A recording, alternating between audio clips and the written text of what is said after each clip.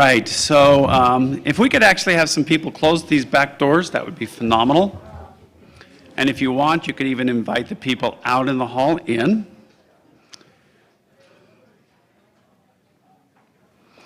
So a couple of things that, just a few housekeeping items. One is that if you're taking any pictures, please post them, hashtag GBA Global or @GBA Global. Please do so. The other aspect of it is that tomorrow, and which is Saturday and Sunday, there are some BMM training. It's an online training, 4 hours each day. So if you want or are interested in registering for that, this is the time to do it. With that, I'd like to welcome you to day 2 of the GBA Infrastructure Conference here in 2022. And we have a panel coming up, and it's about censorship-resistant communication. And our moderator is, of course, Gerard. And Gerard Daché, he is the executive director of GBA, and he spent his early career in the infantry and military intelligence, and since then, he has developed a close relationship with people, organizations that secure communications. With that, Gerard Daché.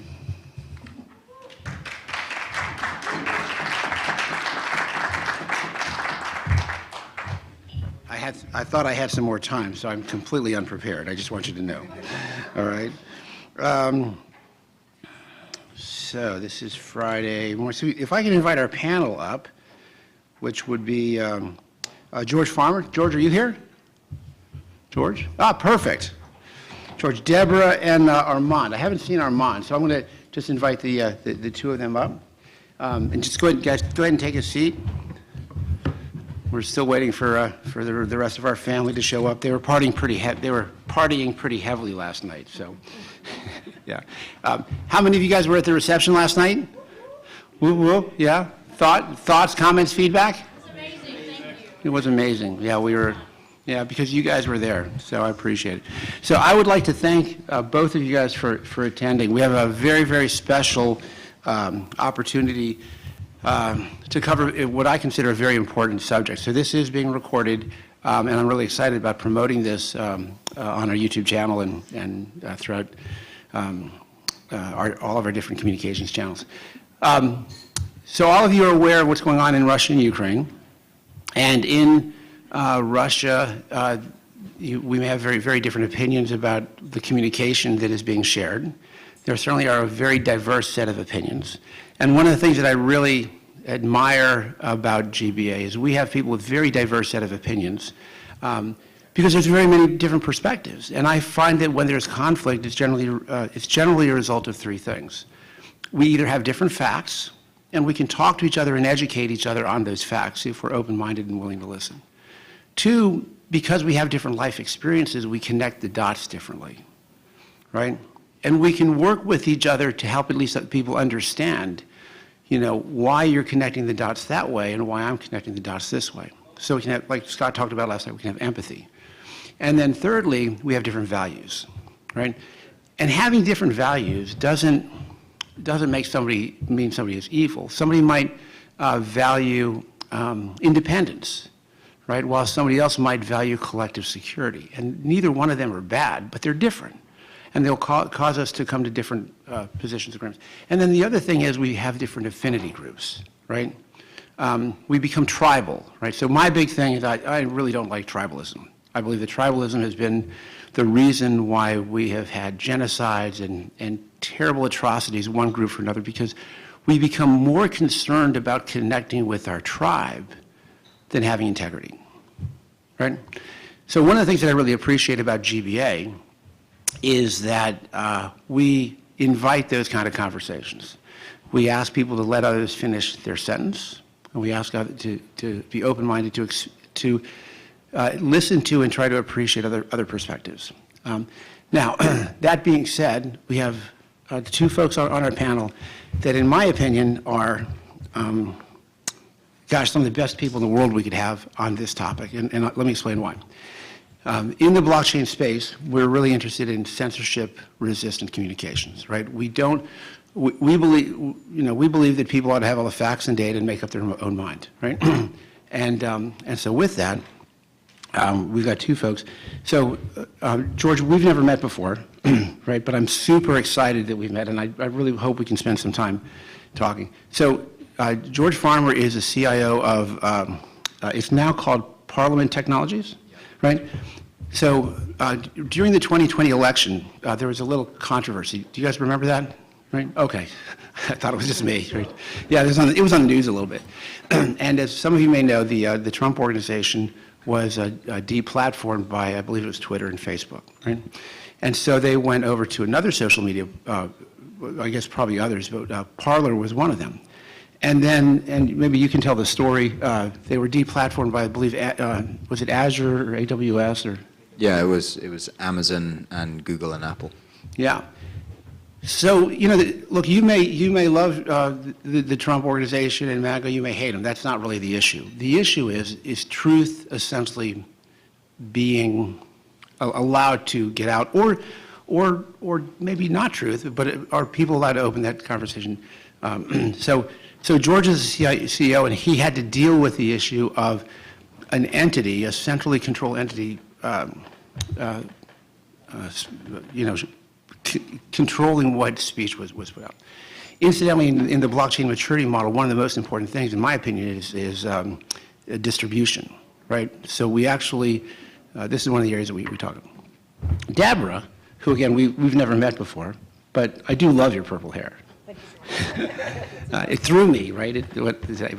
But she's built a system of communications and providing the technology to allow people to have open communications.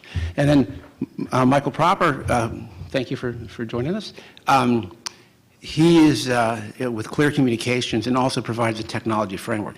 So the people we have on the panel today are phenomenal in terms of their experience and their ability to provide capabilities with respect to that. And I had emailed them the questions, and since I'm totally unprepared, I don't have it in front of me. So let me take a minute. Deborah, George, and then Michael, just do a minute introduction about yourself. It'll give me a chance to pull the questions up. Yeah, thanks so much, and thanks for having me here. I'm Deborah, the CEO and co-founder of Althea. And Althea is, we call them sort of broadband Legos, but it's a technology stack of software-defined networking, a price-aware routing protocol, and peer-to-peer microtransactions that really empower people to own different parts of the internet and coordinate that, and also to have local governance of their networks as well. We've also built a lot of the supporting blockchain infrastructure, including Gravity Bridge, which is a Ethereum to Cosmos bridge in a decentralized way, so that all of that stack is resilient and sustainable. Thanks. I'm George Farmer. I'm the CEO of Parliament Technologies, which is best known for owning the Parler brand. I'm going to say something, which is that this is the first crypto event I've ever worn a tie to. So this is unusual for me. Yeah, clearly.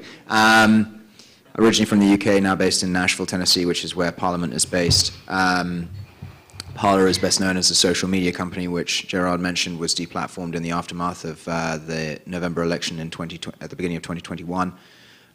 We now have a substantial data center operation, cloud hosting, CDN delivery, DDoS, etc., as well as a social media app, which is best known for free speech, viewpoint neutral. We do not promote either side. We neither take an opinion on.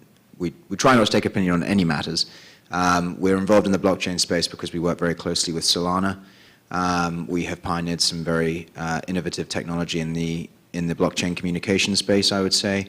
And bad luck, you've got me for the next panel as well, which I'm going to talk more about that. And so we have done quite a lot, particularly with regards to crypto wallets and some areas in the Web3 space with regards to NFTs, which are quite pioneering. And yeah, that's really the overview of the company and myself. One more thing, based on your accent, were you from Alabama? Yeah, correct, the Deep Okay. South, that's right. Yeah. Originally from London. Don't you love that accent?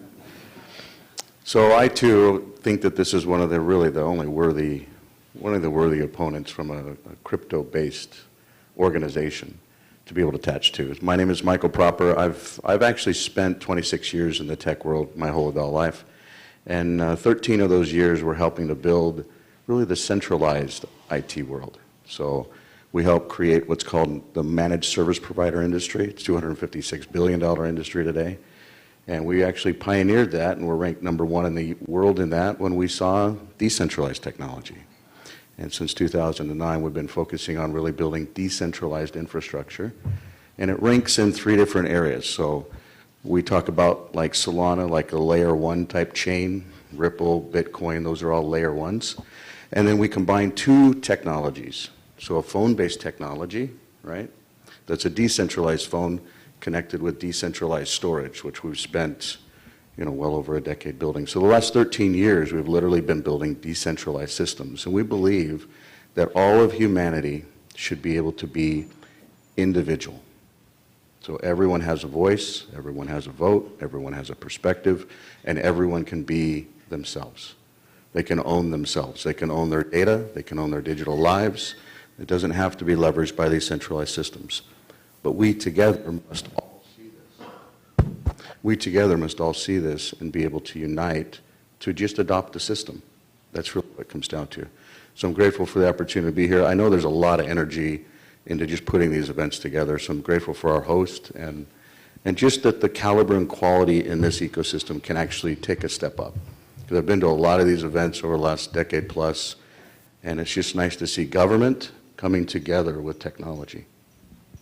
Well, thank you, Michael. And I have to say, the reason why we all dress up is because my wife wants us to be able to dress up. So I have to dress up once in a while for her to try to impress her. But by the way, just as an FYI, Kathy is really the one who put this whole thing together. So thank you, Kathy, for an incredible job.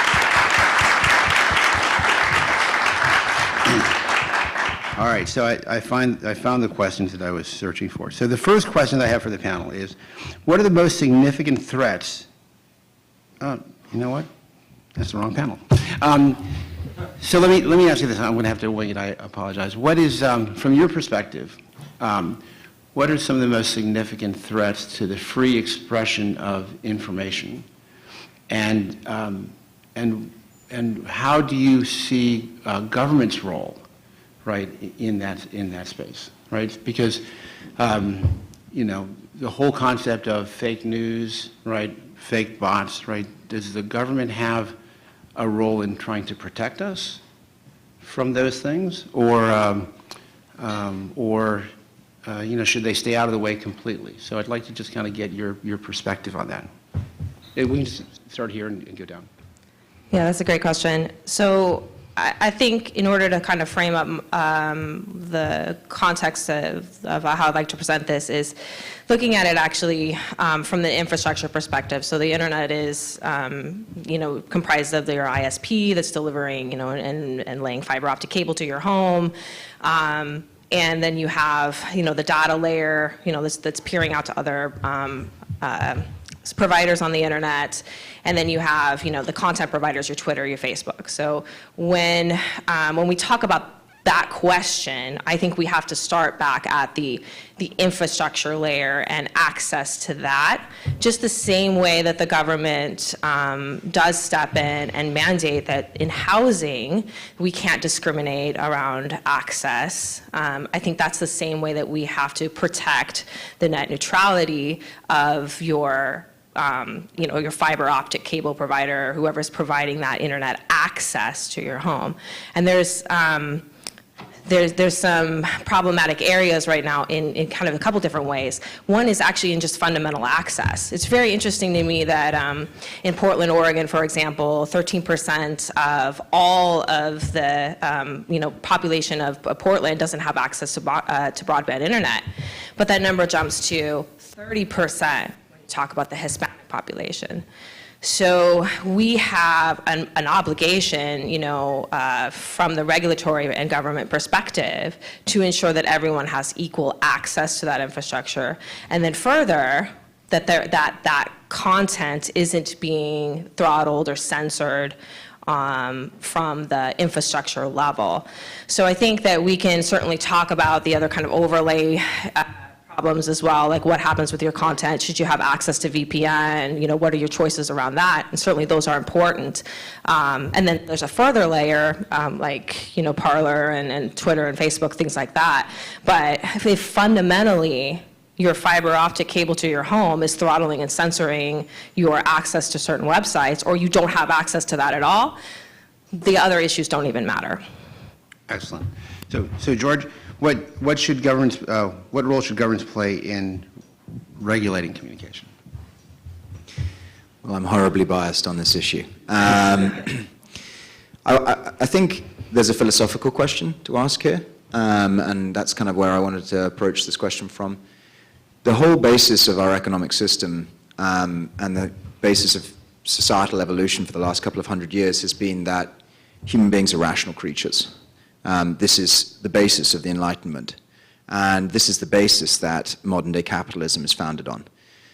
If we don't fundamentally believe that human beings are rational creatures, then everything we do is irrelevant, because every economic model we have built is based on the idea that human beings are rational creatures. Therefore, what does this mean? This means that control of information is predicated on the idea that human beings cannot process information rationally, which therefore means that somebody else is deciding what information you should and shouldn't process, right? The idea of a free speech platform, which is what I'm CEO of, is basically that human beings are rational creatures and they can process information for themselves, right? I believe that government should have virtually no say in what information is controlled or otherwise to presented to individual human beings, right? The government should have as much of a role as anybody else, right, in presenting information. It should be up to human beings to decide what information they can and shouldn't believe. They should go out, find information for themselves. The whole idea of defeating bad ideas is that you show it good ideas. You can't control good ideas by just regulating out bad ideas, right? That's not actually how information is processed by human beings. And this has been evidenced so many times in society.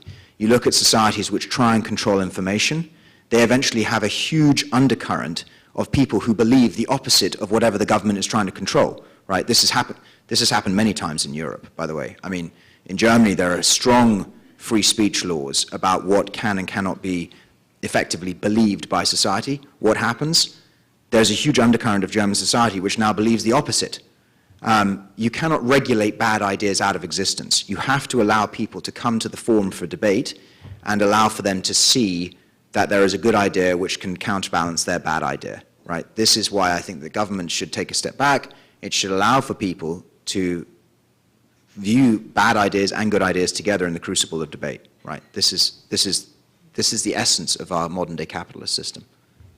Thank you very much, George. Michael, what role should government play in regulating communication? I concur with George 100%. I think that it's deeper, though. I think that it's not just government. Underneath government, you have media, but above government, you have secret combinations. I'm sorry, you have what? Secret combinations. So there are secret combinations that actually control what happens in society, and I'll break it down for you. They're in different categories. They're in technology. They're in health, what someone would call health care. They're in pharma industries. They're in media. All of these different secret combinations then tie into the political step. So George's point around rational human beings, what I look at is perception is reality. We all have our own perceptions. We all have our own realities. They may be very different because of how we contrast data. I personally would, instead of having some media that actually says a summation of certain data points, let's take a reality, today, exactly today. We've got things in weather, we've got things in the body, certain statistics, and we've got things in war. These are all hot topics right now today. Would you trust 15 different individuals that just posted a video in the middle of a war that basically are showing bombs dropping, or they're showing people getting, whatever reality that they're currently seeing? Would you trust their post today that you can scroll through? I don't care whether it's TikTok, Facebook, Parler, Twitter, whatever channel you want to think you're getting information from, would you take 10, 15 different perspectives on the ground, or would you take a summation of one through a media organization? So perception is reality. The key is no one should govern the way that you get data. We live in a digital world where data should be free, not censored, not controlled. I look at what happened to Parler and all of the other channels. Before Parler was shut down, there were other mediums that certain voices were heard on. And those individuals got whacked off those mediums. And then you see the medium get whacked. It's wrong. So I believe that free speech is an inalienable right for us as humans that are born into a world, not into a country, not into a province, not into a state or a county. We're born into a world that should be free, period. Well, that's a tremendous segue into the next question, right? Which is, what is the current state of control over communications? So let me just go back the other way, because you kind of ended on that note, right? And you talked about the secret combinations, right? Which is kind of an answer to this question. Is there anything else you want to add to that? And if not, we So can I go to think George. you can take right from the secret combinations in the tech world, because they're the ones that actually control where the media starts. I would ask who in the audience doesn't have a phone in your pocket right now? Doesn't. Raise your hand if you don't. That's beautiful. Is it at your hotel? Okay. That's awesome. We got to get him a real phone. You get it through technology. The media comes through technology. And you're using one or two brands today. At least most of you are. Some of you have clear phones out there, but you're using either an Android phone or an Apple phone. Those are the linchpins that all they have to do is basically control those 2 points, and they've controlled us. What's crazy is we actually pay to be controlled. We literally pay money to get service that's filtered or controlled or even marketed or remarketed. There's a whole other conversation there. And we pay to have these listening devices in our pockets. It's time that we have a choice to actually be free, to choose true independence, to own our own data, to own our own freedoms, to own us, to prove who we are through a reputation that can be, we're at a crypto conference. What does that really mean? Crypto is short for cryptography. Cryptography is really just math. Math that's intelligently organized by a bunch of brilliant men. Scott, I don't know if you're here, but we got to see one of the original men that actually helped bring this to the world in 1991, last night. Thank you for bringing him here. He is an amazing human being. The virtues, the principles, the drivers around what he helped to build in what is really called not crypto, not cryptography, not even blockchain. It's called decentralization. You take the central systems out of it, you give the individual the voice, you give them the technology, you give them the ability to be free. But we have to actually work for it. It's not just going to happen. I would argue that 98% of the folks, maybe not George, when we were born, there was no internet. There was no mobile device. When George was born, there was an internet and there was a mobile device. That's different from my generation and most of your generation. Wait, when I was born, there was no electricity. Yeah, whatever. So, let me wrap it up. I want to get to George, because I want to make sure they have time to answer the question, too. But by the way, Michael has a table out there for clear communications, and I'll give you a chance to kind of do a plug for that, because I think people need to have options and stuff like that. George, will you tell them how you weren't, the internet and the phones were here when you came into this beautiful world? One of the advantages of sitting in the middle is that I always get to segue into somebody else's speech. I mean, the current state of control, I think, was the question. And, you know, I want to link it to blockchain because it's close to my heart and it's something that we obviously do a lot of work with. You know, I think that what we've seen, like, there's a kind of sense of irony. When Twitter was founded, Jack Dorsey famously said, we want to be the free speech wing at the free speech party. And, you know, now I would argue without a shadow of a doubt that clearly has not happened, right? So what does Web3 promise, right? What is, but not just Web3, like Web4, Web5. What does the future of the internet hold? I think that the future of the internet holds censorship-resistant communication in its heart, right? That is the future of Web3. The blockchain promises a view for information which is not controlled by government.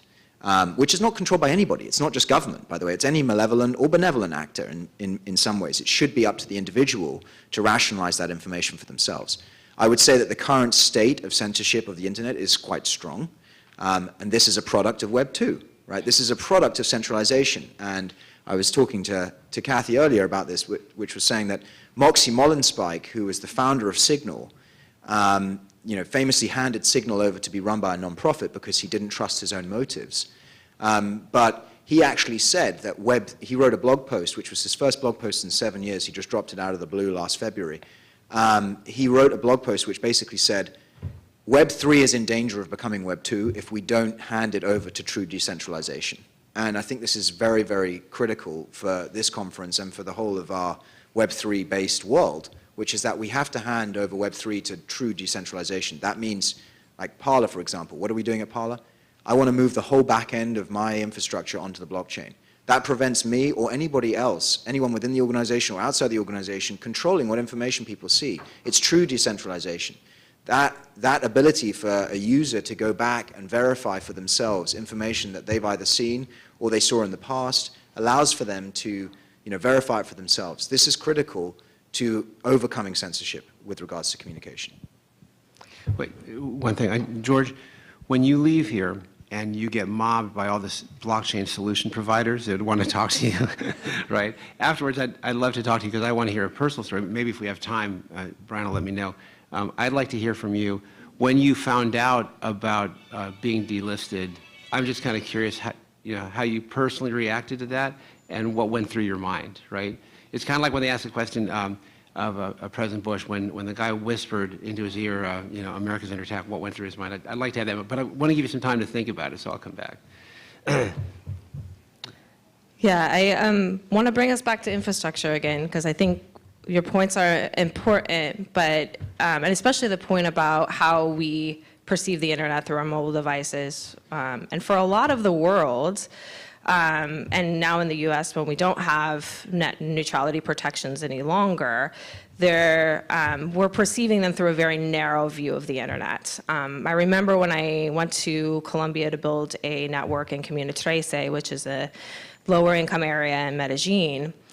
There's a big sign that says internet available, Twitter, Facebook, WhatsApp at no cost, completely free. And then the rest of the internet cost a very high cost that was unaffordable for that entire community.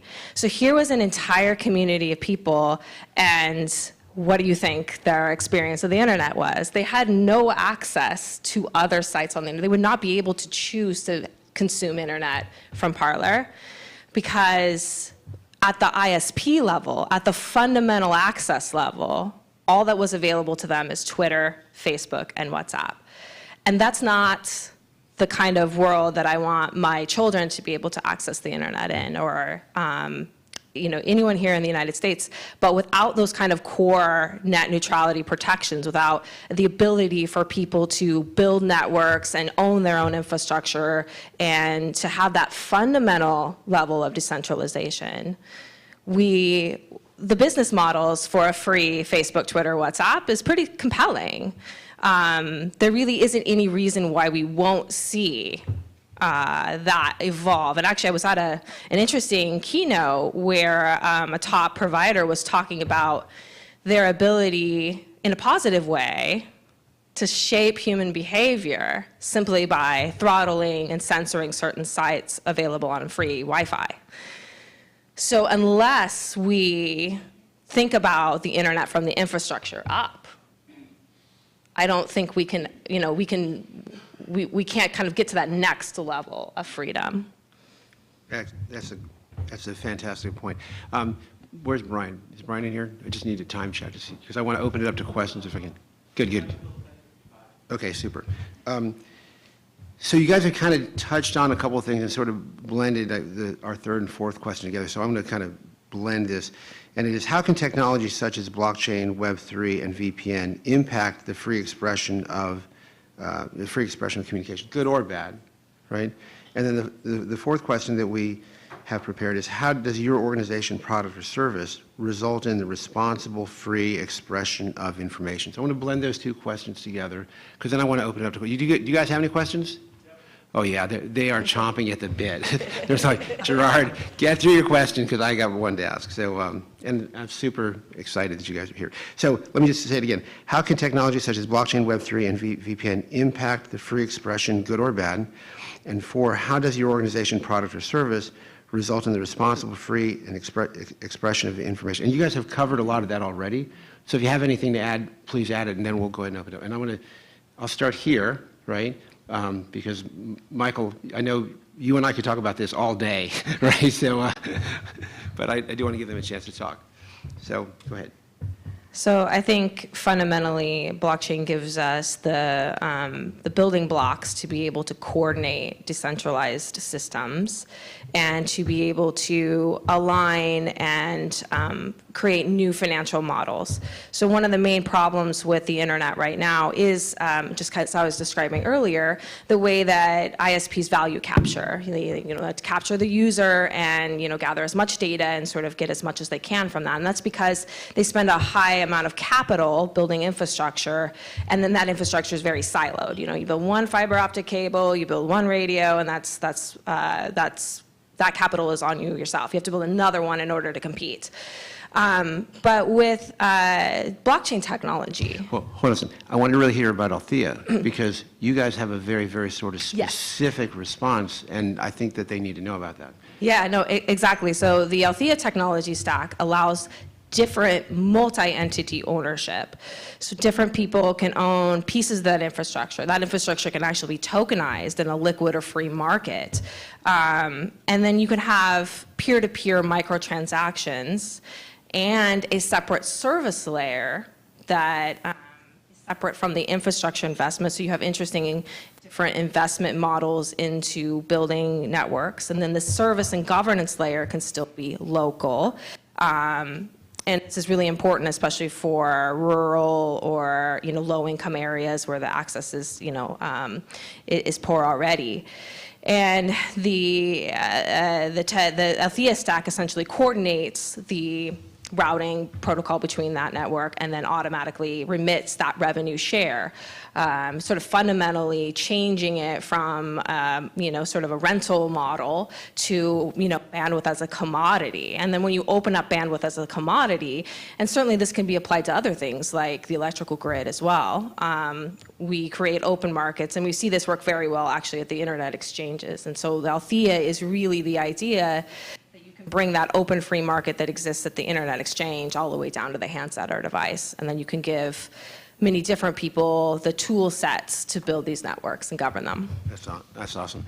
George, so we got the infrastructure piece, we've got an application piece. Talk to us a little bit about the sort of how you guys are using the technology for the free, open, and expression of communication, and tell us a little bit about Parler. And then I understand you guys are also doing something with NFTs, so feel free to talk about that as well. Sure, thanks. Yeah, I mean, I kind of echo what I said before, and it's very interesting to hear about what Althea is doing, actually. So, I use that example from Jack Dorsey again, the free speech wing of the Free Speech Party. I don't want to just say it. I want to be it. But I also want to remove myself from the equation. By moving the whole of the back end of my company onto the blockchain, I believe that I'm actually guaranteeing that outcome, right? What's now being nicknamed DSO, decentralized social, right? There are no real players in the DSO space. This is what we want to be. We want to be the pioneering leader in this area by migrating an entire social media network onto the blockchain, right? This means that censorship-resistant communication becomes a reality for everybody. What does the blockchain, what does VPN offer to people right now? What do VPNs offer to people right now? They offer that opportunity for them to bypass control, right? The blockchain is ultimately, it effectively rationalizes the whole of humanity into individual nodes, right? That's kind of what all of us become. In doing so, it allows for free communication. It allows for free expression. It removes the Web 2 component of control. That is something that I am fundamentally very interested in, and I want to promote that idea to the whole of humanity. I want for people to allow for themselves to control what information they process and see.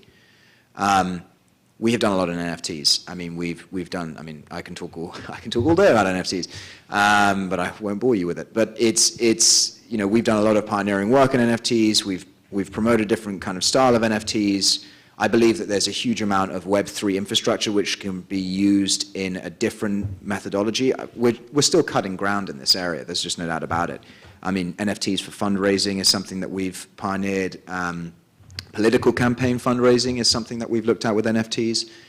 There are a couple of candidates out there who have done this already. We've worked with some of them. I believe that nonprofits can use Web3 and crypto to benefit themselves. There's a huge amount of nonprofits now using crypto donations as a form of raising money. We've helped them with that.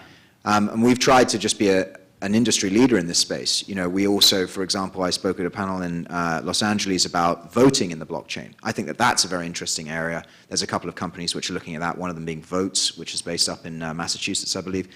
And that's an area. George, just let you know, the CEO of Votes is in the room. Oh, well, there we go. Yeah, and he'll be on, I think is, the voting panel is, I don't know if it's next or it's after that, but if you can stick around, we'd love for you to stay for that. Great, thanks.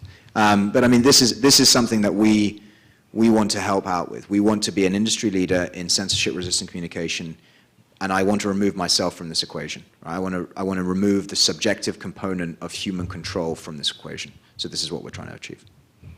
Excellent. If you guys have questions, why don't you go and line up at the microphone. Stan, I want you up front. All right?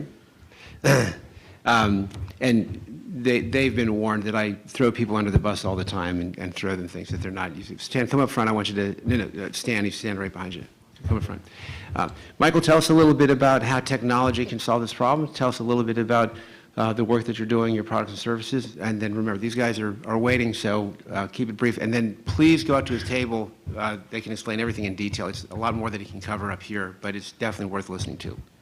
I'll do my best to keep it real brief and just basically follow on what George said. He's spot on. We have to take all of these centralized systems out of the equation, as well as individuals that are building the new decentralized systems. Jack Dorsey, the gentleman that started Signal, myself, we cannot overburden or be more than one voice. We are all equal. All humans are equal.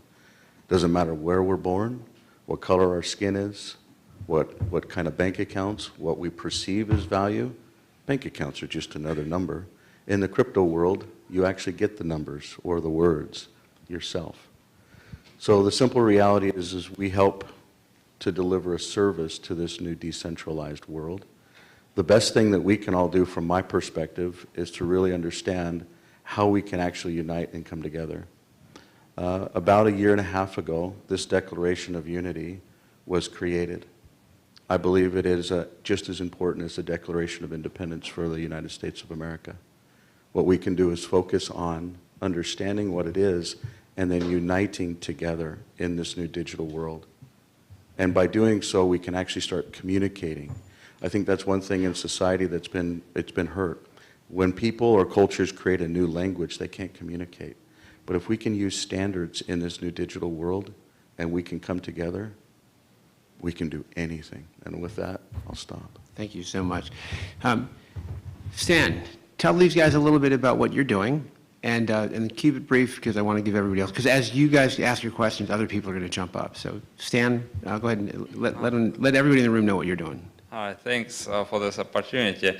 What we are doing really resonates with what you were talking about. We are doing decentralized search over Web 2, and we are bringing it to Web 3. So basically, it's like search over Web 2 done by Ethereum network of nodes. And what I want to ask you is, what would be the role of algorithms in organizing these information systems that you were talking about? Because you see, usually people's attention is saturated. They are drawn in data. So it's very important to build high quality news feeds, data feeds, And that's where decentralized algorithms come. That's a great question. Who wants to take it? George? Sure, I'll have a stab. I think that's more you than infrastructure. Yeah, I mean, one of the things I always say about algorithms is algorithms are fundamentally written by humans.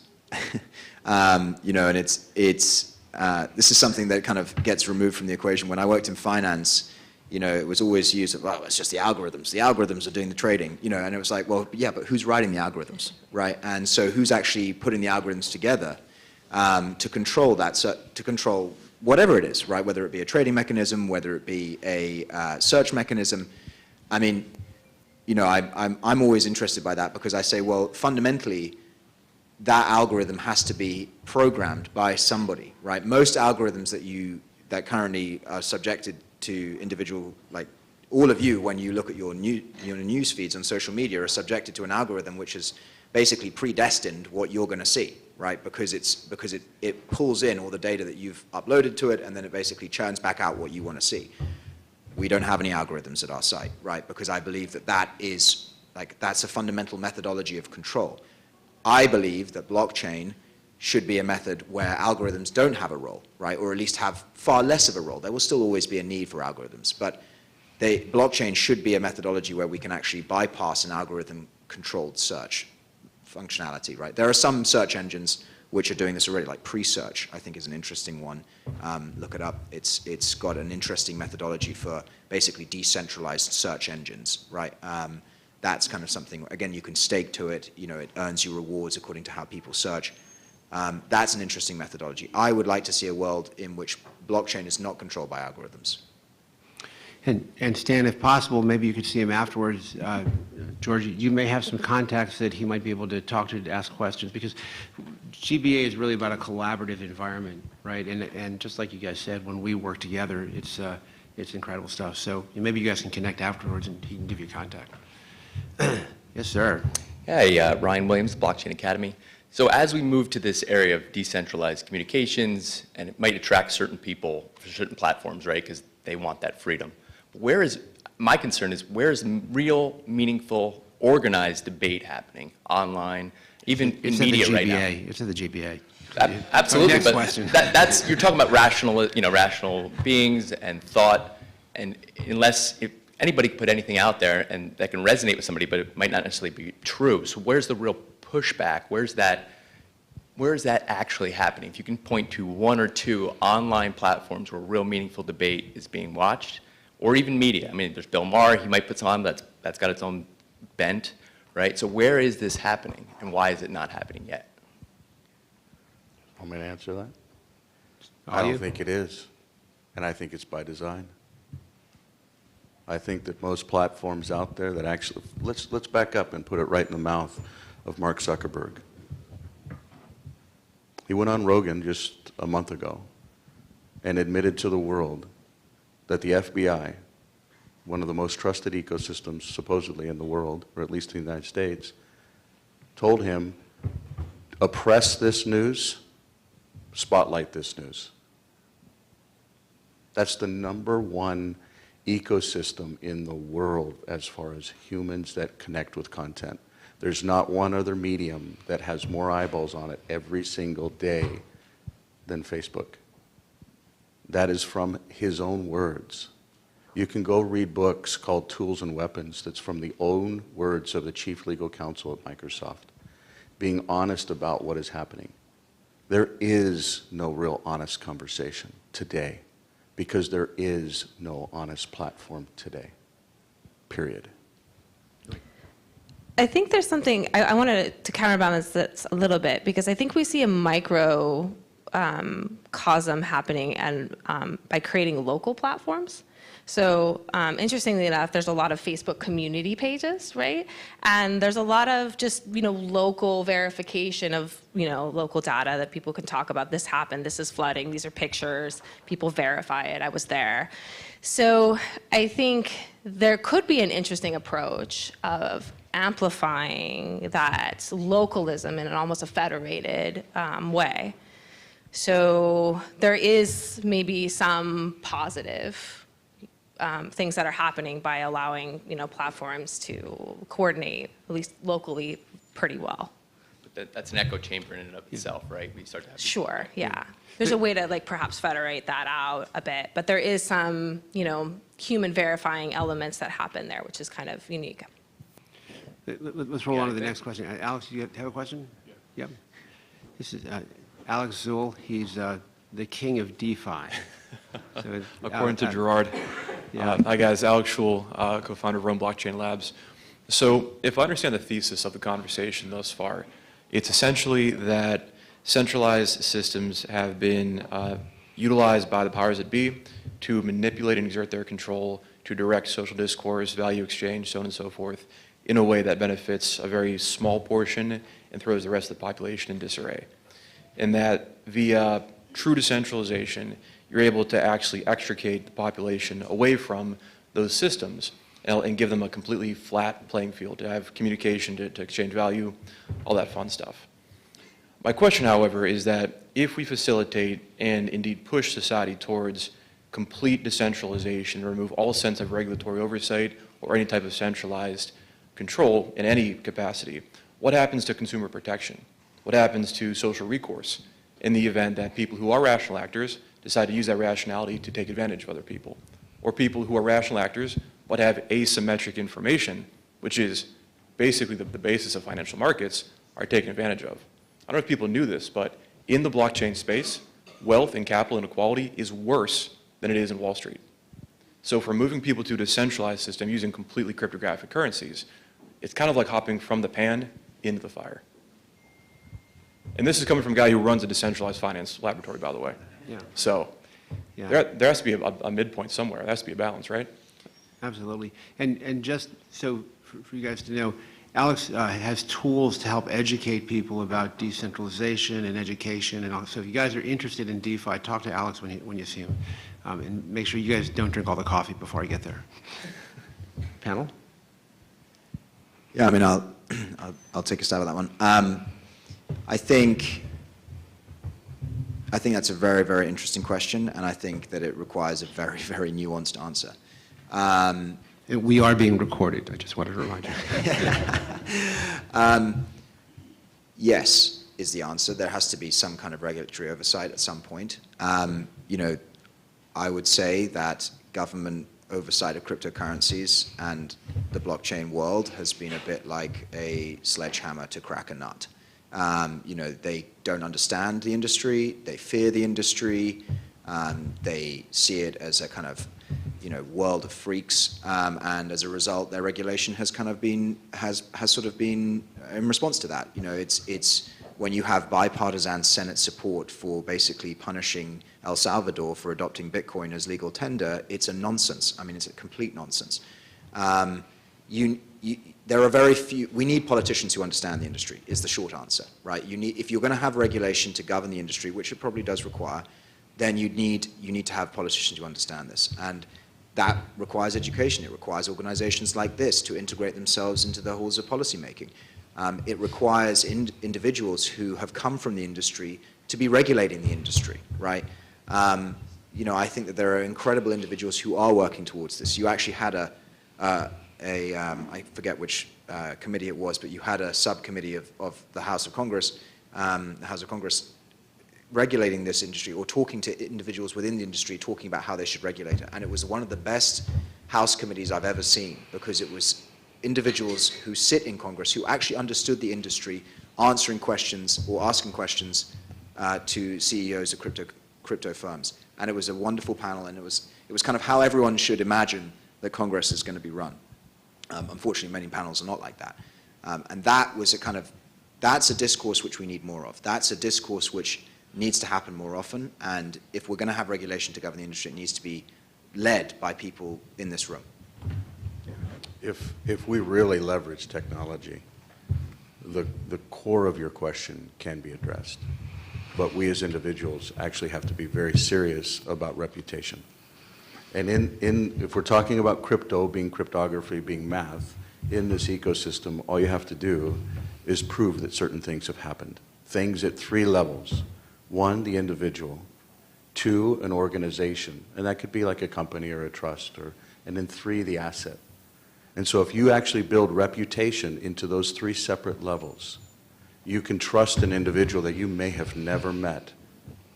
I may just know your first name, but if I can get validation of where you're educated, your bank, and I don't even need to know a balance, a cash flow, a job, I can actually offer you credit. Credit is really the American dream. It's not to buy a house, but you can literally, your question is so beautiful. Yeah. But reputation in the digital world can actually solve the majority of what you're talking about. Let's table this question for the next panel, which is information and data integrity, because I think that there's a lot of there. I can also prove one thing, and that is that we have run out of time. So, guys, give a hand to the panel.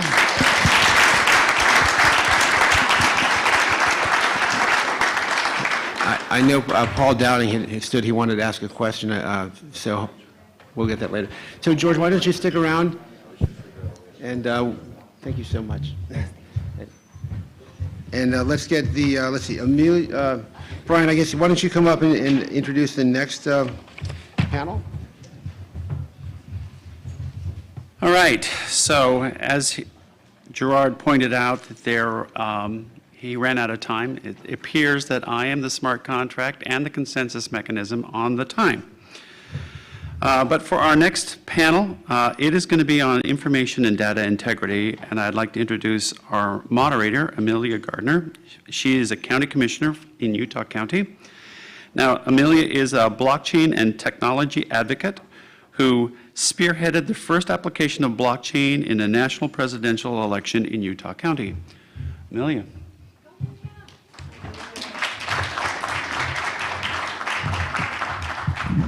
I have a co-moderator today. She promises she'll be good. So I've been on the road a lot, and she's missed me, so she wanted to be with me. Why don't you come up? And we're going to have 3 panelists today. It's our 3 distinguished gentlemen here. What we're going to be talking about today is document and data integrity.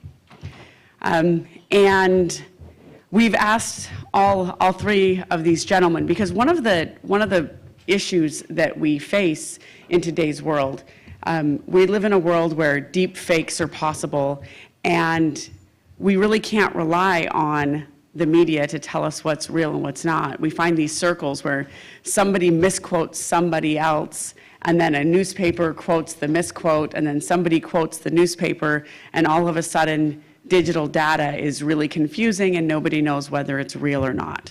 So we're going to look at how do we use blockchain to solve the data integrity issue of our era, and that is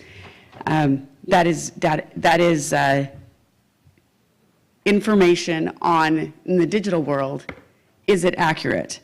We're going to start by having each of these folks introduce themselves, 2 minutes or less, if you don't mind, and we'll start right here to my left. All right. My name is Wenzhu. I'm the chief architect of NIRA and IRA. We're an IT consulting company in the DC area. So I guess talk about getting into blockchain area. This morning and last night, I saw a lot of visionaries, including Scott, and really impressed here. But I think I come from a different background. I didn't come here as get a blockchain as a really technology visionary for revolutionizing the decentralized world. Really, I can probably become my background as as somebody who solved a problem for customers to address a problem. Right? The problem we're addressing is how do you ensure the distribution of a document within a community? In our case, one of the DoD communities is secure. How do you ensure the documents are protected and authenticated and integrities are verified? That is how I get to know this world, and blockchain seems to be a natural solution, technology infrastructure for that kind of use case, if you will. So hoping to address more about that, and please feel free to ask any questions. Thank you, Wen. George? Well, I think you've all just heard my pitch, but I'll refresh it for anyone who wasn't in the room. George Farmer, CEO of Parliament Technologies, which is best known for owning the Parler brand, as well as a large-scale data center and cloud hosting provider. We've done a lot of work with Solana, and we've pioneered some very interesting stuff in the blockchain space and the NFT space. I guess in a very quick synopsis of how that links into data integrity, that kind of links back to what I was just talking about in the previous panel, which is the removal of an institution from governance of that data. We obviously have been subject to what I describe as a highly partisan attack on our business, which happened a year and a half ago. There was a malevolent actor which breached our security at the time when we were deplatformed and scraped a lot of data. How can we prevent that happening? We can move that data into a secure environment, which is the blockchain, and we can lock that data up, in an immutable record. So for me, data integrity is core to my business. My business is free speech and privacy and data integrity. So those are the kind of areas that we focus on as a company. So that's kind of how this links into what we're doing. Oh, Michael? It's wonderful to be here. It's wonderful to be here. Even can you guys We hear me can okay? hear you. Okay. It's wonderful to be here, even if it's just 2 in a row. So I'll be quick. Again, Michael Proper. I actually have been in the industry for 26 plus years, building centralization for 13 of those years and decentralization for the last 13. Have built many different Clear companies. One's called Clear Cellular that builds secure communication at the mobile phone layer. One is called Clear Center that builds secure decentralized storage. Hewlett Packard Enterprise pre-installs it and ships it around the world. And there's almost 450,000 deployments of that back end. So it's a combination of that back end with a front end that creates an ecosystem where this model can actually thrive. When I say this model, I'm talking about decentralization can thrive. The digital world is really where we can all join together. I am a member, just one member, just each one of you can be a member of this digital world. And this digital world can actually prove the individual, prove the company, prove the assets, but it does it with the individual storing their own data. And so when they own their own data, they can share their data, they can pull their data back. And not only that, but if you lose your phone or your data, your systems, you literally put in a cryptographic key, put your fingerprint on it, and all your data comes back. And you're the only one that can actually access it. Yeah. And it's never stored in one location. That's a great point. So when we look at data integrity, historically, for the last probably 2,000 years, there have been 2 entities that we've relied on to verify information and data. And those 2 entities are either a church, religion, or the government.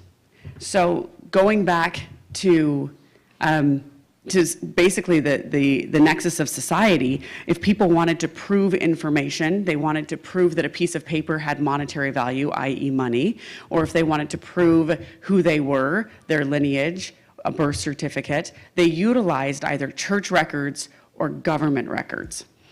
So this is where I look at this from the government standpoint. I feel like we as a society are getting to a point where we can move beyond that, and I think that blockchain can help us do that.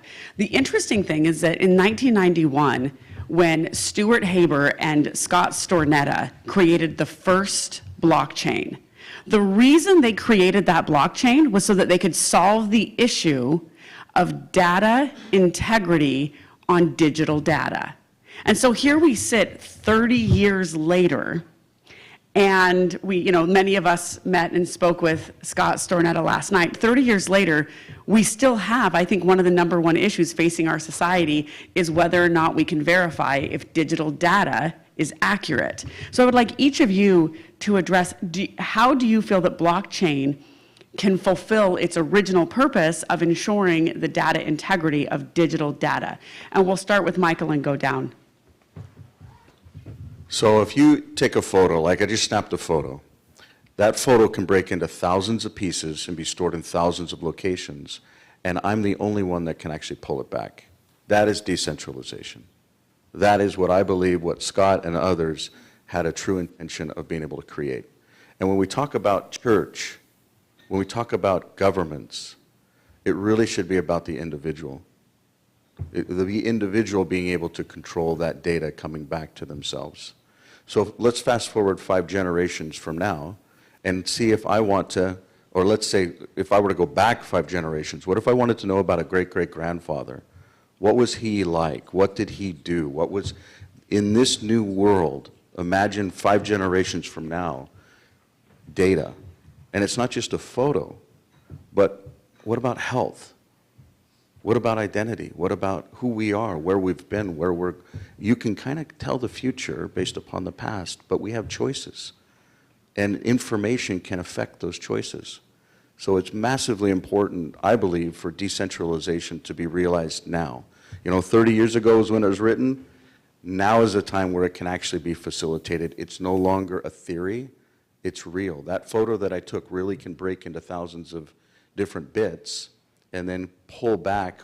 And what's beautiful is the first test that was done, when it was coming back, we actually shut down the connection. And you saw half of a photo being pulled back. And then when you, and I know that may not make sense to most of you, but it was so beautiful. So imagine a photo that you take, and then it gets pushed into storage that's decentralized. And then when they want to pull it back, and it stops, half of it comes back, which means you can also pull the data back. So let's say that you're with a physician and you want to share an x-ray. You can share it with a physician. We call it HIPAA, Health Information Portability and Privacy Act, something that is actually used. Technology has not allowed it to use it. Why? Because the vendors that make money on it in the insurance and other ecosystems, where there's mystery, there's margin. My point is literally, it's by design. You know, that's interesting, the point you make about not knowing, you know, information that's because it's not decentralized, because it is centralized. I have a real world example of that. I'm a member of Daughters of the American Revolution, and my ancestor that qualifies me for that is a man named William Starr. He was a lieutenant in the Continental Army out of Connecticut. And I've known this for years, but I just this week went to Constitution Hall here in Washington, D.C., looked up a book in their library on William Starr, and learned that in one of the battles, he was actually shot in the chest. It hit his chest, his breastbone, traveled under his skin, through down his arm, and a surgeon removed the bullet from his elbow. And then 2 generations later, his grandson, not knowing the significance of the bullet in his grandfather's armoire, took that bullet, used it as a sinker for a fishing line, and lost the bullet while he was fishing. Now, how cool is that story for my grandchildren, right? But the only place that that story exists today is in a book that was printed in 1866 that happens to be in the library at Constitution Hall about 3 blocks from here, right? But with decentralization, we can bring that information and we can pass that information on, right? So I suppose what that means is that my great-great-great-great-great-great-great-grandfather was willing to take a bullet for this nation. The least I can do is implement blockchain and take the figurative arrows in the process. So George, why don't... Is it ironic that you talk about the American Revolution before you ask a British guy called George? It's okay. After we duel at the flagpole and I win, we can still be friends. It's okay, we've moved on now, it's fine, don't worry. I think it's interesting that we mentioned the church. You know, I'm a student of theology, and philosophy is like, a lot of the tech guys who run companies, you know, they kind of move past thinking about extraordinary wealth and they start to think about what the meaning of life is. And I'm definitely not in that category, just to be clear, but I definitely think about like how we can as a human race prosper more. And, you know, I was reminded when you were talking about the arbiters of truth, which was the church and the government, like John Henry Cardinal Newman famously said, like, one of the reasons that he converted to Catholicism was because he read the phrase that the church in and of itself is its own truth, right? And I'm paraphrasing there, so don't go and fact check me on it. But basically that was the quote that he read, and he was kind of convinced of this. In some ways, the blockchain is in and of itself its own truth, right? And this is how it is relevant to human society and human interaction, because data integrity, like that story, is a great example. Like, how can we preserve truth from generation to generation in an immutable fashion, right? And this is kind of what the blockchain enables us to do. It enables each individual to become its own node. It enables each individual to become its own storage point of data for the next generation. This is like why I think that, you know, the rewriting of history happens the whole time. I mean, we talk about data integrity. We talk about like how do we perceive historical fact. Historical fact is in some ways what Michael talked about earlier. Is like the perception of historical fact is subjective, right? We all look at it and we all look at the data differently. How can we preserve that individual piece of data to be viewed by each generation in a different fashion, in a subjective fashion? We preserve it through the blockchain. So that's kind of why I think that data integrity, particularly when it comes to historical record, is going to become more and more relevant for not just Web3, but Web 4, Web 5, whatever version of Web we're looking at in 100 years' time. You know, we want this conversation right now to be recorded on the blockchain so that in 100 years' time they can say, oh, these guys were saying the same thing as we are. Or somebody else disagrees, and then they can argue about it. One. All right, thank you. Before I answer your question, Amelia, I just want to tag on what Michael just said, because when he mentioned that, you know, all the pieces of picture coming together in such a beautiful way, I think I totally relate to that. Because, you know, one thing we're doing here is to improve the resiliency of enterprise data, and one way to do this is to distribute the data, right? I mean, you talk about cloud, it's still everything's under a single IT administration, and one of the problem is if that IT administration's password is compromised, you're toasted, right? So now by distributing the data across different organizations, different blockchain nodes, you're actually addressing that problem. So it is beautiful to see all the data coming together in pieces to actually reconstitute the data and the document you have here. But going back to the question, I mean, I agree with what George and Michael are saying. I think one of the key things that's different today is decentralization infrastructure. Now, you mentioned church, you mentioned government.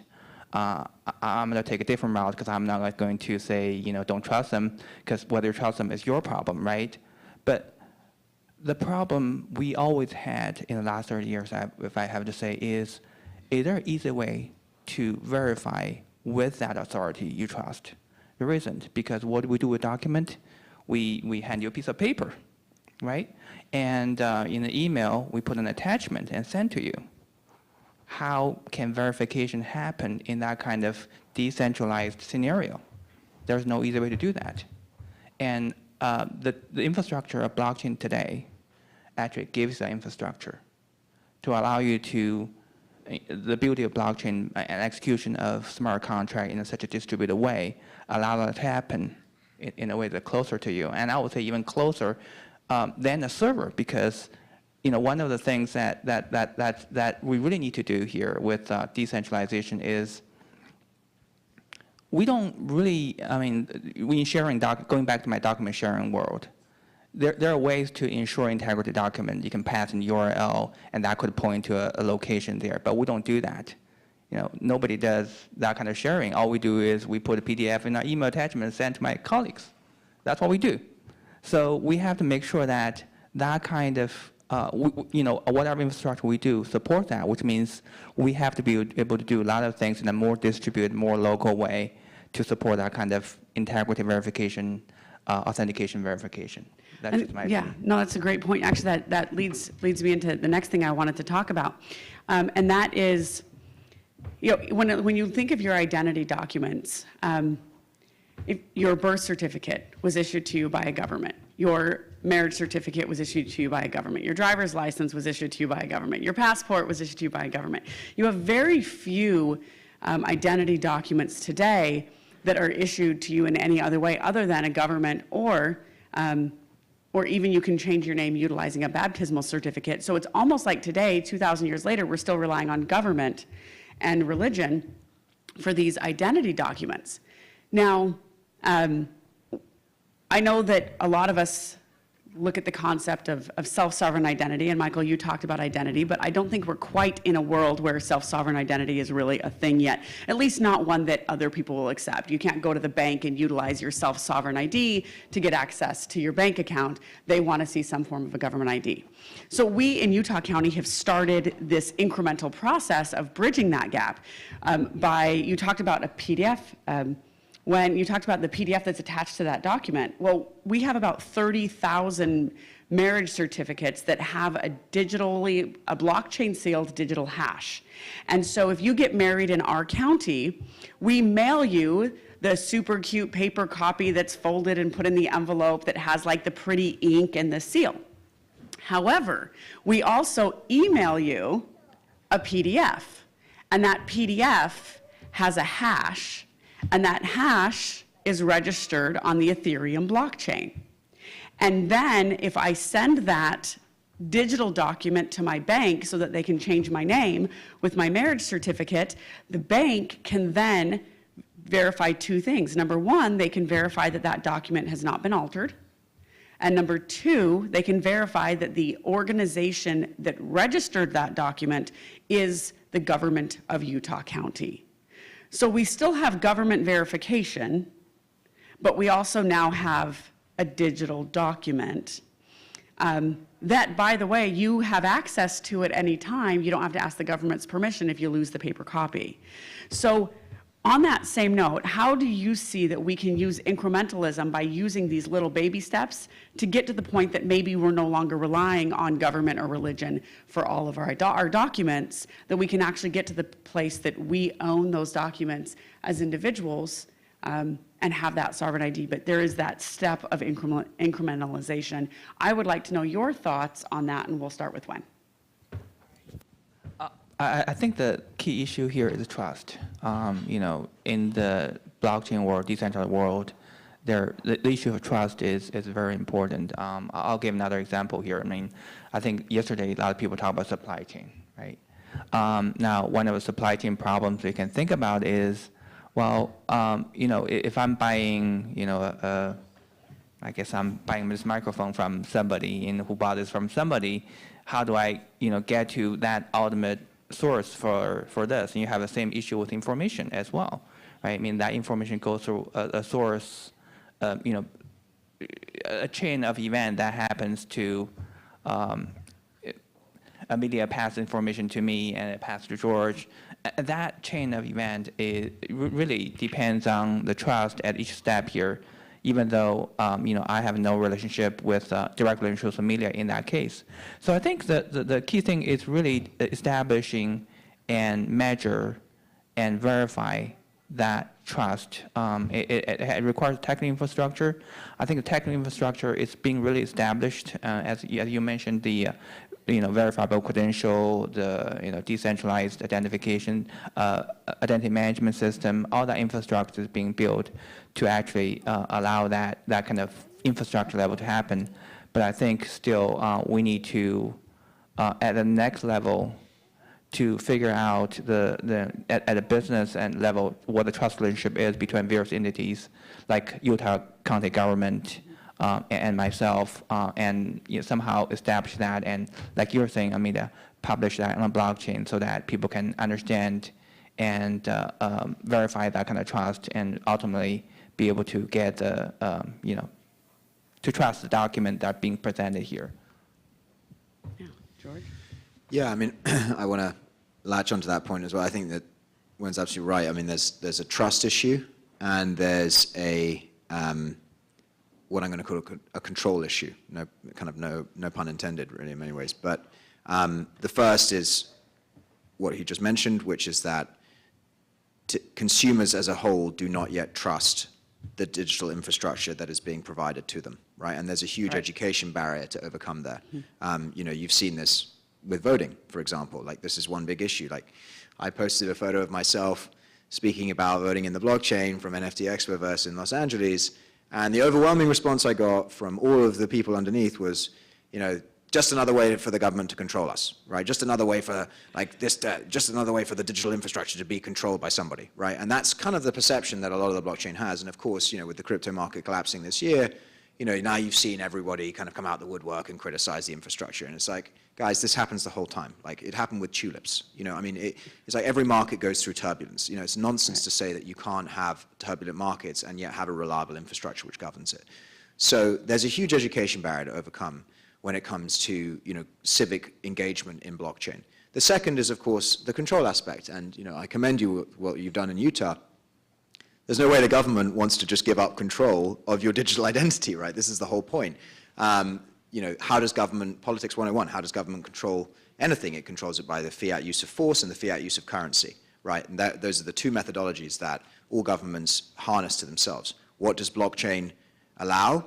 It takes away one of their biggest weaponizations of control, which is currency, right? So it threatens that monopoly.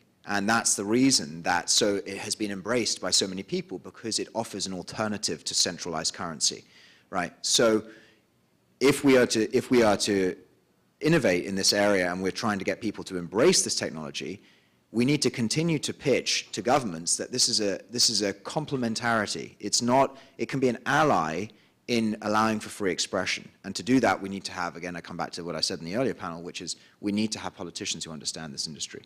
You cannot just have, no offense to any octogenarians in the room, but like octogenarian senators saying, like, we can't have El Salvador embracing Bitcoin. It's just nonsense, right? That kind of legislation does so much damage, both to Congress, because it makes them look completely outdated, and it also makes them not looking future-facing. Like, the blockchain is the future. There's just no doubt about it. In 100 years' time, it will be widely embraced by the whole of society across the whole world.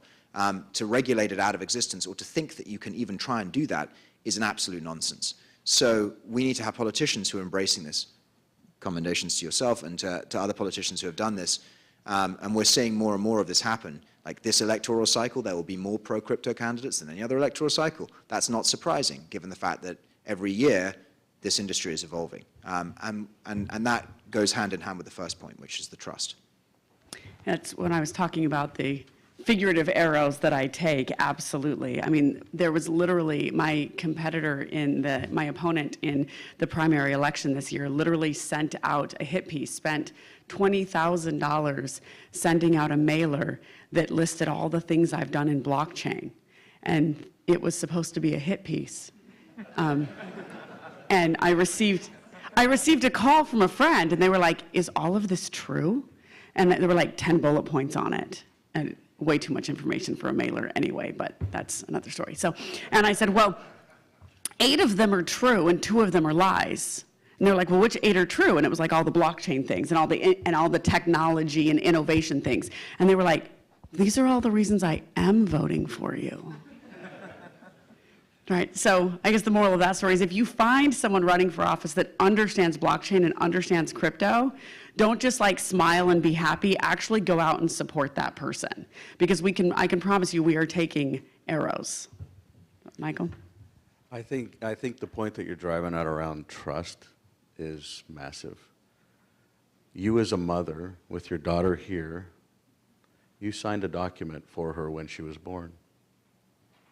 A birth certificate. Mm-hmm. Did you know, most of us, as a mother, the mother that gave birth to that daughter, you know what you're called on that birth certificate? They call you an informant. You're a third-party validator, even though you're a part of that equation of giving birth. Yeah, I'm verifying that I actually delivered that child. Yeah. And so think about it. If we can actually have informants in our lives, maybe it's where money comes from. Maybe it's where education comes from. Maybe it's where life comes from. And those things validate who we are. Isn't that more validating than a centralized credit system? Maybe Equifax, TransUnion, Experian, that centralize our data. And then our data can be subject to compromise.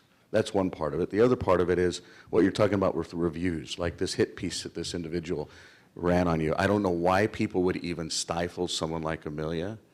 They care, they understand, and they're willing to commit their time to take those arrows. But think about it on a different role. For instance, there's a product that we're affiliated with that went live about a year ago.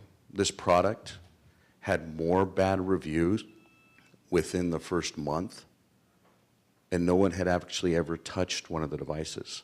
But you had people that would fictitiously say, I actually have the device right here. It doesn't do this. It does do this. It's based on this. Had no idea. To this day, if you look up that phone, Freedom Phone, you will find these negative reviews. But once the product starts shipping, all of them go away. So the point is you cannot trust the current infrastructure today. How many of you make product decisions based upon reviews? I would say that's probably one of the most, when you make a deciding factor around product, it's around reviews, right? How can you trust those reviews? Because nowadays they're actually paying for folks. They're not validated even purchasing the product. So in the digital world, you can actually build a reputation around a product, around an asset, around a business, around an individual, and they're cryptographically guaranteed. So trust and reviews are massive, massive pieces of the future. And I think the prior question that one of the two last individuals, I mean, it was so perfect. It's exactly what it's all about, trust and review. We only have about 10 minutes left, so we're going to do 2 questions that are lightning round. We're going to do one and give you about a minute each, and then we'll do a second one about a minute each. The first one is, what do you think, if you could say just the one thing that is most important around document and data integrity that you would like this crowd to know? So 1 minute, what is the most important thing that you would like this crowd to know about document and data integrity and how the blockchain helps us with that? We'll start with Wen. All right. I'll probably give a little bit unconventional answer here. I think, the title of this panel is Document and Information Integrity. Mm-hmm. But I really think you have to look at the actual use case you're trying to solve, the actual problem you're trying to solve. Different document will have different way and different needs to be authenticated and verified. Talking about birth certificate and marriage certificate, that probably be different than something I've been dealing with, like scientific paper or scientific data set, right? So I think those requirements are different. So I'm going back to the question. I think blockchain, by having the decentralized infrastructure, by having the framework for establishing trust between parties, by having the node that close to the end user, the end application, give you that whole infrastructure. You can build solutions for assuring data and information integrity, but it is really up to that application, that use case, that really drives how this works in a particular case, whether it's birth certificate or marriage certificate that needs to go to a Ethereum blockchain managed by Utah, or whether this is a scientific paper with a scientific data set that needs to be verified, distributed by verifying some hashing on the blockchain. It's just going to be different in each cases, which actually I think tied to, I'm sorry, I'm taking too much time, to our earlier point yesterday. I think the word about use cases, I think use cases are really important to drive the adoption of blockchain in today's landscape, if you will. Thank you. George? This time it's different, is my answer, really. What have we been trying to do differently for the whole of humanity? We've been trying to achieve privacy and freedom for every individual. This time with the blockchain, it's different, right? We've digitized the whole of humanity. The fourth industrial revolution has happened. How can we guarantee privacy and data integrity? We have to use the blockchain. That's the simple answer. This is the answer to that age-old question about how it's now an age-old question, but how we can preserve privacy and freedom for every individual. We have to use the blockchain. This time, it is different. It's not the World Wide Web. It's not Web 2. It's not church. It's not government. This time, it has to be the blockchain which we use. Totally agree. Innovation is actually what's going to normalize it. Now, the reality is how we imply that innovation or technology is going to make it, are we free or are we going to be controlled even more? Because if this goes down a path where we actually leverage blockchain, we can actually enslave ourselves even more. For instance, these 4 countries that have, Ecuador is only one of 4 countries that has adopted Bitcoin as its standard currency. But what they then figure out is Bitcoin takes about 10 minutes to actually do full settlement. So they have to use a Lightning network on top of it, which actually says, hey, this is going to go from this source to this source, consummate it. You know who owns the Lightning network? Visa. Do you know who owns Visa? The banking industry. Do you know who owns the banking industry? My point is you keep digging into this. Either we're going to centralize decentralization, or we need to truly decentralize it. If we do not truly decentralize it, we think that we have invasions today of our privacy and our identity and information. We will be enslaved for future generations like we can never imagine. That difference that he talks about is absolutely true and correct. Innovation is what is different. The last World War that was fought, these same principles were realized, but they didn't have innovation to come out of it. We do now. And you talk about Germany, they care about privacy more than most other parts of the world. They wonder why.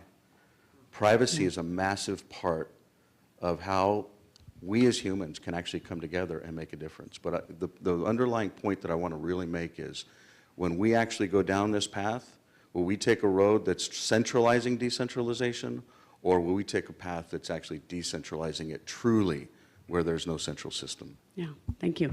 So I'm reminded, as you spoke of that, I was reminded of a quote from Ronald Reagan that says that freedom is not preserved for a select few, but it is the divine right of all of God's children.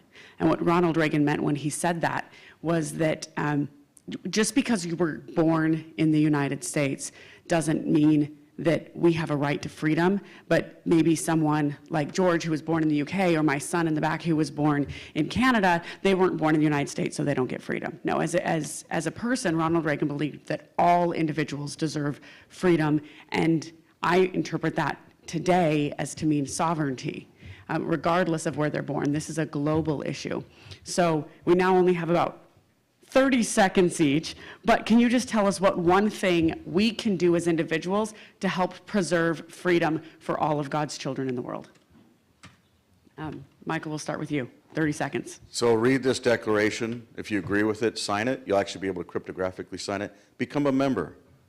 Join. I mean, if you've got an Android phone, you'll be able to download an app called Digital Life, and you'll be able to log into what everybody's talking about with Web3.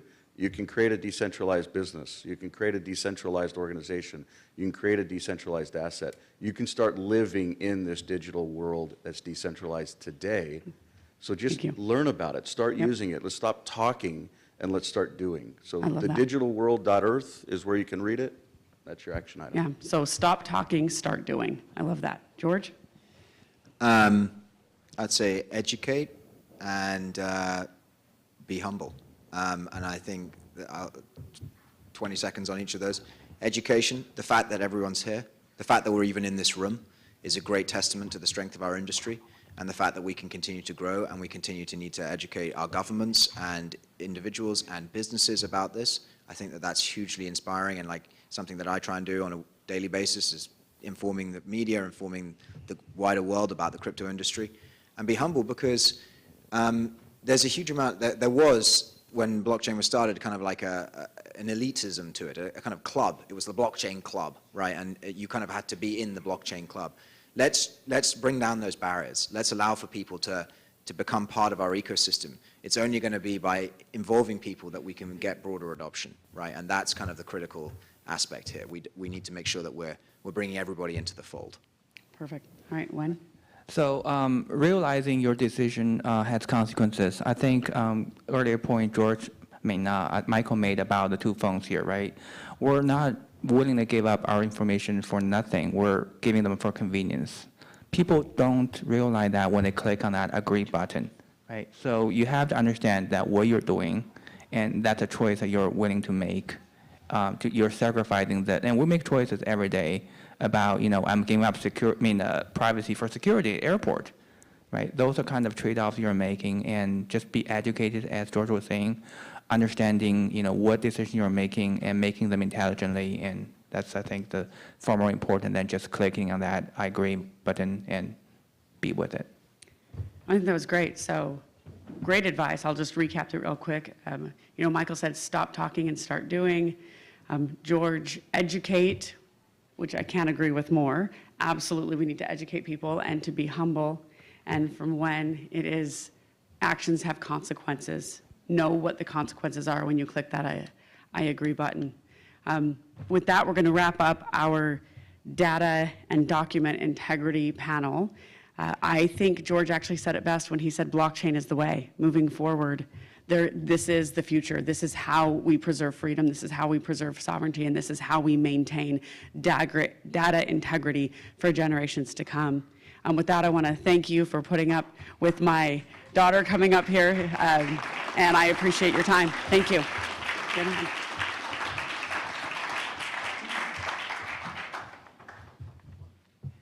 I think Gerard's coming up, but I think we're on break for a minute.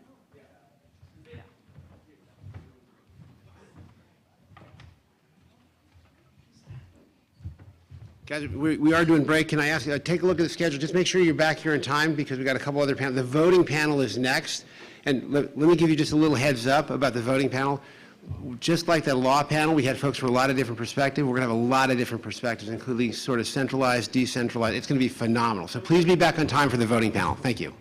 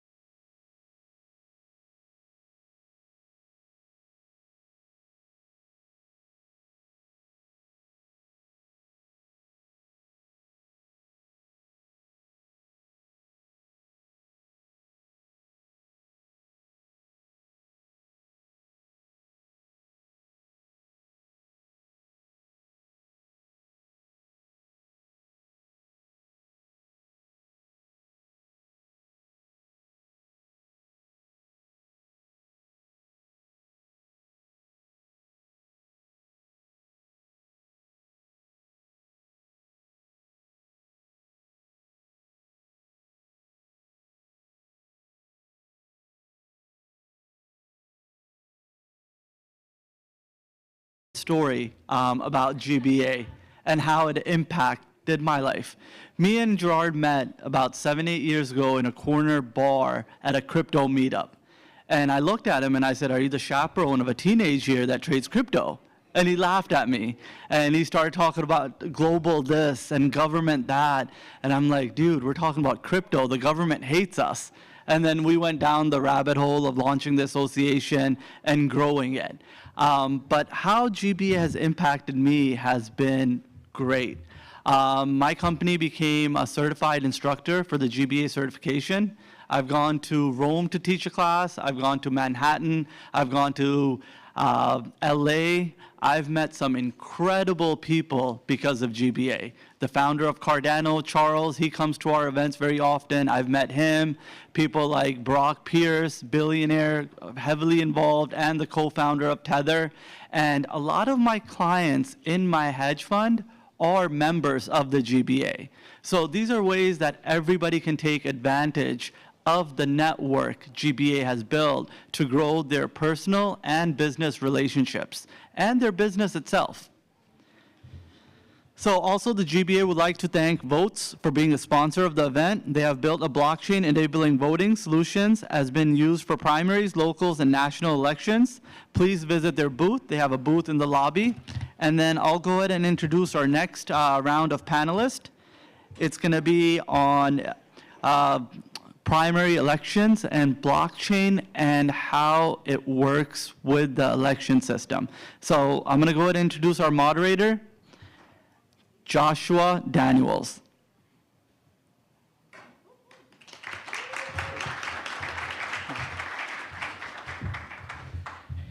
Hey, thank you very much. Let's invite all of our panelists up here. We've got a really great group of people that are going to be speaking with us. We've got, you go ahead and take seats, and then I'll introduce each of you. A little bit about myself. I am the clerk and auditor of a county in Utah County. And so we oversee elections locally and have implemented a number of blockchain solutions. I serve alongside Amelia, who's also one of the officials in our county. And you know, today's conference is about infrastructure, and I don't think that we can really talk about infrastructure until we can really understand the word itself. And this is another one of those things that didn't exist when Gerard was born. And that is actually the wide use of the word infrastructure in the way that we use that word today. It really kind of took off in the 50s, 60s, and became more formally adopted in the 1970s. So interestingly, it wasn't always used to describe what we use it to describe today. But when you think about what the word actually means, infra is below, beneath, under, structure is the thing that you build. So essentially what we're saying is infrastructure is the stuff upon which everything is built. And you think about how important this is to human society. You can't have a business if you don't have roads to connect people to your business. You can't have a business if you don't have telecommunication in which you can communicate information and ideas. And so infrastructure is a very fundamental idea. It's the thing upon which pretty much we organize ourselves and commerce. So when you think about elections as infrastructure, that's really fundamental because humans can't interact with one another if we can't get along and cooperate. And elections, at least in a formal sense, have existed in human society for over 3,000 years, as far as recorded history indicates. There's been some way in which we formally assemble ourselves and make collective decisions. But when you think about an even more fundamental type of infrastructure in human society, it's trust itself. We cannot cooperate in society if we don't trust each other.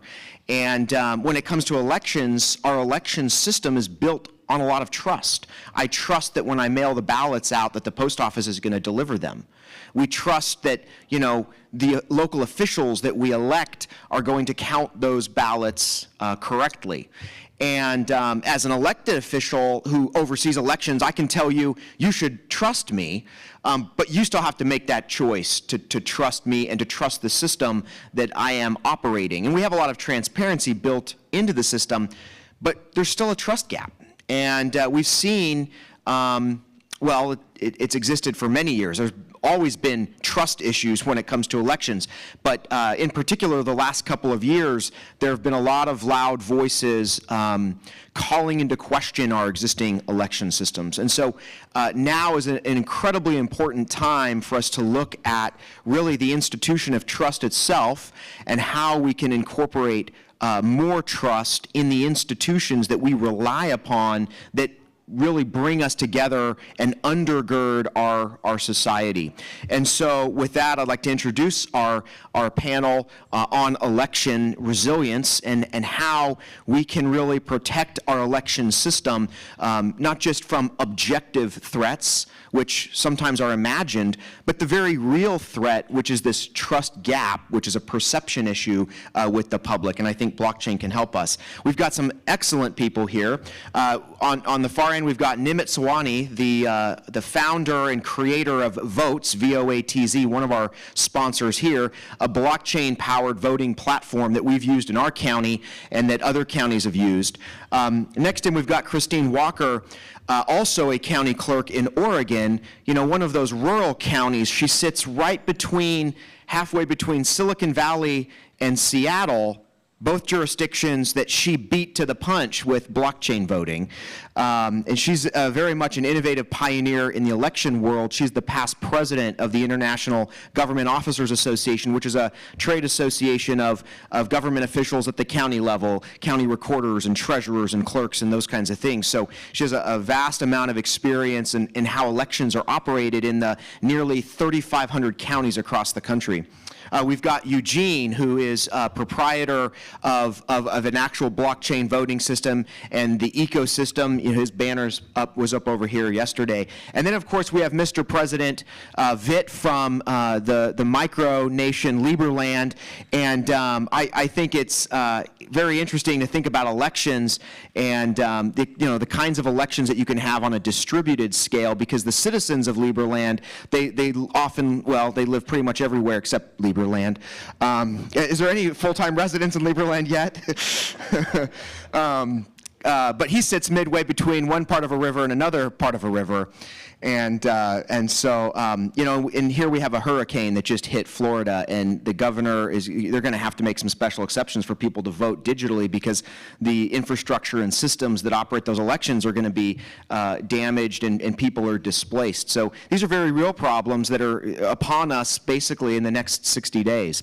So let me start with a broad question here, which is, what are the most significant threats to election integrity and resilience? And let me start with you, Christine, and then we'll go to Nimit and come back to Eugene and Vit. So thank you for having me here today. It was really great. Didn't even find out about it till about a week ago, and I'm really happy to have made the trip out here from the beautiful state of Oregon all the way on the left coast. As an election official, currently living through the environment we are, it has been hard. Being called criminal, fraudulent, those things are really tough to swallow when you know you're doing this job for the better good. And I loved the oath that was taken yesterday about doing good, because that's really what we do. We do good works every day. And in my opinion, one of the hardest things is, of course, they call it mis, dis, and malinformation. But quite frankly, the things that are put out there by their social media sites, there's bad actors. There are people purposefully trying to create discontent, distraction in what we do for whatever reason it may be. It's toxic. It's like a cancer, and it just spreads. Even though a lot of the people spreading this misinformation are not trusted election officials. They don't administer elections. They don't know the intricacies and all the things that are being done to protect the vote, even the processes and procedures to make sure that your ballot is counted exactly the way the voters submitted that, the way they're protected. That, to me, is probably one of the biggest threats right now in elections. The other is a misunderstanding that we always hear all the time. We need to have a good election. What do you mean a good election? We have great elections every election. Is there a perfect election? Absolutely not. I don't care if you are a polling place model, vote by mail model, which Oregon has been. Our citizens voted to make vote by mail the sole way to vote in Oregon back in 1998. So we've had no hybrid model, we've had no polling place model. We have been a vote by mail state. That is the only way to vote in Oregon, with the exception. We have delved into mobile voting for our UOCAVA voters, so Uniform Overseas and Military voters.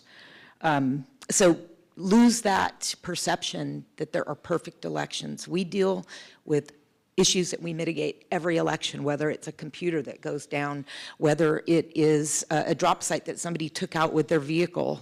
You know, we have redundancy to make sure we can cover those things. I could give you an array of items that we have happen every election, but based on preparation, based on the policies, procedures, and of course following the laws, we're able to mitigate those items, sometimes easily, sometimes it takes a little more work, especially when you're in the thick of an election. But again, I believe it is the bad information out there that is really causing a lot of discourse, and it's purposeful, and it's toxic, quite frankly. Let's go to you, Nimit. Yeah. Firstly, thank you for having me here as well. I would completely agree with what Chris just said. I think misinformation, disinformation, malinformation, everyone should remember those acronyms. It's also called as MDM. That is the single biggest threat we are facing. You might think it's cybersecurity and, you know, cyber actors. That's actually not the main threat. It's the misinformation that's been spread over the past few years, and how a lot of us are consuming that on a daily basis. It's not just specific to elections. It's like taken over our entire lives, so to speak, how we are consuming that and how it's changing our behavior. And so that, I think, is the single biggest problem. How we solve it is perhaps the biggest challenge of this time we live in. Besides that, I think there is, and as a derivative of that misinformation, what has happened is when you mix politics with that and, you know, mix other partisan endeavors with that, you create serious damage to, you know, the trust institution that's been around our electoral process for many generations, as Chris mentioned. For the most part, most election officials around the country do it, you know, with very good process, very good intent. They are doing public service, and to see them get, you know, attacked and defamed, and you'll see almost half of the existing election officials are leaving their jobs because who wants to hear these threats, these nonsense, when you're actually trying to do good, right? I mean, it's so much stress for no reward. And so it is like a cancer. It's a dangerous cancer. We probably will end up with a situation where you don't have enough experienced people running elections, and then you've just made the whole situation worse. So I would say, I think we all need to get together and just take a deep breath and say, look, we may not believe in, you know, XYZ political ideology, but let the professional people run our elections, and let's not disrupt their work, because otherwise we're just destroying the whole system. Before I answer the question, I would like to make an announcement. Gerard and I spoke yesterday, and he confirmed to me that the Government Blockchain Association will be using the voting systems of its members, including Nimit's votes and our devote, to use them in advancement of its membership. So please expect a variety of announcements by GBA as to the upcoming elections of its own members and of its own organization. And I'm very happy to hear that GBA itself will be using the tools, the mechanisms that its members developed for its own life. So that's great, Gerard. Thank you. Now, to answer your question, I think the biggest threat is doubt. Doubt. All of you remember what happened in the most recent presidential elections in this country. A lot of people came and said, well, I don't believe that this president was indeed elected by the majority of my compatriots. And that's the biggest threat. If an election result can be disputed, that kind of ruins the whole purpose of election system. And I think the answer to that, I don't know if you want to go into like answering the question, is to remove the aspects of voting systems that leave room for doubt.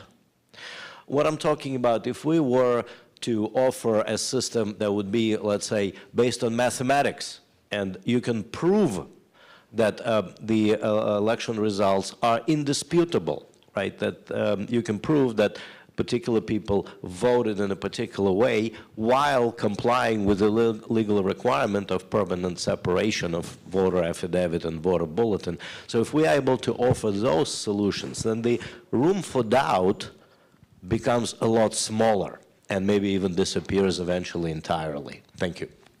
Thank you. Vit. I completely agree with that notion. I think our ultimate goal as we are here basically is to remove the human element from elections. That's what makes it trustless then, and that's basically the best way to go forward.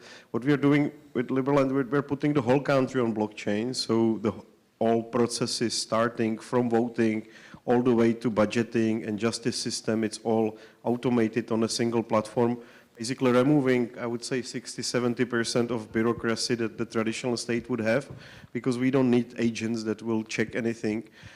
Because the whole system is basically one smart contract that combines all these elements. And there are some cool things to it as well. We literally can have citizens that could be AI, but they will have the same access to the whole system because they will have also the private keys to their election. They will have the same access as any human element. And of course, if you lose your private keys, just like with Bitcoin, you kind of lose your access to voting, but we do have also a solution for that. We are using similar recovery systems like Polkadot is using for making sure that we can get people back on track. And that's, I would say, the only attack vector that we can have in our system. But again, I think we are here to make sure that we basically remove all the distrust, as you mentioned, by removing all the human element that could be ruining the real results of those elections. So that brings up an interesting point. And we've talked about the trust gap, we talk about the systems, we talk about automation. One of the criticisms of elections is this idea that the election is counted in sort of a black box. And it's not always true that it's actually a black box. Like, you can go and watch the workers put things into machines and things like that. But since the 60s, we've been using some kind of technology solution. Originally it was the IBM punch cards. And if you didn't punch the hole correctly, then you had card hole aggregate debris, CHADs, which created problems for counting the ballots, right? So. But for over 50 years, we've been using some kind of machines of some sort. Now we have more sophisticated digital systems. But there are people in this country who are saying we need to abandon machines. We need to abandon computers. We need to abandon software.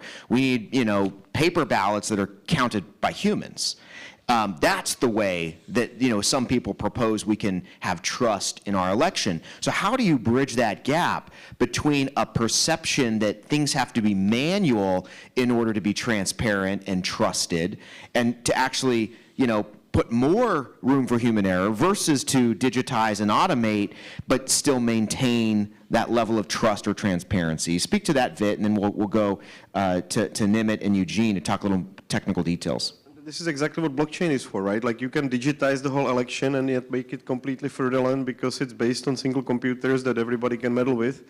And that, I say, is probably the biggest problem of digitizing the elections. But if you really turn it into a system that is running on a decentralized ledger that is auditable, that's solving the whole problem. And we're there yet with guys like this, and I applaud them for pushing it forward. I have a couple of friends that are also pushing for the Trump election already made on blockchain in parallel a couple of years ago, which I don't think it has taken off ground enough, but I think we are here yet, and even countries like United States should actually move to this new age of basically completely auditable elections. But of course, there is this biggest element. How do you check that that person is really that person, right? And that comes back to the fact that, for example, in Czech Republic, where I'm originally from, this big debate of will we allow people vote distantly or will we do online election has actually crashed completely because they have not been able to prove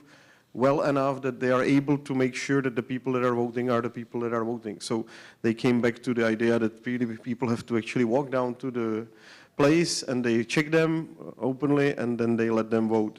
So, I mean, there is this shadow gray space between, which of course is problematic, and there are, I would say, two ways how to make it very transparent. Give people private keys, let them vote on blockchain, or you have to basically collect the people so that you make sure that those are the people that are voting. Thank you. Eugene. Yes, there are several things one can look at in terms of addressing the black box issue. Number one, I believe that the system code must be open source, which would allow anyone, especially the experts in the field, people who understand how code works, to go in and take a look and verify to sort of general public that they have been through and they do not see any malicious code inserted, and they can verify independently that indeed the code does what it's supposed to do. The second approach is what's called formal verification.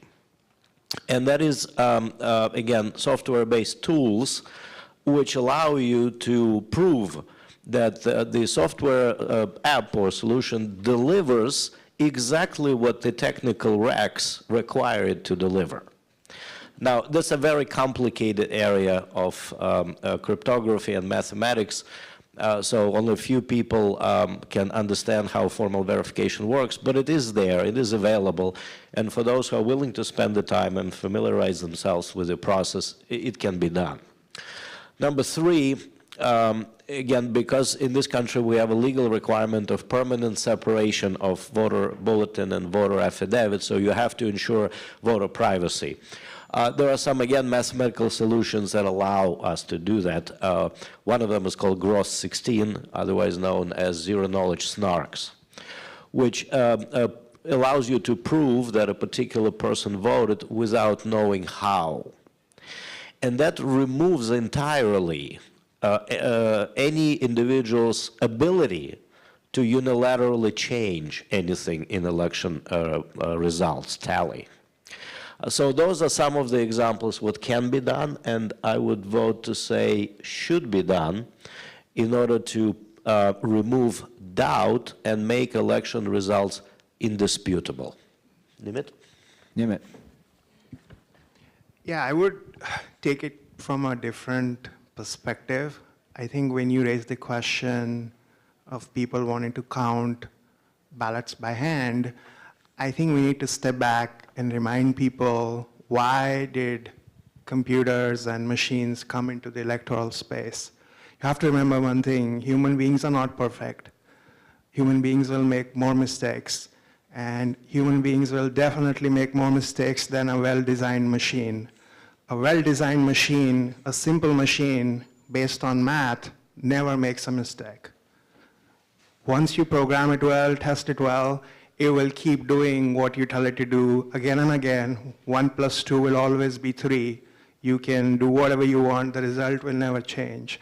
And look at the notion of counting ballots by hand.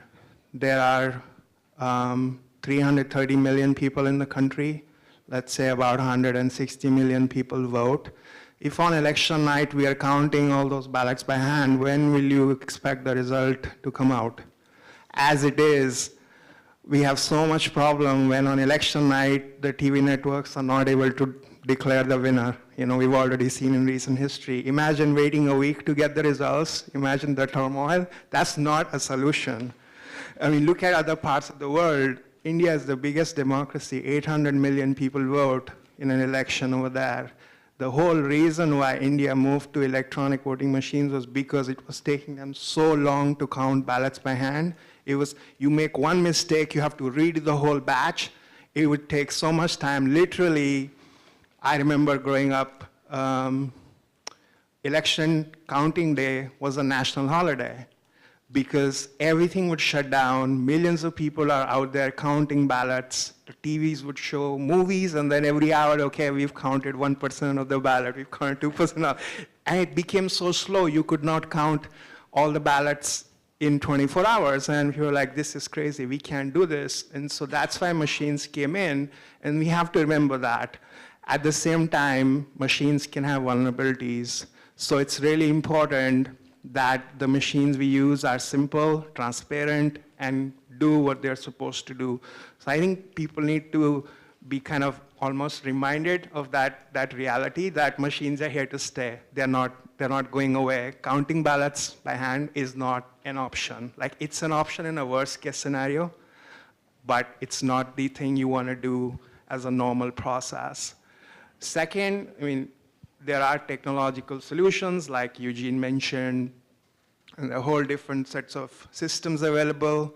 But the challenge we have there is less than 1% of the population is going to understand what a zero knowledge proof is, right? You can't go to the masses and say, trust an election on the blockchain because it has a zero knowledge proof. People are going to say, oh, what does that mean?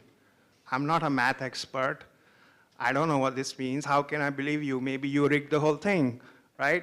So that's also not a solution that scales well. You have to come up with a process which the common person can understand in a non-technical language, and at the same time give them the assurance that my vote is private, my vote cannot be tampered with, and I, as an individual, can easily audit my vote without needing a mathematics PhD.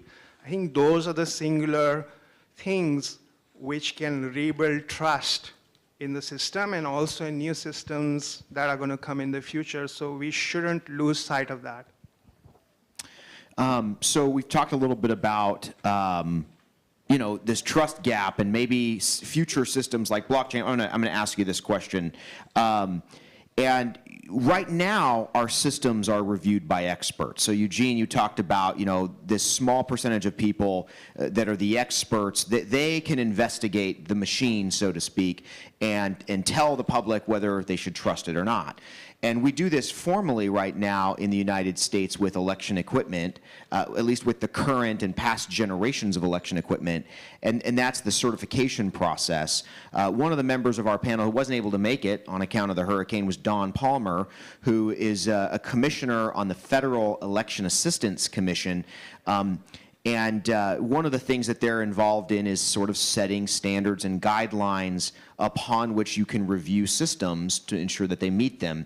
Christine, talk a little bit about this, because I think this is one of the barriers to the next generation of election equipment or systems, you know, digital and remote systems, is how can the public trust those systems when those systems are so new and innovative? How do we solve that problem? Christine, you want to talk a little bit about that?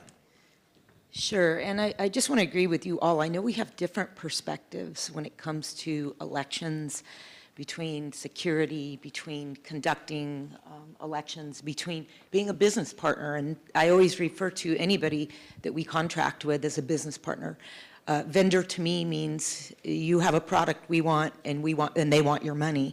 We truly are a business partner. You have expertise, both of you, and all of you, in things that I am not an expert on, but we depend on you to partner with us in that realm. So I did speak with Commissioner Palmer actually Tuesday, and he let me know that he wasn't sure if he'd be able to make it. And sure enough, he couldn't get a flight out, but he did leave me with a message that he wanted to pass on to the group, a very encouraging message. So he asked that we encourage the EAC to test and certify ballot delivery and return, set standards and test in accredited labs, just as we do with all of our tally equipment, the voting machines, et cetera now. EAC protocol development for end-to-end E2E was a great potential for this community to be involved in, meaning this community here. Having a hard time reading with the bright lights. With software independence requirements in VVSG 2.0, this is an exceptional opportunity for blockchain technology providers. And that is from Commissioner Don Palmer. I believe certification, in my mind, would go a long way to basically provide street cred to what we do and to your systems. I just want to relate to, and I love when you spoke about the GBA now using your products to be able to vote with. When I was president of IGO, the International Association of Government Officials, in 2018, I also recognized within our bylaws that the sole way to vote through that government association was polling place, or basically you had to be there to vote. And one of the items that we did get passed through was to change in that bylaw to allow alternate voting methods. Purposefully, and because we, of course, are a vote by mail state, but we are also using alternate voting methods, such as mobile voting. It could be a variety of different solutions. We just happen to use the Votes product. This will be our 6th election in November that we have used that.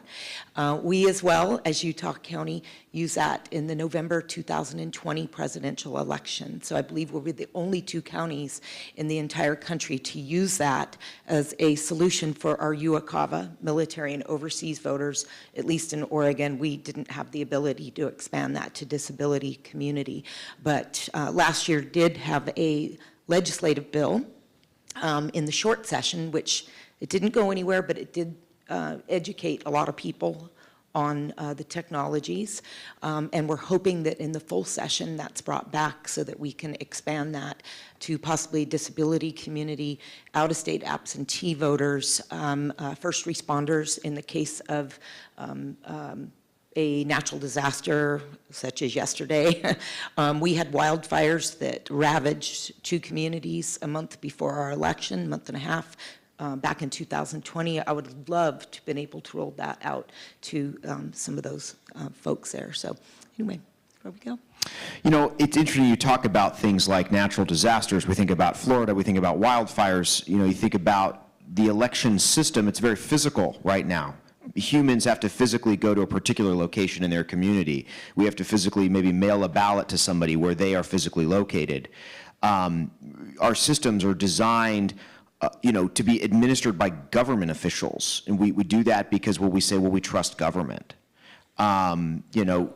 Yeah, I mean, I don't get my milk and cheese and bread from the government.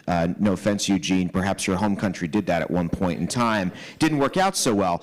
The private sector provides those things, right?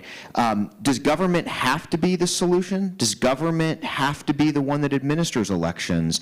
What does the future look like if we can trust a system that we all collectively own that's decentralized? This is, I think, the promise and the vision of blockchain. What does the future hold for truly decentralized? If we're going to have decentralized government and decentralized elections, we really are returning to the people their power. And so talk a little bit about what the future might hold from a decentralization perspective. Let's start with you, Vit.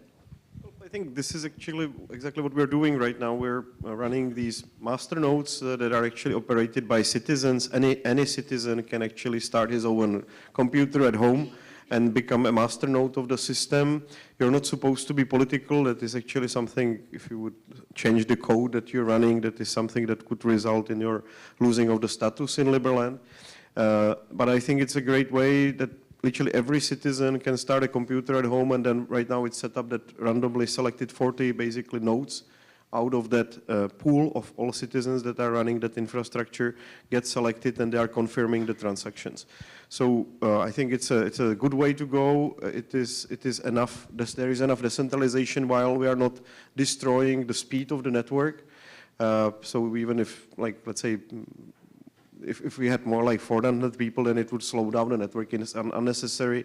But right now, those 40 people make sure that the whole network runs fast and it's secure enough.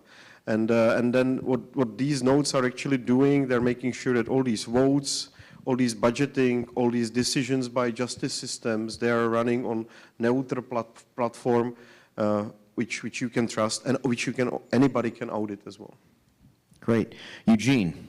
Yes, this is a great question. I think if you look at the solutions that appear these days, which allow for end-to-end decentralized and open source and mathematics-based solution, in addition to governance tokens held by all eligible members of a particular society, then the functioning of governance is going to change.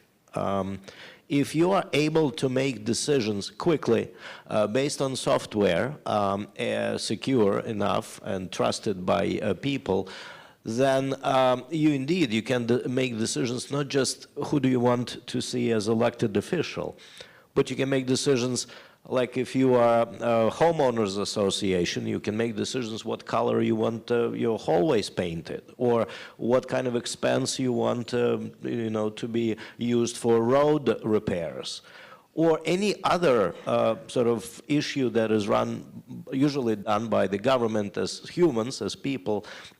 So I think it has incredible future, and the nature and the functioning of governance in the world is going to change based on new technology. Thank you. Yeah, thank you. 2-minute warning. Let's hear some final thoughts, Christine and then Nimit. And Nimit, if you would, tell us how many people you think have voted on blockchain-powered systems, if you have an idea, because I know you've been a pioneer and probably are aware of some of the other vendors as well. Go ahead, Christine. So, gosh, I just lost my train of thought because you went 2 minutes. So.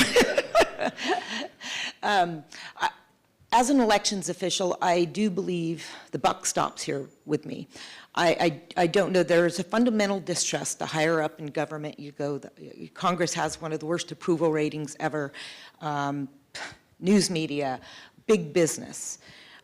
You've heard this sell for a while now that you should go to your trusted source, your local elections official. I am independently elected by the people that I represent, so I 100% believe in that model. That being said, I am not a technology expert. I'm not a computer expert. I rely on our business partners to provide us with products that we can give confidence to our citizens, to our electorate, because the county clerk, your elections official, truly is the voice and will for all the people in the elections process. But we can't do it alone. We need this community to be involved. We need our business partners to be involved. It takes a village. And I 100% believe in that philosophy and will end my career believing in that philosophy. This is actually I'll be on the ballot in November unopposed. Thank you. They trust you a lot. Yeah, and it'll be my 5th term as elected county clerk, but I've actually worked in the county clerk's program since 1995. So I've seen a world of changes since then, a lot. I'm always the glass is half full, a lot for the better good of what we do. What we're dealing with now, I would like to think, and hopefully it is just a result of the noise that's out there. But I'm always the optimist, so I continue to believe that. Great. Nimit. Yeah, I think your fundamental question about do we need to trust government to conduct our elections, I think if you go back into human history, you have to trust somebody to conduct a fair election. So what that somebody is keeps evolving. Initially, it was a group of trusted elders, if you go back to the Roman times. More recently, it's some form of a government-appointed institution, an independent election commission in many other countries. And I think that will evolve into some kind of independent electoral management infrastructure that might be fully digital. and then it's still going to help us elect our future governments. But we as a society would have to trust something or somebody to elect someone to represent us. So I think that fundamental piece we should not forget. As to the last question about how many people have actually used the system, if you look at government elections, not private elections, the latest count I'm aware of is about 2.5 million people globally have so far voted on an official approved blockchain-backed election system. Excellent, thank you. Yeah, sure, one comment, but we've got to wrap up. Yep. They're yanking me. Oh, we're over time. We're over time, sorry. This right here. Oh, it's a ballpoint pen, yep. There was a time where this was an emerging technology and was not accepted in the world of quill and ink. Just remember that. Education is key. I think we need to start not just with this group. We need to start in youth, in elementary school, exposing them, just like we do to cell phones, to electronics, exposing them to what blockchain can offer, because we fear what we don't understand.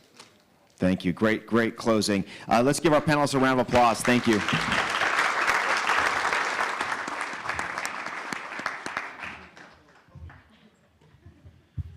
All right. Just as a reminder, please post your photos and videos to at GBA Global and at #GBA Events. So our next panel is on resilient energy and utility grids. Oh, yes. One of the things that we're going to show you is on our website is we have a voting page. This highlights some of the companies that are GBA members that are doing this. If you'll scroll that up a little bit.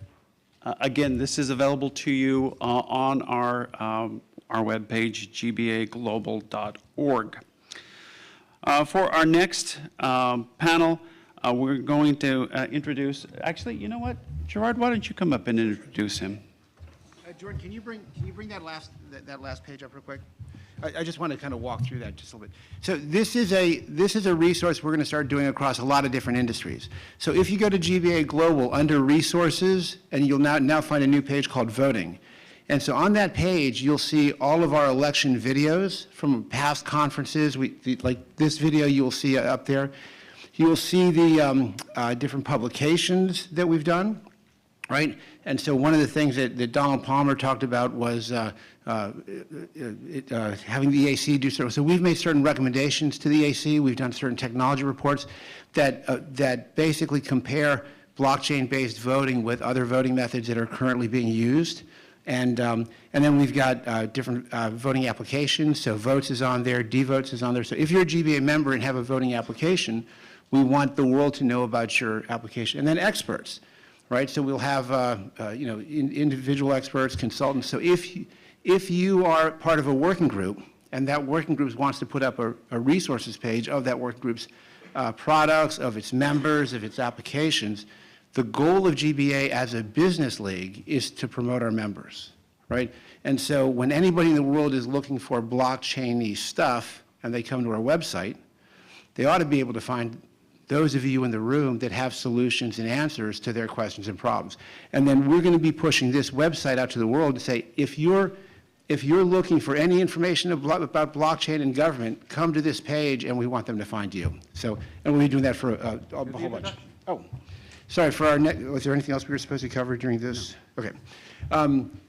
So for our next panel, which is about resilient energy and utility grids, our moderator is Michael Mauser. Mauser is M-A? Mauser, okay. I just got to make sure I put the emphasis on the right syllably. And they're going to be talking about resilient energy grids. So Michael is the COO of Colu, and Colu builds communities and essentially use tokens and different technologies to incentivize the right kind of behaviors at the city, local, community level. So things like recycling and other types of things that are consistent with the city's goals. And then we'll let him introduce the rest of his panel. So thank you very much.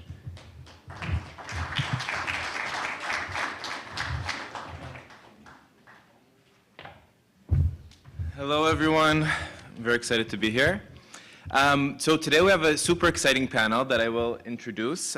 We have John Hansen, who is here. We have Mohan, and we have Deborah Simpier. We'll come right up.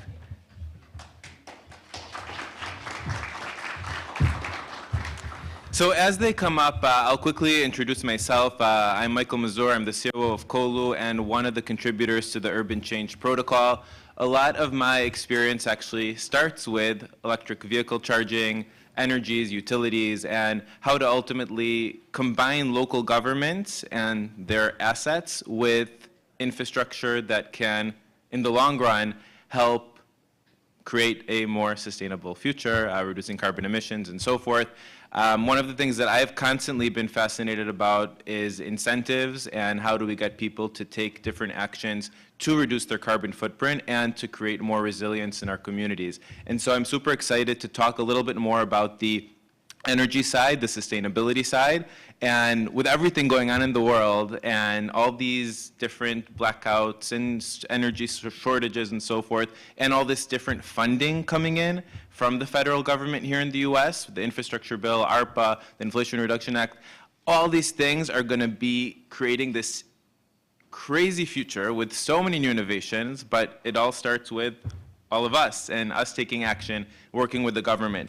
So I'll start with having our panelists introduce themselves. We can start left to right, and then we'll take it from there. So go ahead. Am I audible?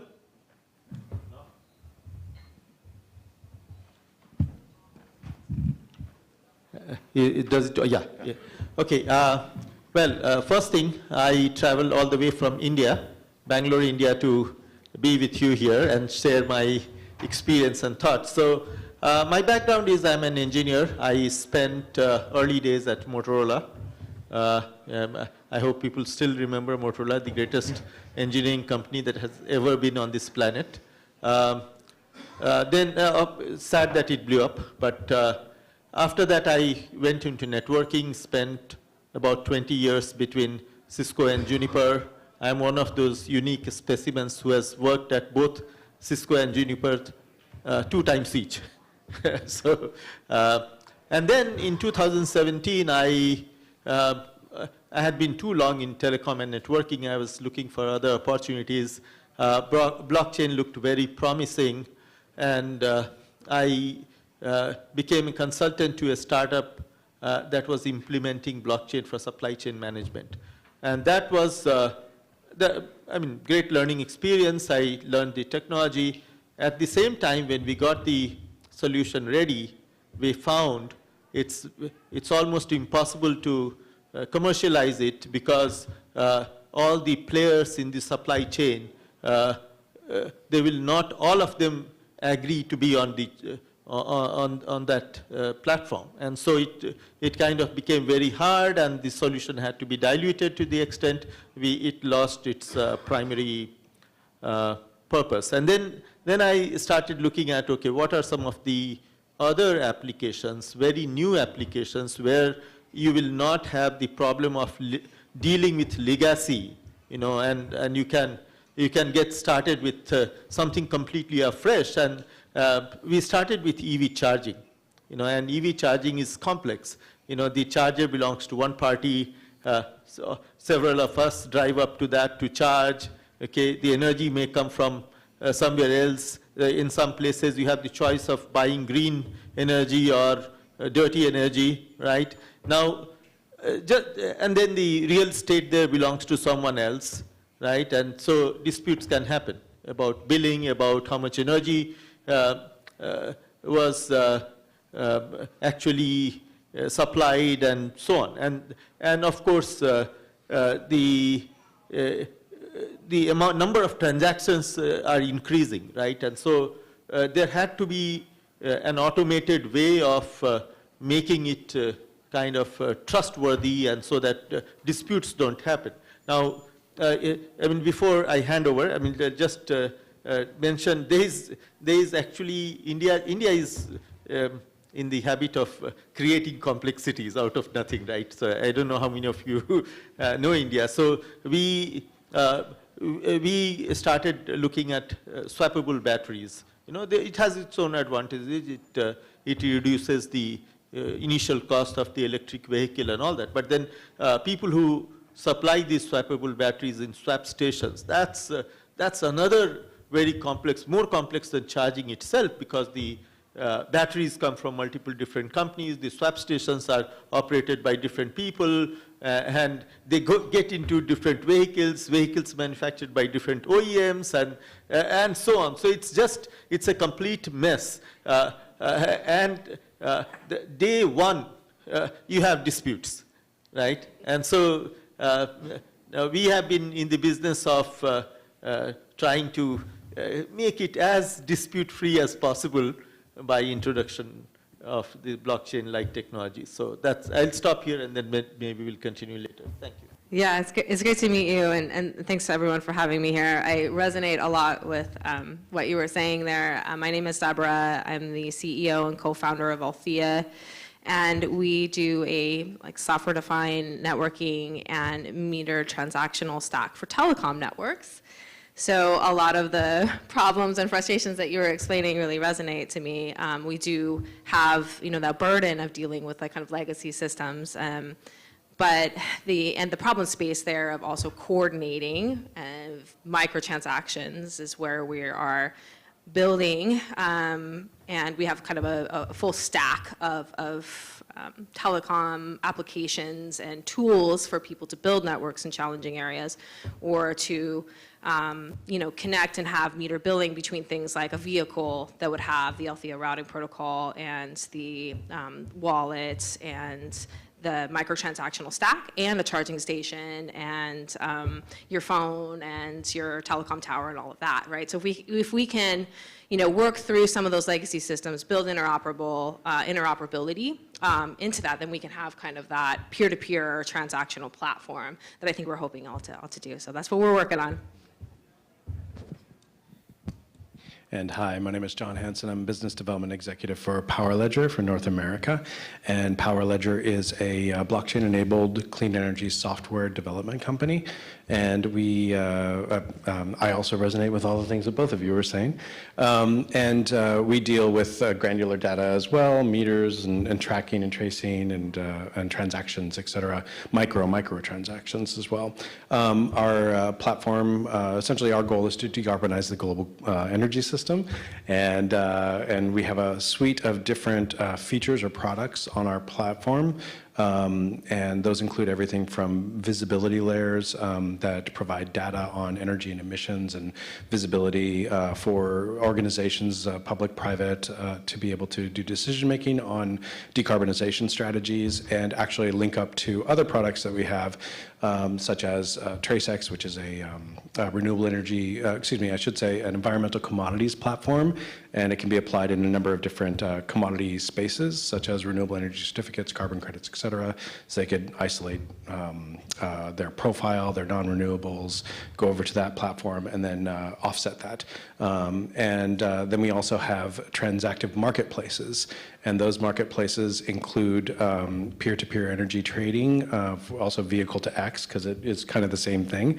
You got mobile storage or stationary storage, or stationary energy or mobile energy, and tracking all the transactions and tracing origin, time, location, all that kind of thing.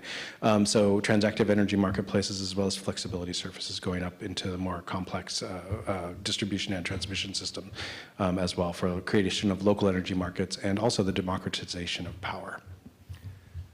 Wonderful. Thank you all. Everyone has such amazing things that you all are doing. And, we're here at the GBA conference, and blockchain is obviously at the forefront. So one question I have to you all is, in terms of blockchain technology and its progression over time, can you maybe give us some tangible use cases for the audience of ways that blockchain is enhancing these efforts to create more resiliency, whether it comes on the side of the consumer or on the side of the utility or the local government? Okay. You can go ahead, yeah. All right. So let me share the Indian perspective first. There are already efforts platforms that are in production, for example, land records in India, they are moving to blockchain. I mean, that used to be, and that's a government initiative. Now, at the same time, I'm sure you have heard that the Indian government still hasn't made up its mind about crypto. Okay, and of course, fear of losing control is at the root of it. But from technology point of view, the blockchain technology adoption is happening. I mean, I just told you about land records. Next, a lot of these examination results, certificates, etc., are on blockchain platforms already. You have supply chain management I talked about. We did some work, not fully deployed, but yes, we are getting there. The government, especially the Federal Bank and several other banks, have a lot of these sandboxes in production to understand it better, to address all the fears that everybody has, including the government. So that's where we are. And my personal view is that while all the systems that have been in place for decades, for them to move to blockchain will take time and will also be a lot of hard work. All new kinds of businesses, new initiatives, it will be a lot easier to move to adopt blockchain for those. So I'd like to share two examples of where municipalities have adopted the Althea blockchain technology, which is essentially a platform for meter transactions using stablecoins, and it's worked really well. So there's a rural community in North Carolina, very poor access to internet. The median income's around $20,000. So there's obviously not a lot of resources to build a network. So what they did is they were able to actually use their anchor institutions, the community center, the library, and have those be broadcasting in part of an LTE and fixed wireless network that enable people to get access, and then they earn a bit of that revenue share. That also is a great way for them to partner with a local company that actually earns also a revenue share, a daily fee from the kind of routers themselves.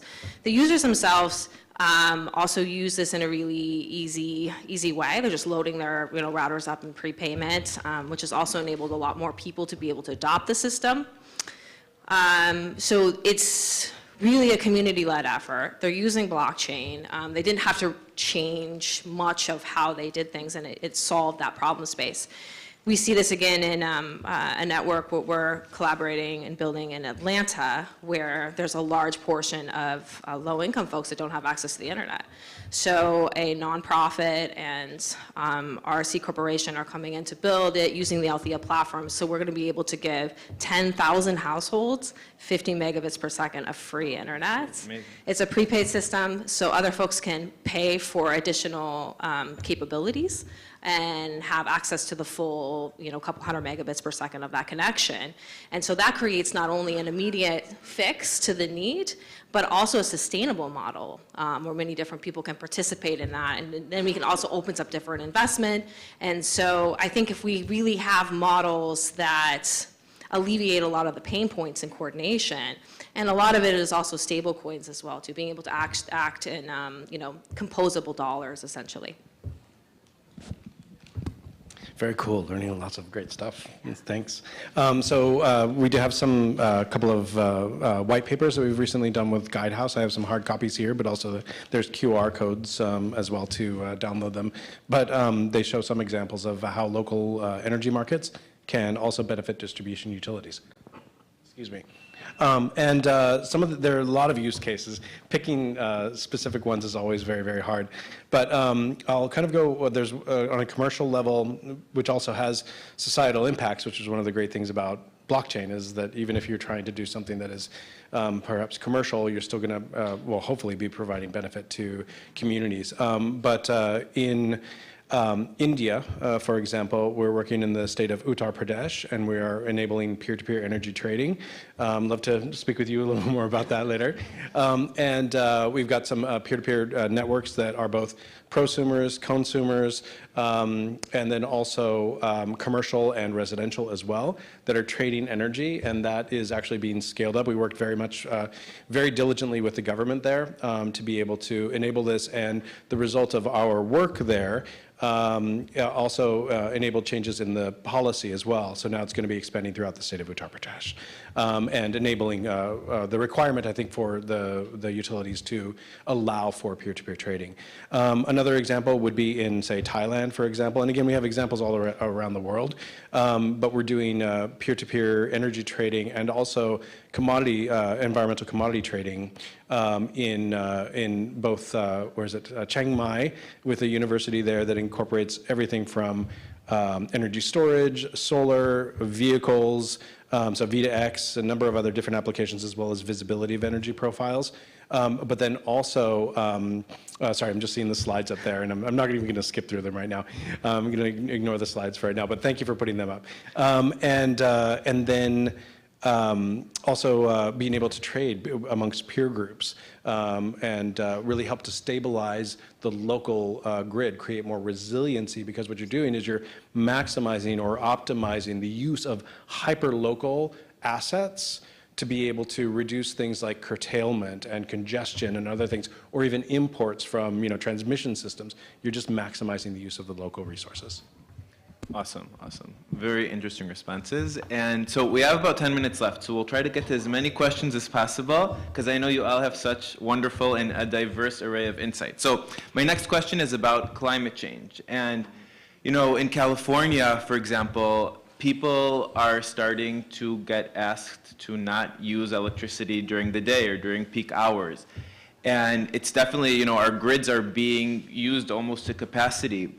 And so as we kind of look around and think about different ways to reduce that load, obviously the things that you've spoken about are part of them, energy storage, offsetting the grid, and so forth. But I'm from the world of incentives. So I'd love to get your perspective of how can we incentivize people to help reduce their not only environmental footprint, but also how they consume with the grid on a day-to-day basis. Okay. It's the biggest opportunity for all of us right now, if you look at it from that perspective. In the Indian context, we don't have our own oil, right? So it's all imported, and that's now, at the same time, we are blessed with 300 plus days of tropical sunshine, 7,500 kilometers of tropical coastline, and so on. So renewable, we have plenty. And in last decade, there has been a lot of investment in renewable. I mean, and you know that 6 out of world's 10 most polluted cities are in India too, right? So we definitely need to move quickly to cleaner and cleaner solutions. So there is a lot of emphasis, and there is a lot to gain, and there are a lot of incentives as well, and to make sure that there is authenticity in claim of those incentives, you can't do that without blockchain. So I want to share, obviously there's many ways to do this, but I want to share kind of one example. When I think about the way that we consume electricity, there are certainly manual actions that we do, like turning on the water or a light or something like that. But a lot of the way that we consume electricity is very passive, right? It's connected your washing machine, your refrigerator, and all of these things are connected to the internet. And all these things can be made to be dynamic and interact. And so I think a lot of what we're seeing now, there's an excellent organization called Block Power in New York City too, that's bringing in into low-income housing the sensors and connectivity elements. So it's a lot about what can we empower on the side of connectivity up the smart devices and the IoT, and perhaps putting the incentives on that layer. I know for us, we work with a lot of these MDUs, multiple dwelling units, where it makes a lot of sense for the landlord to come in and actually be part of this Althea system that we have. They can put in connectivity with fiber or wireless, They earn a portion of the revenue automatically. That's what it does. And then the biggest thing that they wanted to know is, hey, can I monitor the water? There's a lot of times where there's a lot of water waste, right? Or there's a leak or something that goes unnoticed. So there's actually already a lot of baked in incentives, but it's really about connecting them and tracking and metering and all of those pieces. So. I know we're short on time too, so I'll try and be as quick as possible. But yeah, I'm going to take it to climate change. Wow, it's such a huge topic, and how do we decarbonize and incentivize? One of the biggest things is you can't manage what you can't measure. And so really a lot of it boils down to tracking and tracing and understanding what our impact, what our consumption and production, what we're producing and consuming. And that's a real critical thing. And that's why we do have that visibility layer, because that is fundamental. That's where you make decisions. And then going from there is then when you're turning data into, say, for example, marketplaces or incentives, right? You can, with one of the great things with, you can do it in other ways too, but with blockchain, with that granularity and that immutability and that traceability and all of that, you're able to actually, and the speed, you're able to incentivize transactions through price signals, you incentivize behavior through price signals, and also there's some other great things that you can do on a social level where you can actually donate energy or donate other resources, things as well. And be able to provide some incentives that way. One of the biggest key things is that you create faster, accelerated return on investment and higher return on investment of those who want assets, who own assets, energy storage or energy production, as well as you create access for those who maybe wouldn't have been able to financially access these assets, and they can then lower their cost of energy, help stabilize the grid, local distribution, and also earn profit from that as well. But there are a host of other things too. Awesome. So I think we have time for maybe one last quick question, and we'll end it there. So there's this debate going on, at least in my world, about or between carbon credits and incentives. And by incentives, it could mean funding for different projects directly. What do you all think about that, maybe in a sentence or two? Meaning, what's the relationship between the two, the carbon credit side or the incentive side? Do they go hand in hand, or is one superior to the other? So I think they go hand in hand, and they will coexist.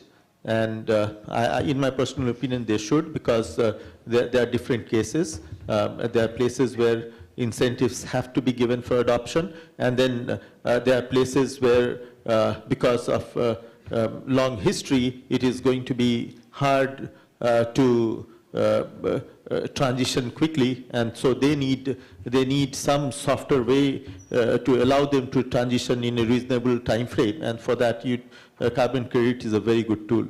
So I think we need both. Have maybe a little bit unique perspective on that in terms of the carbon sequesters, which are your farmers in the Midwest, who right now are facing a lot higher fertilizer costs and a non-viable ROI for producing crops in the Midwest. And this is a really poignant and very timely problem.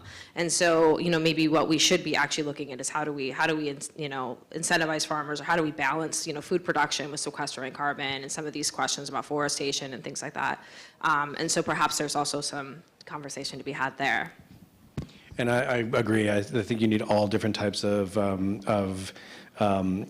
instruments, I guess I'll say, in the broadest sense. And even within the two kind of categories that you noted, there are several other sort of subcategories of those, and they all have different tools, different levels from depending on the actors that are involved, the scale, all different kinds of things. So yeah, both. Wonderful. So with that, thank you all, and thank you to the panelists for sharing. Appreciate it. And again, if anybody wants some papers, you're welcome to have them.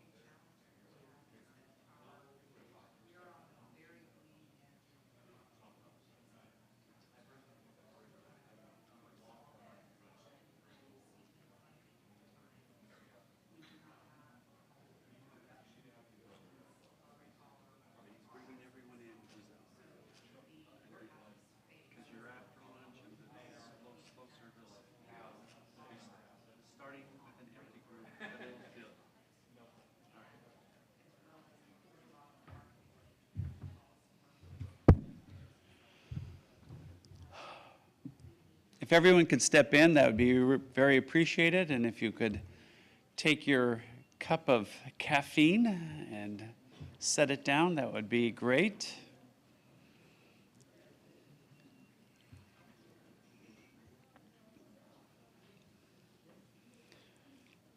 We have our local ski bunny here,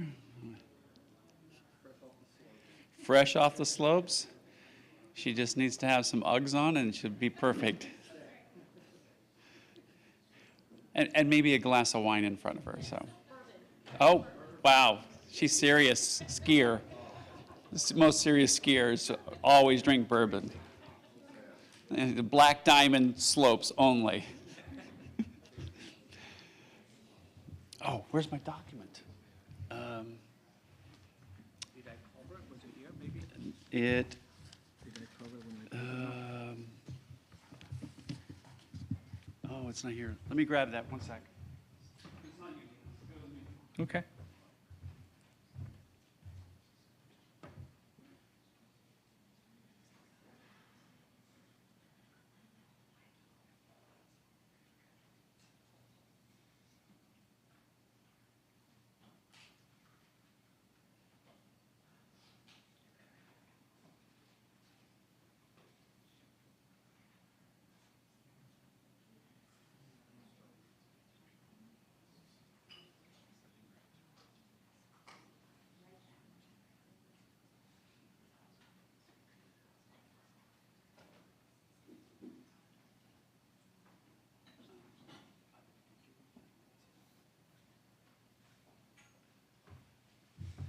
All right, so now I'm better prepared. So we're starting our keynote a little bit late today, but this is probably one of the more important keynotes that we have here. We're going to have Dino, who has been with the organization since probably the beginning, almost from the beginning. But he is the Chief Information Officer for the UN Joint Staff Pension Fund, and Dino leads the United Nations Digital Transformation Working Group.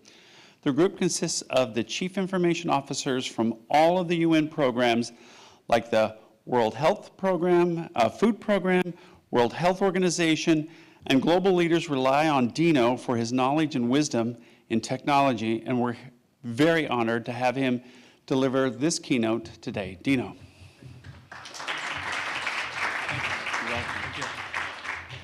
Thank you very much, and thank you for being back. I understand that usually lunchtime is not the best opportunity, but thank you for being here.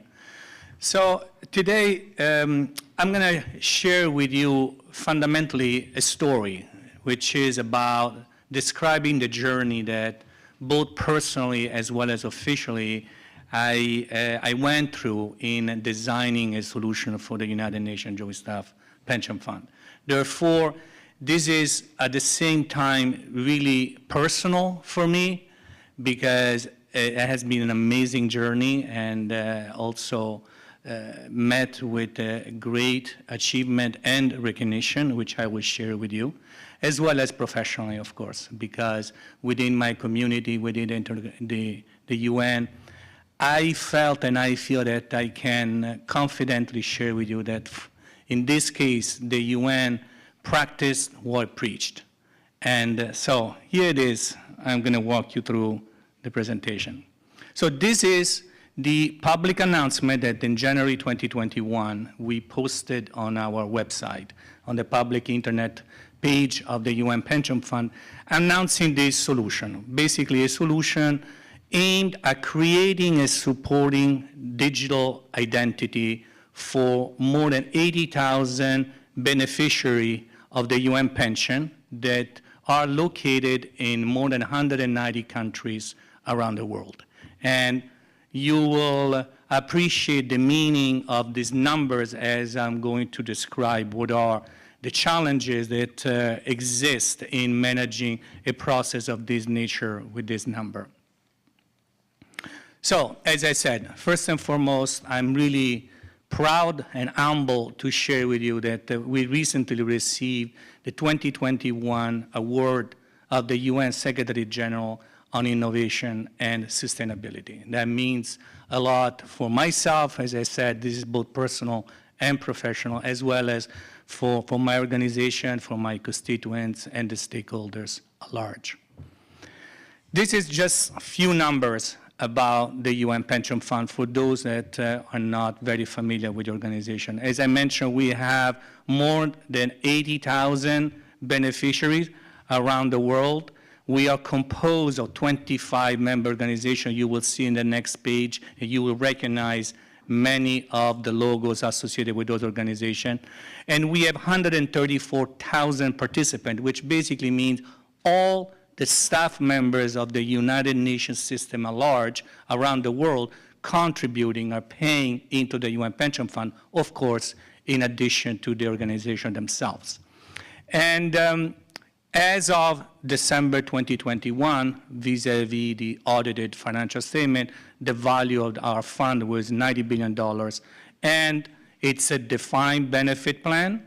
It's a very solid and sound fund, and indeed has a 107% funded ratio. Here are our 25 member organizations. As alluded to before, you will recognize probably many of those logos. Some maybe a little bit less, but I can assure you they are all very active and very relevant in their field. So here it is. These were the 4 challenges that were presented to me in 2017 when I was appointed Chief Information Officer. Of all the processes, all the procedures of the fund, this was the only one that had not been automated, simply because the organization had not been able to find a reliable technology to support these proofs. And therefore, all of that you see there was handled with a form, with a piece of paper that was mailed once a year because of the labor-intensive processing of these pieces of paper, was mailed once a year by the UN Pension Fund to its 80,000 beneficiary, 190 countries, using 190 postal services. And therefore, you can appreciate how this process was often subject to delays and sometimes actually to lost documentation. And this had a tremendous impact on the beneficiary themselves, because after the second mailing that the UN did, once did not receive a proper response to the first mailing, the benefit payment got suspended. And people all of a sudden stopped receiving their benefit. And therefore, there was a lot of concern, a back and forth in identifying why the form was not returned or was never received. And this form basically required one simple action, a signature. And the signature was considered a proof of existence by the pension fund for that individual. So I framed the problem into its building blocks. First and foremost, prove identity and existence. Second of all, proof identity authentication. Second of all, proof of existence, proof of transaction, and proof of location. Therefore, from that real red box that you see there, that it's hosted in our offices both in New York and Geneva, where the lucky ones, the beneficiary residing in those cities, were able to actually sometimes come in person and insert the certificate, signed certificate into the box. We try to move everything into an app. And you will see how that was done. So here a little bit of background about why I mentioned that in this solution, the UN practiced what it preached. Because I took input, of course. I wanted to demonstrate that we were able to align ourselves and to implement directly the principle given by the United Nations Secretary General in its document, the Secretary General Strategy on New Technologies, and also has reflected in the Sustainable Development Goals, the 17 SDGs.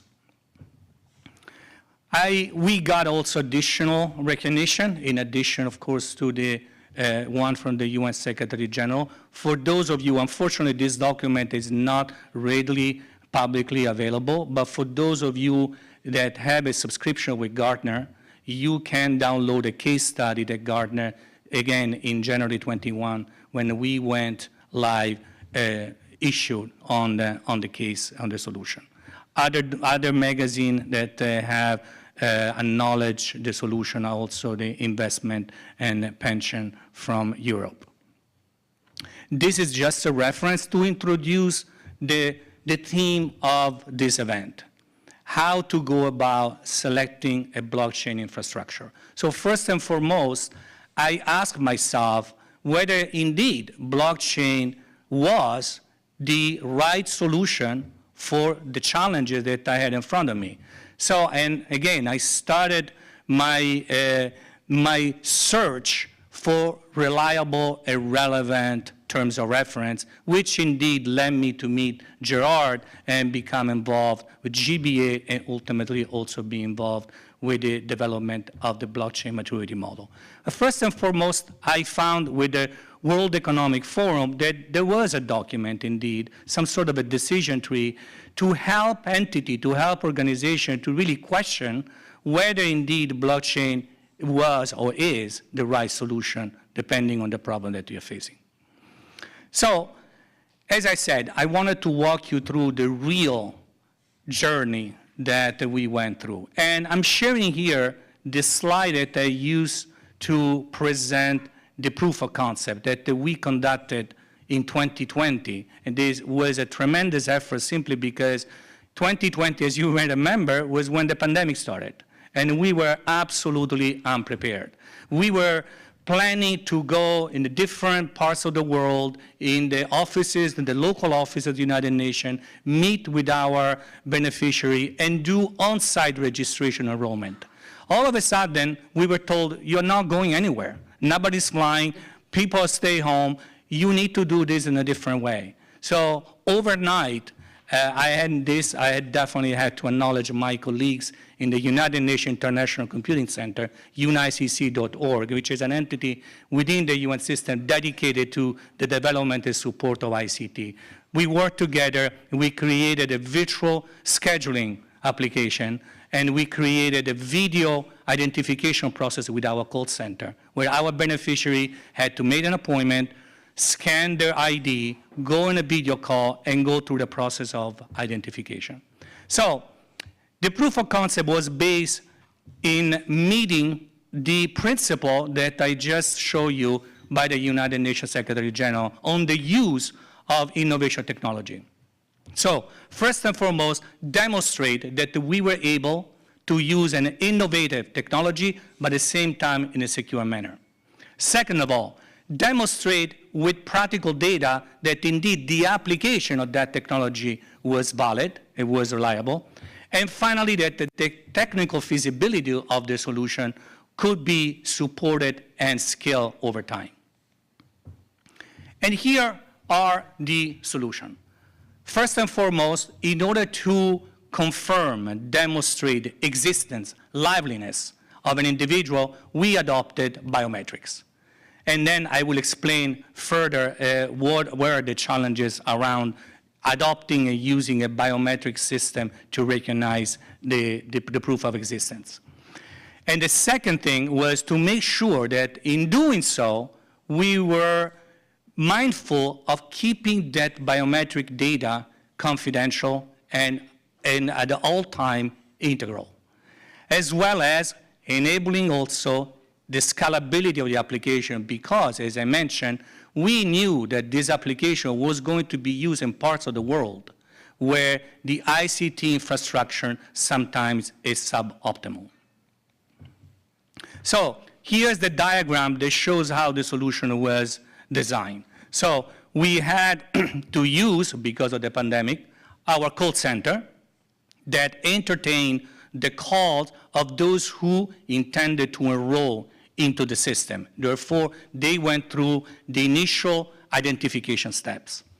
With that, we then capture the biometric profile only, and I repeat, only, this is a very critical point of our solution, only on the device of the user. So at no time we store or we transmitted biometric data over this system. We always made sure that 100% of the time, biometric data always remain under the sole and exclusive control of the individual, meaning on their phone. However, In order to make sure that all this process will be auditable, traceable independently by third parties, such as internal auditors, external auditors, or other inspection entity, we recorded every step of the way on the blockchain. And I will show you exactly also, speaking about infrastructure, which blockchain we adopted. So these, again, additional details about the face recognition captured at the beginning and the confirmation of proof of existence done on a regular basis. And an aside here, as I mentioned before, this process until now, until 2021, was conducted once a year because of the labor-intensive nature of sending, receiving, and scanning and processing pieces of paper.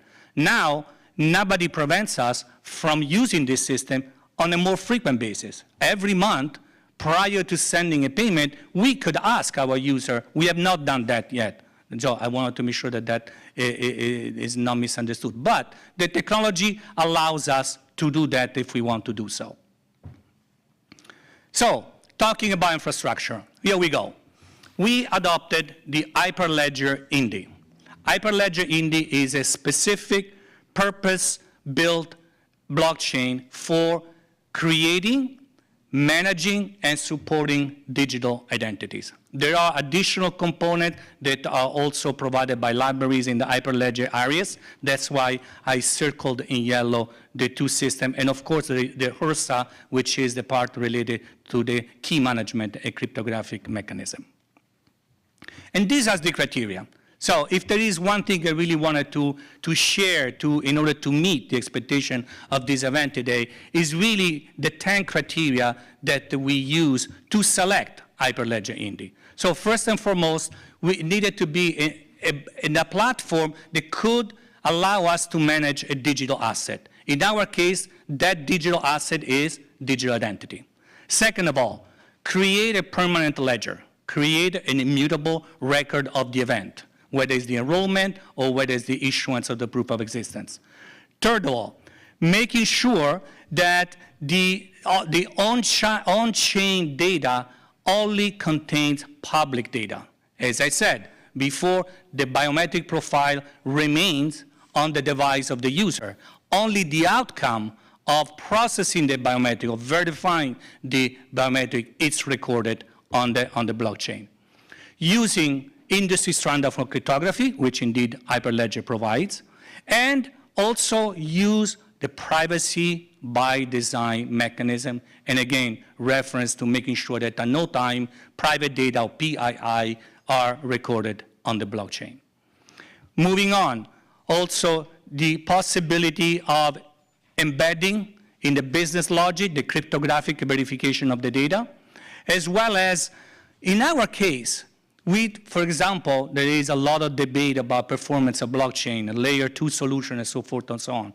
We had the privilege of not needing a very fast processing blockchain because, as I mentioned before, as of now, we only require this process to be done once a year. So for us, performance was not an issue. Indeed, confidentiality, integrity, security it is an issue. So not required to deliver fast processing performance.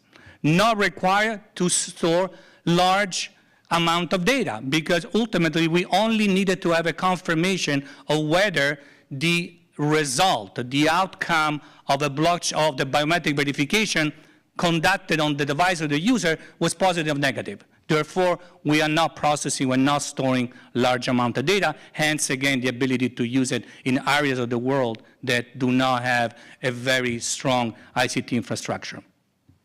Finally, allow for full traceability and auditability of the transaction, and have a consensus protocol that at least will be in line with the most common ones, such as the redundant Byzantine fault tolerance protocol.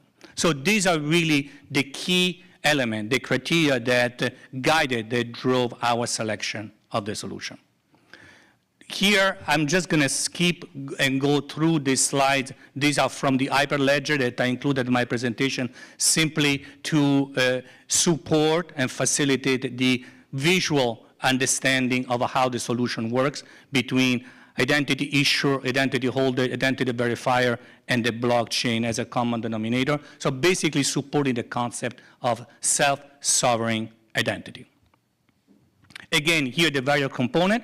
As I mentioned, we have the web-based administration backend that helps managing all the mechanism and the user, the mobile application layer, and the blockchain layer. And here are the components seen from a different perspective.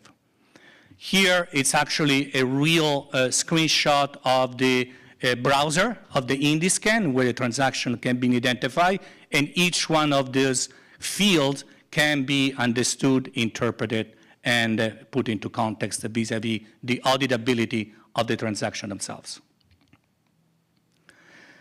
Here is some of the lessons learned about the biometrics. I mentioned before that I was going to expand a little bit further. So basically, this slide and a few slides after this is just to say that we could not use the biometric capability that come out of the box of the typical devices on the market, iOS, Android, simply because they don't allow to have a certainty and visibility about how the algorithm actually work. And we couldn't vouch for the level of confidentiality, access to data, and so forth. So we built our own biometric machine learning algorithm.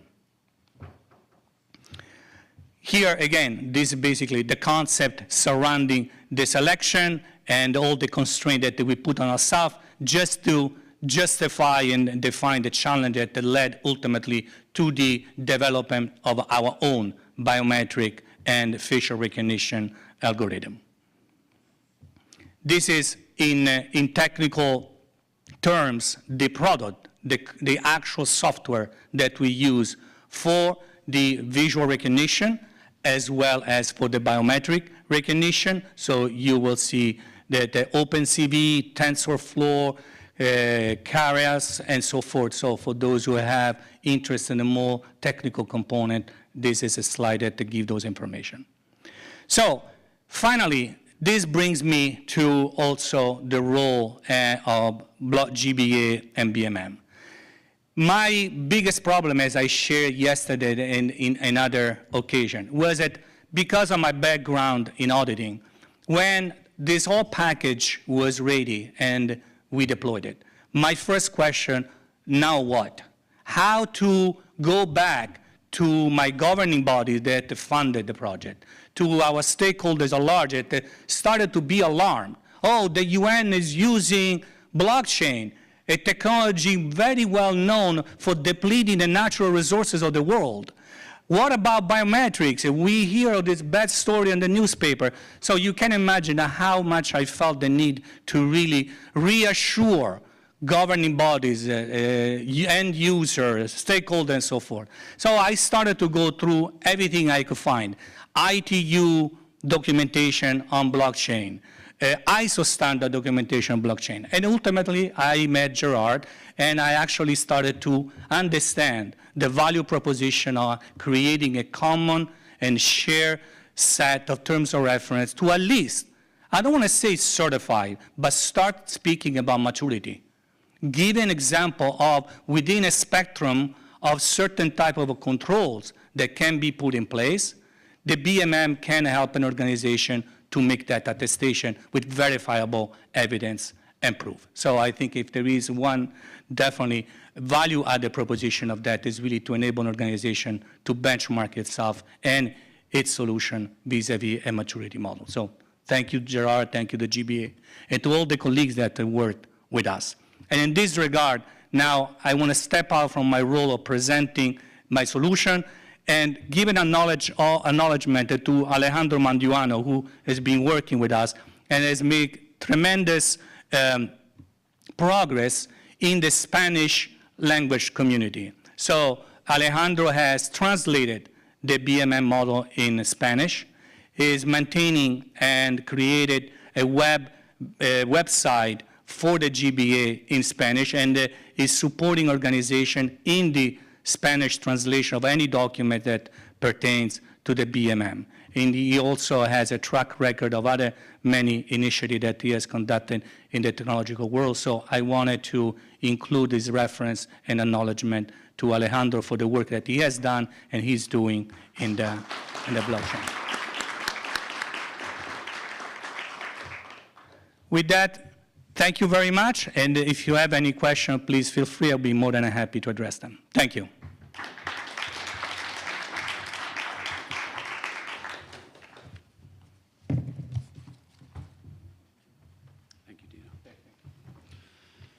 So since we started late, we gave Dino the full amount of time that we allocated to him. So that puts us next for our 2:30, which is now 2:40, and that is a panel on resilient and secure health systems.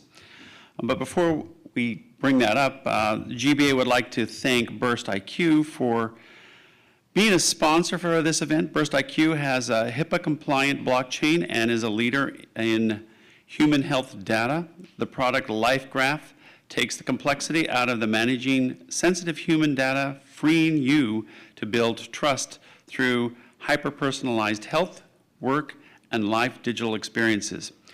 I'd like to introduce the moderator for this. The moderator is Marcus Allen. He is the CEO and Chief Innovator for Clinical Squared, Inc.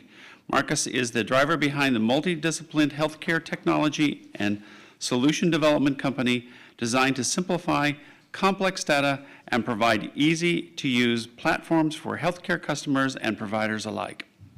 Thank you.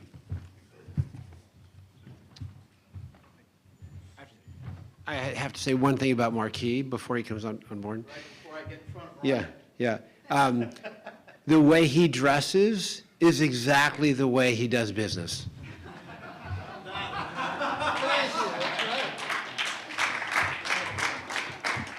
He's a man of style, so that's exactly how he conducts business. Brian, thank you. You're welcome. And oh yeah, you guys see the socks? In the local colloquialism, they are cock socks. Oh well. Oh yeah, it's family show. Thank you, Brian, for that introduction. Main event time. I'm not one for podiums, so I'm gonna release the microphone. Oh yeah, I think we need one more chair for another one of our esteemed panelists. And Gerard does business the way everybody should do business. He washes the bottles, he moves the furniture. Thank you, Gerard. Yes, ma'am. Sure. Yeah, gotcha.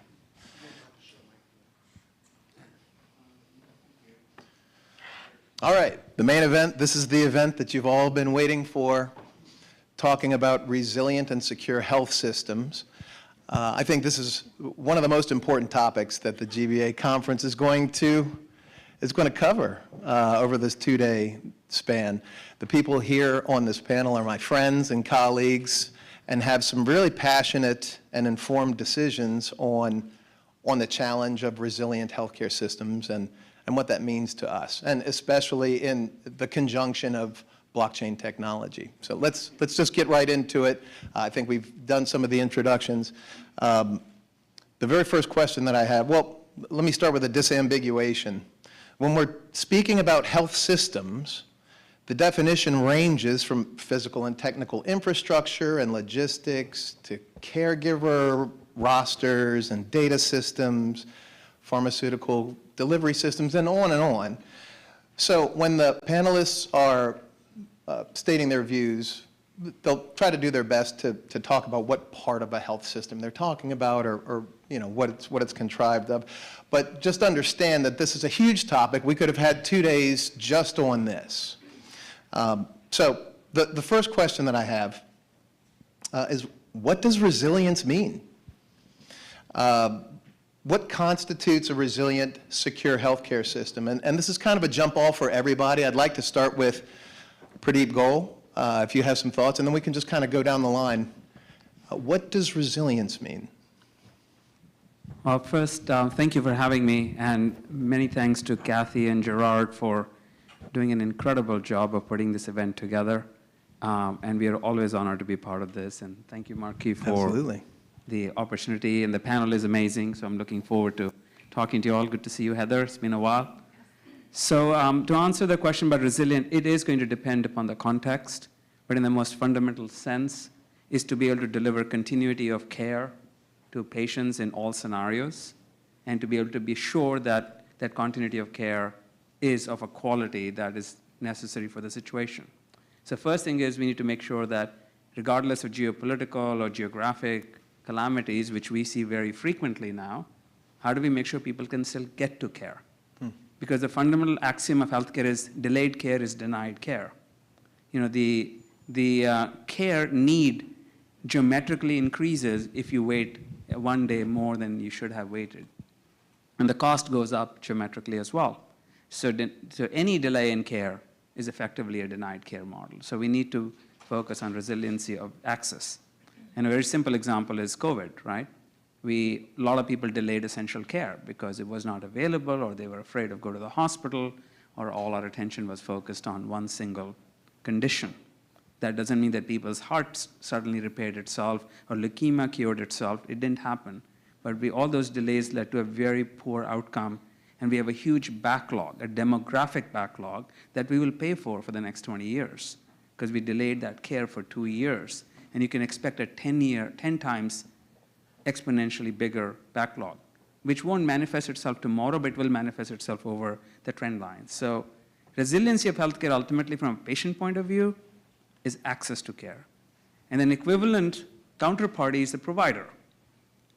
Resilience of healthcare from a provider point of view is the ability to deliver care. And if you impair that, then the physician can't do their job.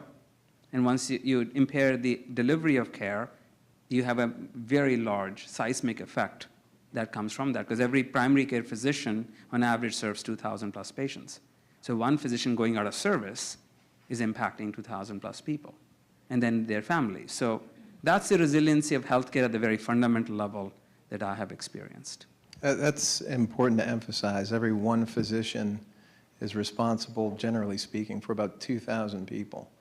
So when we lose one physician, I mean, it's a definite impact. Frank, do you have anything to add to that? Well, it's hard to add to that, but yeah, right. That's a lot. That's a lot. I'm just going to really reemphasize a couple things. It's access and availability. So access is important. You know, that's independent of, you know, is care available, or is there enough care providers available? You know, several hundred million people around the world just don't have access to basic health care at all, just at all. And, you know, and what we're seeing as well is that as a lot of the engagement models, you know, start incorporating more virtual models or pushing things out to at home or, you know, mobile therapeutics, the whole aspect of digital access becomes very important. So I think the broader access model also has to include kind of digital access or access to digital services. And then availability. I think Pradeep mentioned docs, but let's take another example of the health workforce, which is important, which is nurses. And I think nurses are a backbone of our health care and health delivery ecosystem. You know, we're going to be 5 million nurses short worldwide. And in some regions, you're talking about one nurse to pushing 100,000 people in ratio. That's a lot, right? That means they don't have availability of health care. And just in the US, 500,000 nurses are going to retire. We're going to be over 1 million nurses short. And what you're seeing is now this whole disruption because of COVID in what happened in mobility and how agencies took over. So nurses figured out, hey, I can sign up with an agency and get paid a lot more, which now put economic pressure on a lot of these facilities, which means a lot of rural facilities shut down. And so you see this propagation. So I think, you know, when you're talking about resiliency, it comes down to fundamentals. It's access and availability in all forms of access and availability. Yeah, access is definitely one of those foundational threads in what a resilient system is all about. Ellen, what do you, I know you've got some thoughts on this. We've talked about some of this. Sure. Is your mic working? Hi, my name is Ellen. First of all, I'd like to thank you for the last presentation. And of course, thanks to Gerard and Kathy and the entire GBA family. This is a great opportunity because you've moved blockchain into this talking point at cocktail parties to infrastructure, which is the most important when it comes with, of course, that I can think about. But coming down to resiliency, I see resiliency as an opportunity for similar to business continuity. It is very, very critical for us to see resiliency and security in terms of how we implement business continuity in business. Because all of the points that Pradeep and Frank brought together are things that we have to think about for the future state. And if we don't have a business continuity model built into our infrastructure, we're going to have a lot of problems in the future. The good news is that we had COVID, so we have had lots of lessons learned in order to build that. In businesses or in corporations, we talk about disaster recovery. That is after the fact. But smart people normally put together a business continuity plan. And in this case, it's life continuity, health continuity, people continuity, and economic continuity. So I'm so happy we're talking infrastructure because it comes down to all of us understanding how to apply those use cases in technology. People talk about blockchain, and I was on the Amtrak on Sunday. This very, very eloquent developer, she said, Ellen, I know about blockchain, I don't understand it. I'm trying to. Isn't that a database? So people are still thinking about it that way, but when you begin to match up infrastructure and use cases, you get it. That's all I have to say. Yeah. Thank you. Yeah, that's good. So we're touching on access. We're talking about the sustainability of a solid technical system that's disaster resistant and so forth. Heather, what do you think? What does resiliency in a healthcare system really mean? Thank you, Marquis. Yeah. And can I just say, piling on with Gerard, can this man rock a bow tie? I mean, really. Hell yeah, he can rock a bow tie. Yeah, absolutely. So thank you for moderating, Yes. and to my esteemed co-panelists. It's Thank great you. to see you again. For me, I think what I'd like to add to the discussion so far is the concept of adaptability and flexibility in our definition of resilience.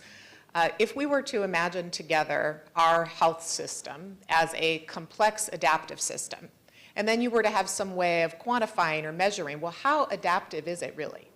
You would get into all of the points of brittleness that come at the connective tissue between different stakeholder categories, enterprises, public and private, the family, the community, the individual, the provider.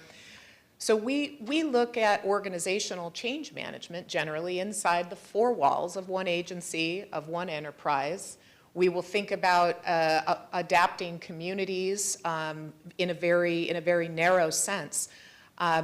Adaptability is now possible through mutualized and federated blockchain ecosystems that introduces a possibility for human health that has never existed before. This notion of resilience can be brought about because we can abstract up outside of the four walls of N agencies, enterprises, rule sets that work and optimize at an ecosystem level. We then can implement controls to audit and oversee those things. We will have unintended consequences no matter how deliberate we are about being ethically intentional. That need for adaptability and accelerating change is absolutely critical to prevent the same kinds of unintended consequences we've had in previous paradigms of technological advancement. So a resilient health system is one that is adaptable, that can become as close to self-aware and thought of as an organism in and of itself. And the infrastructure that can facilitate that are mutualized and federated new blockchain-based ecosystems. So I think that focusing on change and acceleration of change while also having guardrails that can control for unintended consequences is really, really at the heart of it. Yeah. Resilience and adaptability seem like they kind of go hand in hand, right? Thank you, Heather. Dr. Gary, Zach, you've been on the front lines for a long time, managing the teams that implement systems, and you have a very specific perspective on resilient healthcare systems. What do you think about that? Well, first, thank you for allowing me to join this panel. Oh, yeah. And I'll give my opinion from a user perspective, from a patient being in the OR on the operating table, and how do we build resilience into the system using this technology for a specific case. I've observed hundreds of surgeries, trauma surgeries with orthopedic surgeons. A lot of times they have the implants right there ready to be implanted, and it's not the right implant, or maybe there's a screw missing. And right away they have to look in their inventory, look into the system, see if they have one on the shelf. And when they go down to get the device, it's not there, but there's 5 in the system. They're somewhere else at another facility. So, blockchain, if everything's connected and there's integrity and trust in that system, you could distribute those products and those implants more effectively across the system. Now, what happens in a case like this? Well, the patient's cut open, patient's under anesthesia. Patient needs to, they're not going to close the patient up and wait, oh, we'll do the surgery tomorrow. It's going to happen. So your cost will increase, of course, because your patient is on that table waiting for that device to get the right device. Yeah, costs will increase, the risk to the patient, right. Exactly. So I've seen this happen time and time again, and these physicians come to me because I'm in IT, please help me. They're asking me, please help me. Please help me be a better doctor. Help me be a better physician. And what they need is the data. They need this accessibility to data. They need the analytics. They need access to these databases and to these analytics so they can make better decisions and build resilience into the system. Because what are we here for in healthcare? For the outcome, for the best outcome possible. And that's our goal. And that's where I believe we could use technology like this to build this resilience. Yeah, that's a good point. Accurate redundancies, dependable information, that's the stuff of resiliency that you're talking about, yeah. Absolutely. Right on. These are really useful context points to keep in mind when we talk about resilience in healthcare, because everybody in this room has been or is going to be in our healthcare system, and it's important to figure this out. So when we talk about resilient in healthcare, or I'm sorry, resilient, secure health systems, in your opinion, esteemed panel, what are the key components of a system, and we know they can be varied and disparate, that need to be appropriately managed? The key components of a resilient health system that need to be managed so that you're sure that it's resilient. Ellen, I'd like to start with you because we've had some conversations. Great. Through my research and understanding technology architecture, normally you'll say people, process, and technology and be done with it. And then at a certain time, we talk about compliance and regulation built on top of that. But there are 6 key components that I've come up with, and of course, not me, but the world. We talk about a healthy workforce. And what do we mean? I think my colleague talked about nurses and doctors and having those individuals. And if you were architecting or you were working on a strategy, an infrastructure for blockchain and security, you will consider that in your documentation or your strategy. Then you have service delivery, that's logistics. Telemedicine, medical devices, and those pieces have to be delivered to the end user or the end doctor to be able to do the surgery. Then you have the health information system. Imagine having, he talked about blockchain. You know that health information system, and it's not just the blockchain technology. We are talking about, I mean, we can call it digital twin, we can call it mesh, but if you understand the technology as an infrastructure, you understand there are a couple of other technologies under AI that we will need to implement to make this beautiful blockchain work perfect, right? And that's a combination of maybe AI, ML, sensors, and other devices within the architecture design. Then we have financing.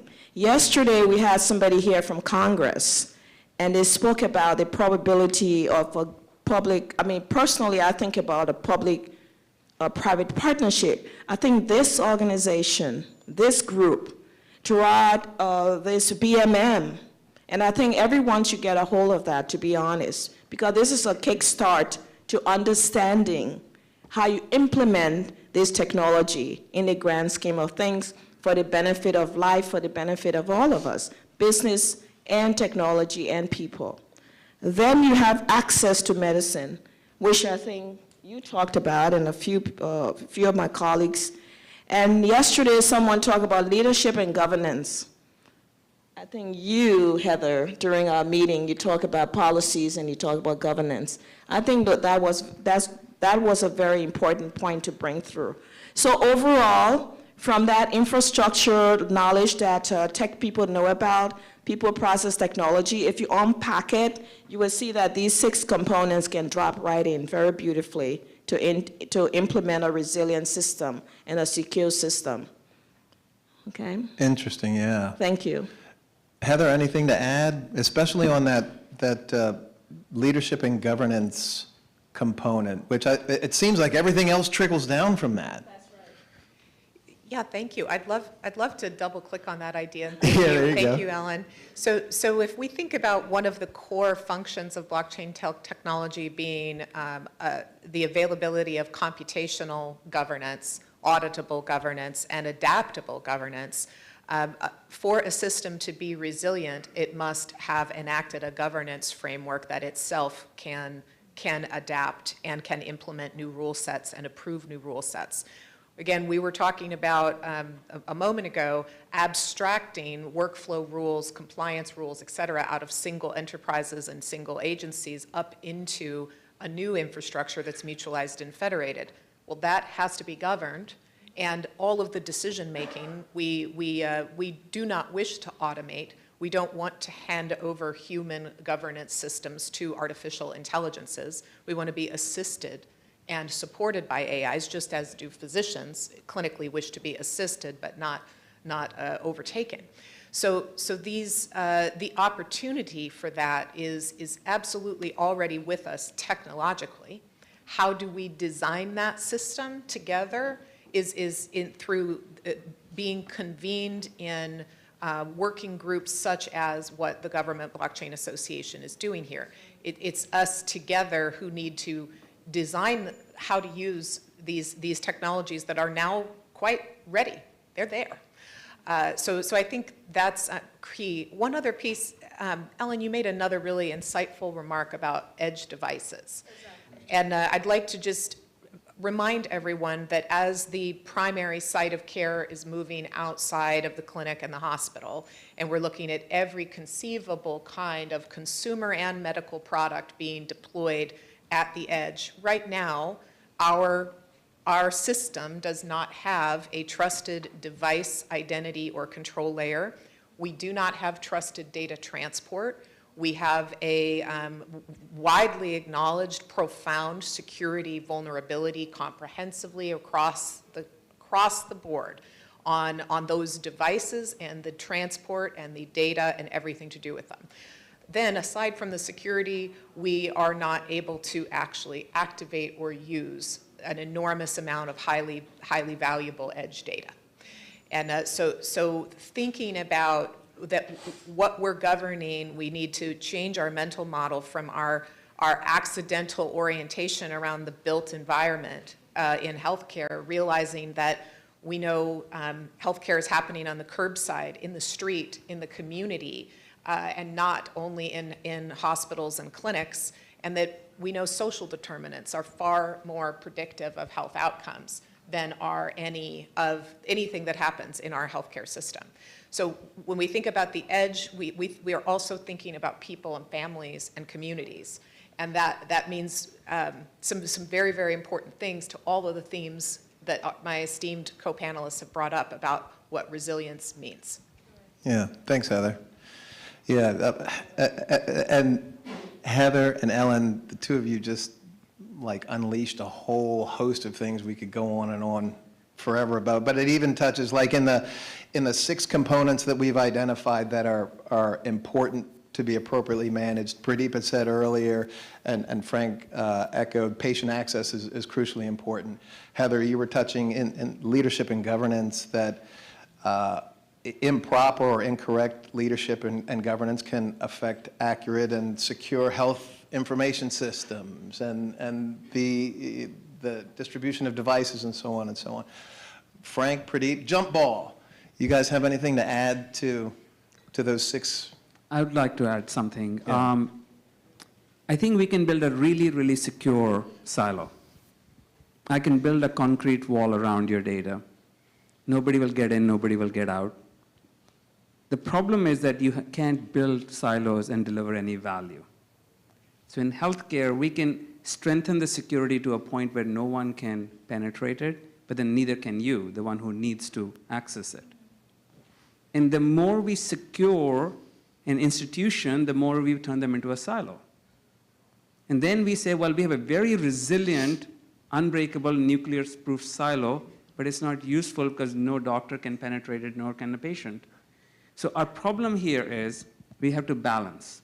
Interoperability between organizations is the foundation of healthcare. Between institutions, between patient, between doctor, with specialists, with pharmacists, with lab, with the employer, with your TPA, with your government agency, your Medicaid, whatever, NHS. So here is our challenge. We can build very resilient systems in isolation. How do you build them in collaboration where they interoperate? So what Heather talked about, which I totally agree with, we need flexibility. When you drop a bowl of glass, it shatters. It's not flexible. You drop a rubber ball, it bounces back. Why? What's the difference? The physics of that is that the rubber flexes and the glass doesn't. So we need to, if you're going to talk about resiliency, you have to talk about interoperable systems that are microcosms of healthcare delivery that are tied into a flexible fabric. Because you can have single node fail. Guys, things happen.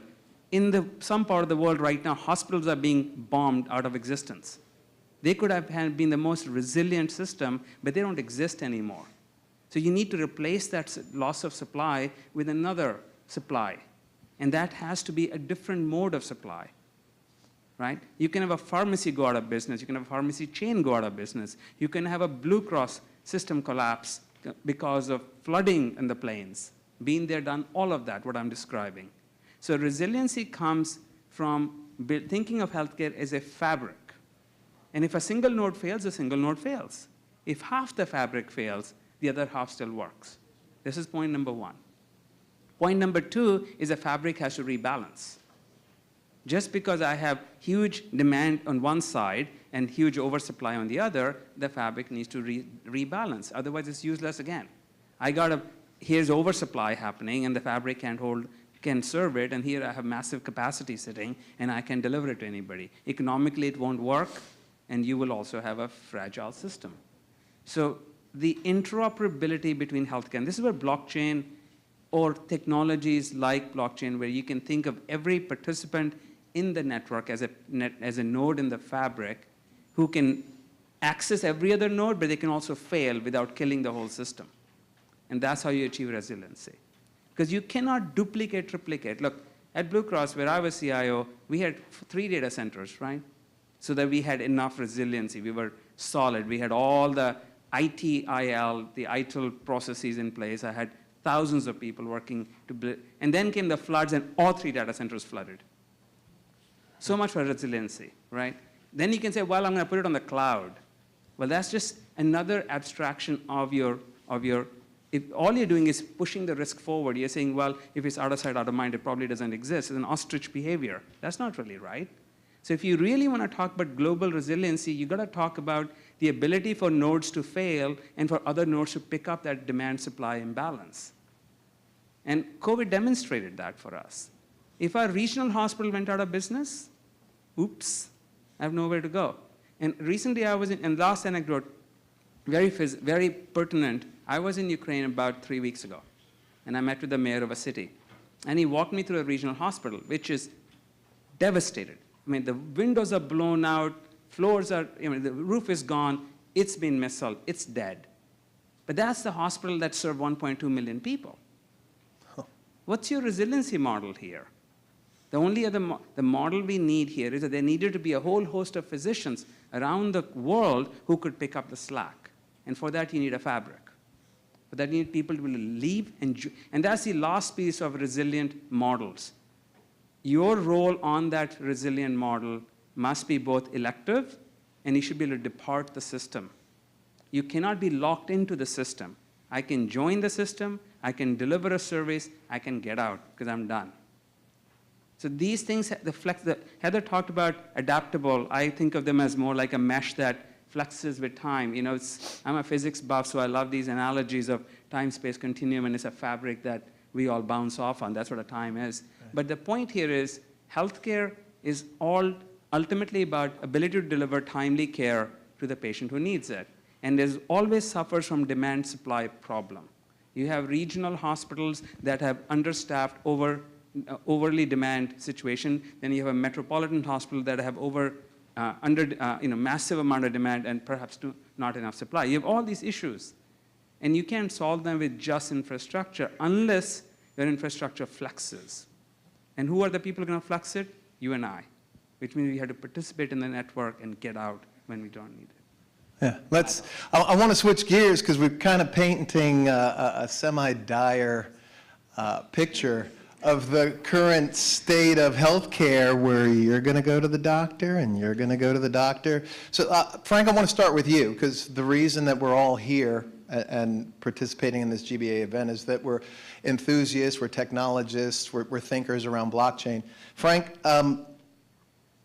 from your perspective, how could blockchain technology be useful in creating or contributing to the resilience of health systems? Well, thanks for the softball question. I appreciate that. It's the question you were born to answer. Well, I'm going to tie in a few things that were said earlier. I mean, we had a lot of conversations about digital identity. Yeah. I mean, what's the ultimate goal in a healthcare space is get the person-centric healthcare, right? Make it about a population of one and how I engage with that one, be it precision medicine, edge diagnostics, whatever it happens to be, it's population one. The current systems, I don't care if you're here or around the world, are still geared to encounter mechanisms, right? Patient encounter. I'm sick, I'm going to the doc, or, it's about kind of playing the law of averages and making that relationship between the payer and the provider more efficient. The patient just is kind of an afterthought, more or less, right? Don't take that as a general statement in terms of how all the current systems work and how they're structured. Even all the EMR systems is about, I'm going to deliver service, but then how am I going to get paid? Right? So if you go back to this notion of identity or our own digital selves and digital personas, which is where all this metaverse is going, who's going to own that? We should own that. So let's start there and kind of work back. What are the three fundamental problems that we see? And I'm going to attack this from a data perspective. Is one, there's an explosion of data. We all understand that. 2.5 quintillion bytes of data are produced every year, 2.5. So that's billions, million. So whatever, it's big, right? And about 30% of that is health-related data. Unfortunately, too much of that data is focused on compliance and not improving care. And so what happens is we see now this whole industry of data brokers emerge that create billions and billions of dollars in market cap but don't really help us any. Might help the pharma industry make more money, but they're not helping us. The second aspect to life is, when we talk about this data explosion, is the fact is our data is being abused. I mentioned it a bit ago, but health data is one of the most valuable pieces of data on the planet. Hackers focus on it. You see all these ransomware attacks. But also, in terms of data about us, is being used in ways to help other things get monetized and not necessarily improve our health. So I think we got to deal with that. And then the third aspect, and now I'm going to draw a blank, right? So, data abundance in terms of our data is being abused, and now we have to deal. With just general access again, right? So when you take a step back and say, where does blockchain fit in all this and creating resilient infrastructures? One, I think you can transfer this to truly a person-centric model if we're able to own and control our data. So what's our challenge? We're challenged to create a world of connected data where my individual rights and data ownerships are respected, that we have shared incentive models, and there's a trust fabric underneath to allow us to interconnect and deal with somebody on the other end. And I don't care if that's me going to a new doctor and sharing my data, or if I'm in a virtual situation, or me as an extension of myself and my own digital DNA, being able to use that to help create my care pathways and help my pathways, or help build better health workforces. I know the third one now, I forgot, is intelligence is underused. How did I forget that? We spend too much time on the whole aspect of these super AIs and how they're going to kill the world. But the reality is that we're not going to mint enough healthcare professionals to deal with everybody on a personal basis. So it's going to be an augmented world. And how do we do that? How do we do that in bleeding more intelligence out of the data to build a healthier life, to build a everyday, all the time engagement model? All these things are part of blockchain. And I know they've been theoretical and people say, hey, we need to do this. But we've been actually doing it. We've been doing it with pharma, in the pharma space. We've been doing it in unifying data across lots of data sources and state data exchanges. All this is very possible to create this resilient fabric, but it starts at that level. I mean, there is no such thing as pure perimeter security. So being a cybersecurity guy a long time, when you take pure perimeter security, I'm going to echo what Pradeep said, you lock yourself away, great, nice. So Gartner has this whole market called privacy enhanced tech. Interesting in that they don't talk about blockchain. It's interesting fact.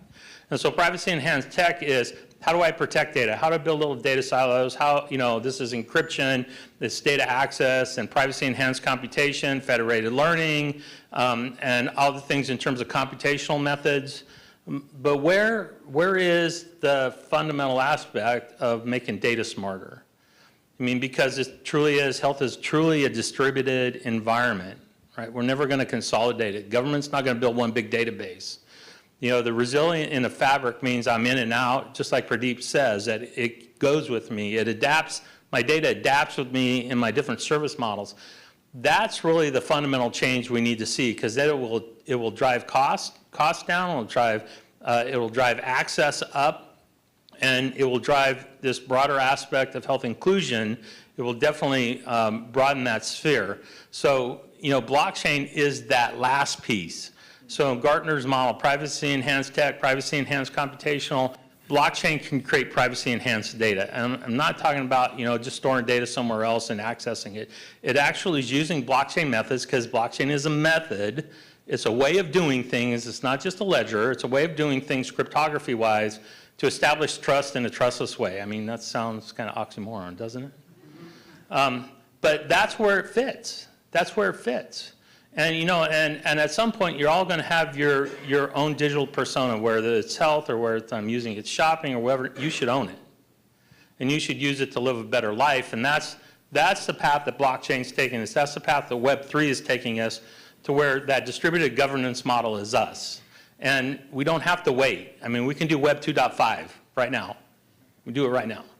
So, and there's active use cases. Wendy, raise your hand, and I'm going to shut up. So Wendy is our Chief Scientific Officer, just wrote a book called Blockchain in Life Science, has a lot of practical approaches to implementing blockchain in life science, and by extension in the health space. What health hasn't done, though, is we haven't got on the crypto craze, right? What's the economic model in the crypto craze? But who cares, right? We're through the hype cycle. We're in the early stages of the adoption and maturity cycle, and now that's us to implement. on a broader basis, real practical use cases. And, you know, we got a list of them, and I'm sure other people have a list of them. So it's going to take us all, right? The fabric is all of us. It's not one company. I don't want a health meta. Sorry. Yeah, yeah. Hey, and that sounds like a call to action for collaboration between organizations trying to solve for the same challenges. Briefly, because they're going to give us the hook in a little bit, because this really should be a healthcare conversation for all day, but just one or two real quick questions. Heather, did you have anything to add to maybe what you see as an efficiency that blockchain can bring to kind of solve this kerfuffle and where it's heading? I know that Equidium Health is working on a lot of really important initiatives. What are your thoughts? Well, thank you, Marquis. And I know we have to be quick. I want to first just say, Frank, amen to everything you had to say. Just, you are so spot on in my opinion. I'd like to double click on a theme that you brought up about making data smarter and AI and the convergence there. So there is a if you're not from the healthcare and life sciences industry, and I imagine, how many people are from the healthcare and life sciences industry in the room? Okay, so a tiny minority of you. Yeah. You may be unaware that there is a very, very big problem about artificial intelligences that have been trained and deployed into production throughout our health system on data that is not representative of the total population that the AI is intended to serve, and then deployed without clinical validation. And it sounds maybe shocking that that would be the case. It was an accidental, inadvertent factor. But it's been well established that multiple artificial intelligences acting in our health system today can, in fact, unfortunately, further institutional racism, all kinds of bias. Realize you're training artificial intelligences on data that underrepresents vulnerable populations in many categories. There is no possibility, there's no computer science magic that can fix the absence of core data to train AIs. This implicates a new way that needs to be found to access vulnerable populations and engage them, and new mechanics that need to be put in place to retrain models that we know today are not producing generalizable results, and retrain them in a way that results in trusted, ethical, and explainable AIs, then deployable on infrastructures that can provide appropriate controls and adaptive, flexible governance. And these right now, today, there is not a clear pathway on what you would do about that problem. But we, myself and others and partners and colleagues, see a vision for blockchain technology in healthcare that can address that rapidly. Good. All right, in closing, just one more question. 1 or 2 sentences, everybody. We'll do round robin. Too big to pull off. He could pull me off, maybe. No, you're bigger. Not even close. That's right. All right, really quick, I want to kind of get the altar call out of the way. In 1 or 2 concise sentences, what message would you like to leave, not only with regulatory and compliance policymakers, but with aficionados of blockchain, the inventors that are in the room, about the importance of blockchain technology in creating resilient and secure health systems, and how everybody can get involved to move the innovation forward? Pradeep, just 1 or 2 words. So I think building upon the theme of resiliency, in my mind, blockchain will inevitably lead to, or should lead to, fabrics that we can participate in at will. Patients and doctors and all care providers, nurses, pharmacists, can join and leave that network based on their will and need, will give us better resiliency than any more silos that we can conjure up today. Thanks, yeah. Frank, what do you think? Oh, I think it's all about collaboration. I mean, we have multiple dimensions as people, our financial, our health style of life, where we live. All those things kind of go together, and we see this convergence in the blockchain space on how to build on the fundamental protocols that have been successful and add to them to create solutions. And I think it's solutions around a person, and that being, let's collaborate on what that person identity looks like and is transportable across that fabric. Thanks, Frank. Ellen, what's your last word? Sure. We need to have a public-private partnership, a real one, such as a private partnership like this organization.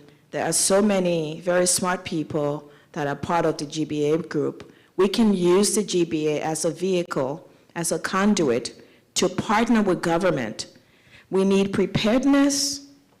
We need to have early warning signs as to some of the problems that might come up down the road, i.e. COVID or any other diseases that might be global. We need real-time surveillance. We talk about technology. We need adapting the new technology. We need investment in new implementation of technology. And the way we do that, who has the biggest buck, is government, partnering with us in this room to make things move forward. This organization is the best, in my opinion, and I've been all over the world. I've been to South Africa, Copenhagen, Milan, everywhere, and I see that government, with the help of a group like this, like the European Blockchain Summit, this group is the right place to be able to help government to move this forward and fast. Yeah, Thank agreed. you. And Ellen could have started with the money, right?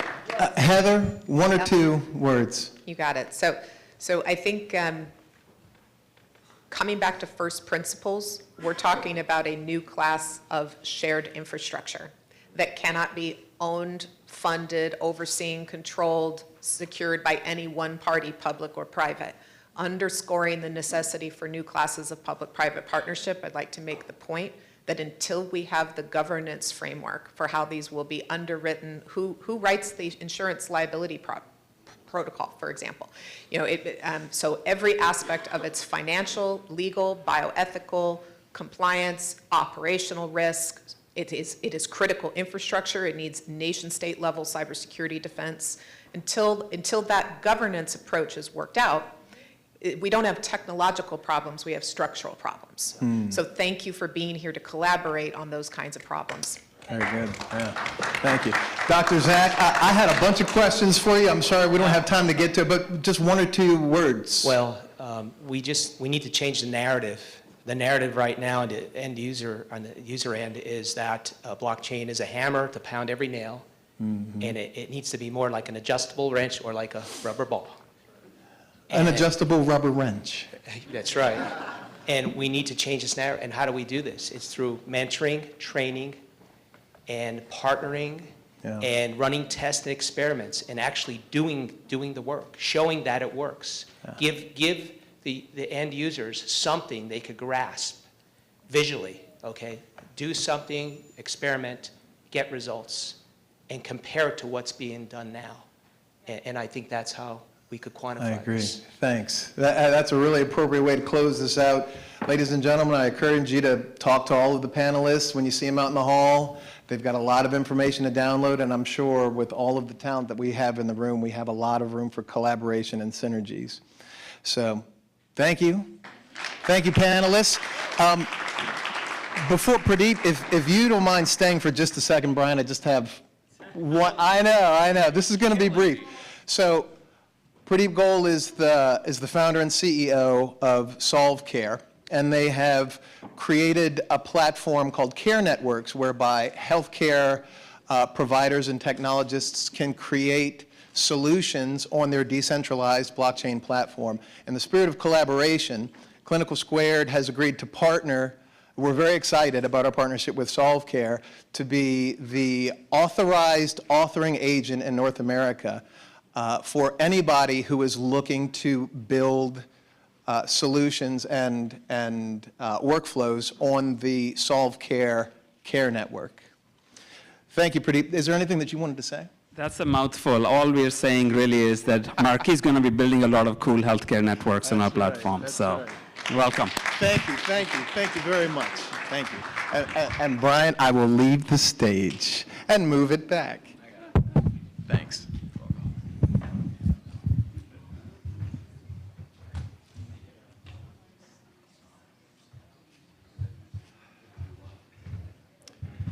You know, there is a certain joy in knowing all these people who come up here because it's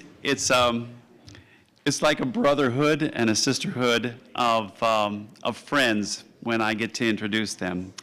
But for our next one, I also consider him a friend and part of the Brotherhood of GBA, is we're going to have a panel, and it's going to be on resilient transportation systems, and it's going to be moderated by Silvio. Now, he is the vice chairman of Smart Florida. Silvio is also the founder and CEO of Lagos Capital, and it's an impact investment firm with operations in the U.S., Latin America, Africa, the Caribbean, and Asia. He also leads our GBA Florida chapter. Silvio?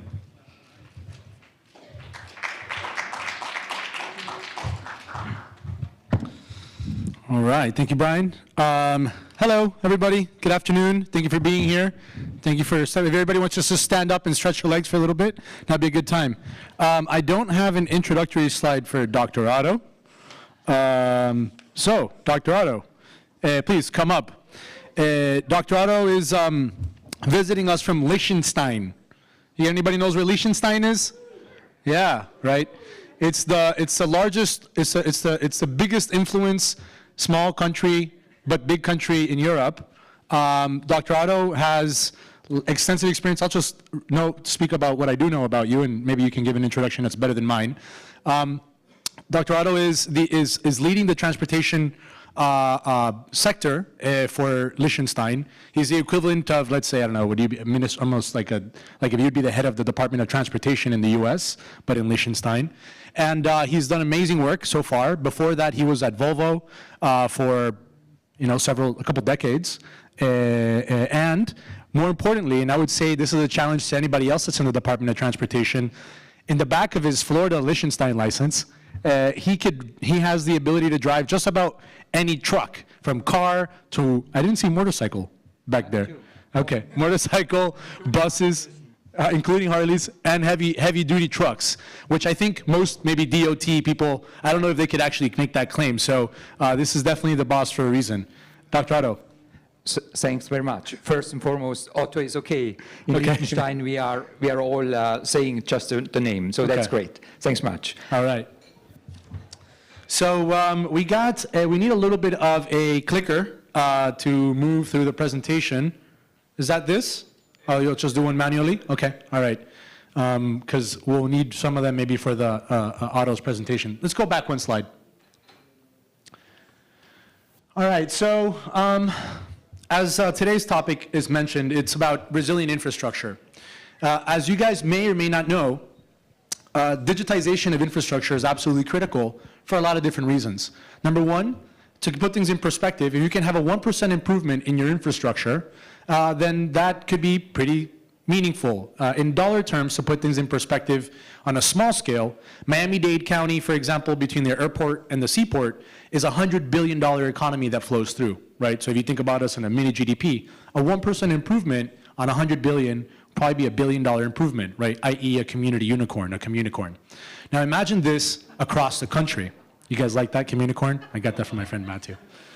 So putting that in perspective, right, transportation and logistics is also something that we know is essential for everything from food security to emergency transportation to logistics like we just experienced during the pandemic, right?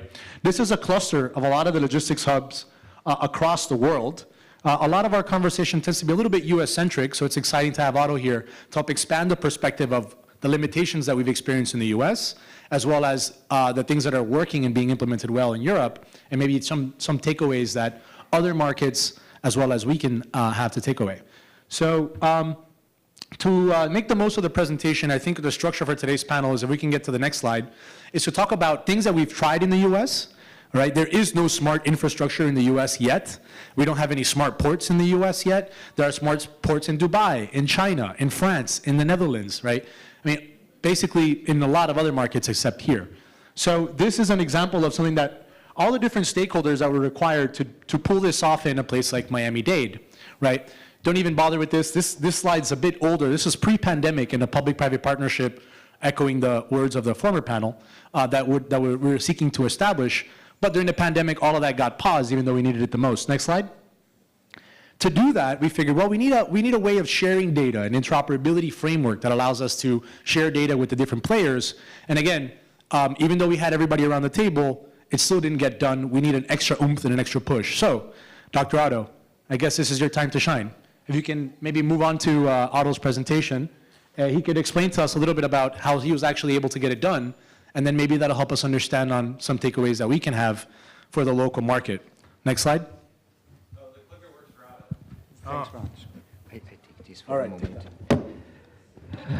Thanks very much. First and foremost, also a warm welcome from my side.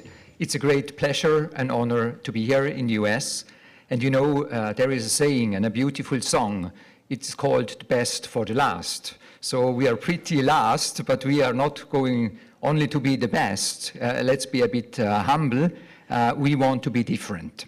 Different in terms of bringing another perspective. We had a gentleman here from India. I've traveled 7,000 kilometers to come to the US and to bring a bit the European perspective.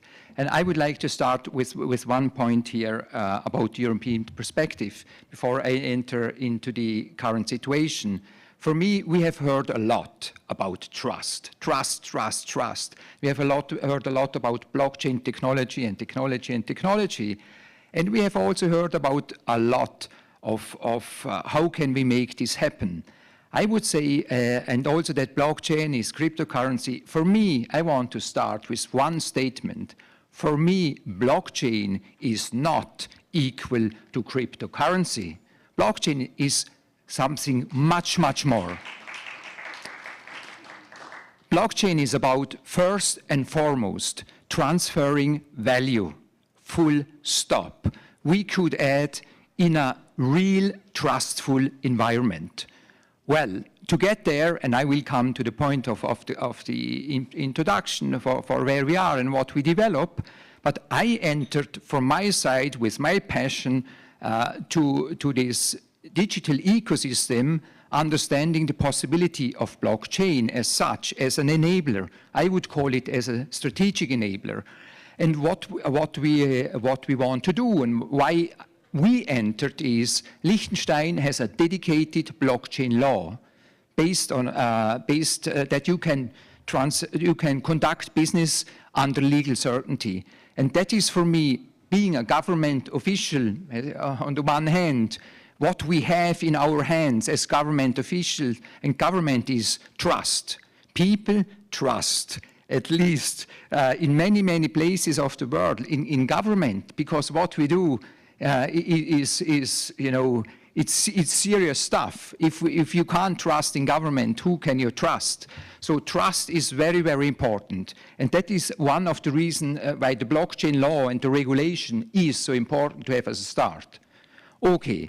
Now, I would like to share a journey about, we have heard a lot about private-public partnership, and Liechtenstein has joined forces with Swiss colleagues on a private-public partnership, which I would like to show you very quickly.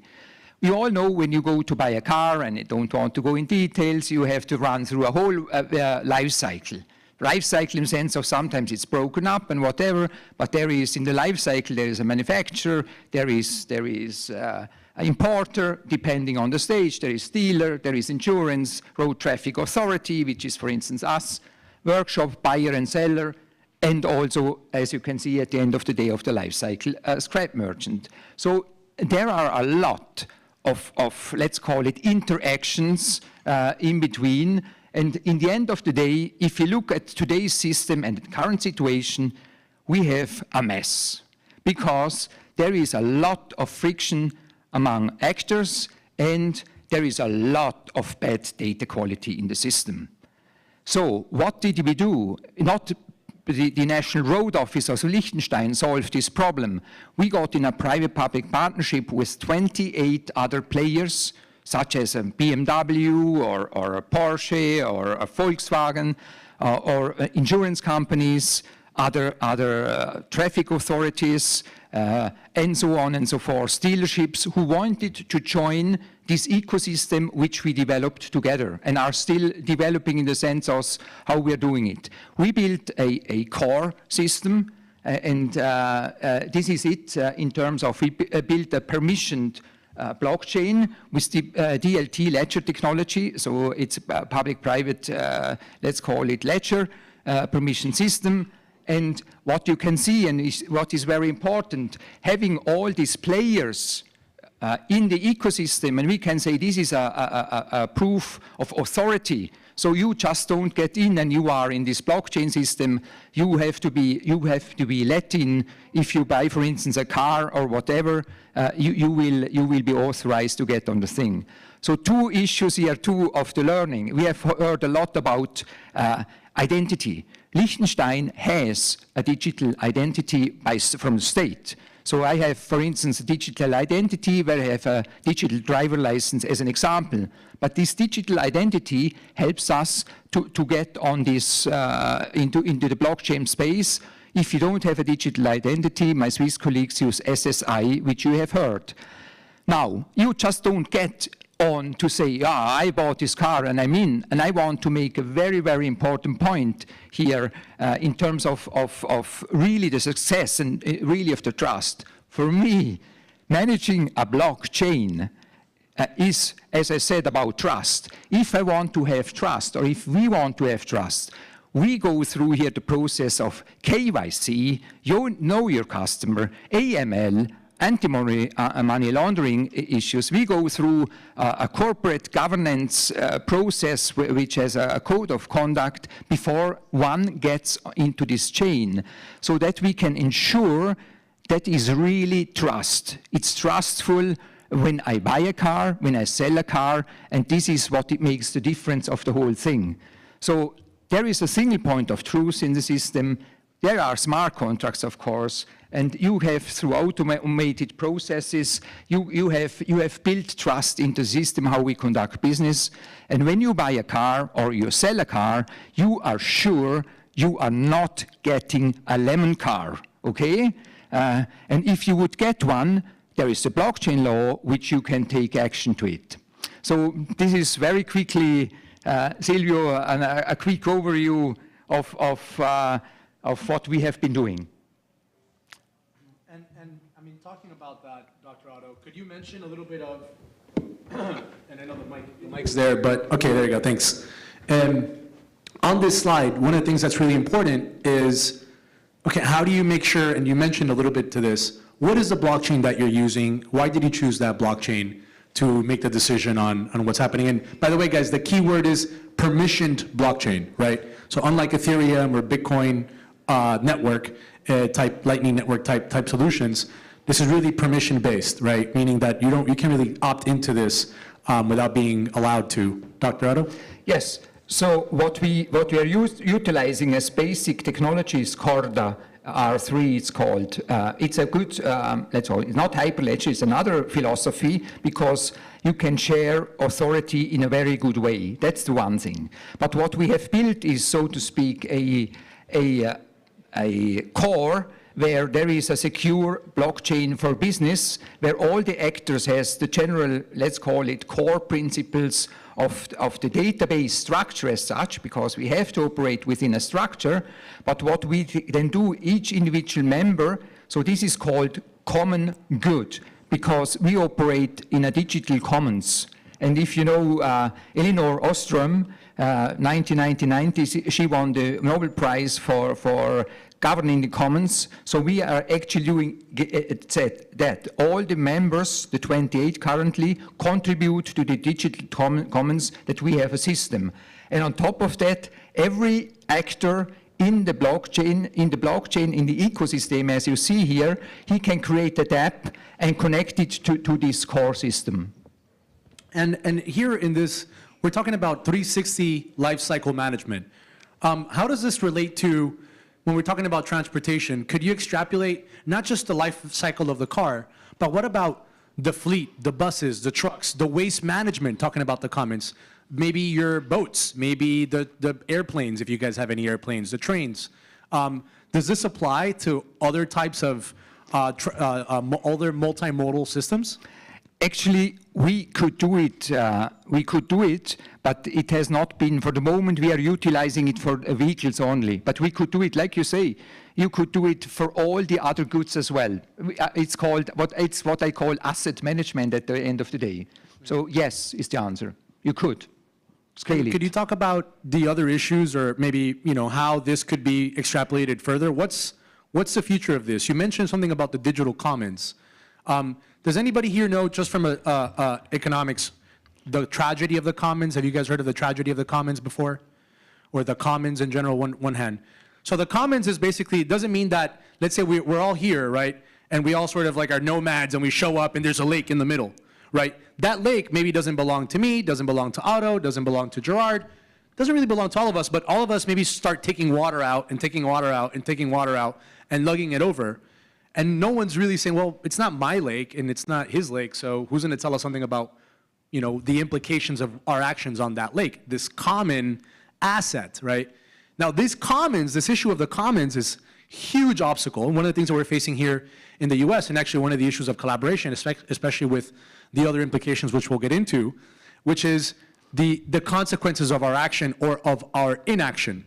Typically, in the US, for example, the federal government regulates things that are, let's say, in the a certain amount of miles offshore. Then is the state governs other things that are a little bit closer to the shore. Then it's maybe the city or the county, depending on where you're at. Or maybe it's a federal agency like the Environmental Protection Agency, which just got its legs kicked out from under it. That's a whole other conversation. But then you had the Environmental Protection Agency, for example. Now, these groups are meant to try to protect the commons, the ocean, the lake, the forests, the mangroves, the parks, right? These sort of natural capital assets that belong to everybody. Now, Dr. Otto's mentioning a digital commons. Not just do we contribute to the physical commons, which we'll get into, but the digital commons. What was that like, getting the stakeholders together and the concept of a digital commons and the policy of a digital commons? Could it be applied to physical goods as well, or what was that process like to just get everybody on the same page for the commons? You explained the commons, and the tragedy of the commons and the commons per se really well. Thanks very much for that. And also, of course, your question, I can answer yes. It functions. It is okay, but you need some principles. It's like you described. If you take only water out of the lake, it comes a point there is no water. So the guys in our ecosystem and the members of this association, it's a consortium, which is a non-profit, by the way, we committed whoever gets into the consortium, he has to adhere to the digital commons approach. And that means every member has to contribute with its share to the digital commons of the basis of the structure. And that is one of the guiding principles to make this happen. And of course, and I come back to your point, this is a kind of a polycentric organization. It's co-creating, it's evolving, it's all the things which are cool to have to be successful of the future. But I think here one of the most important issues is that everybody cares for each other. And we have developed, so to speak, a distributed mindset culture. And I think to make it happen, this digital common, you need to have this digital mindset culture. Like, for instance, if Audi or Volkswagen or Volvo is talking to each other in these digital commons, they have to have the mindset that we share and we want to do this for the good, that the whole vehicle life cycle management works well. And I know we have only a few minutes left. I don't know if we could request an extra 5 minutes just to get into how we make the sausage here, which I think is really key, so everybody has a takeaway on a playbook that was really key. Could you talk about when people had to contribute something to the commons or the digital commons or agree on this? How did you operationalize talking to every stakeholder to get them to agree to a public-private partnership?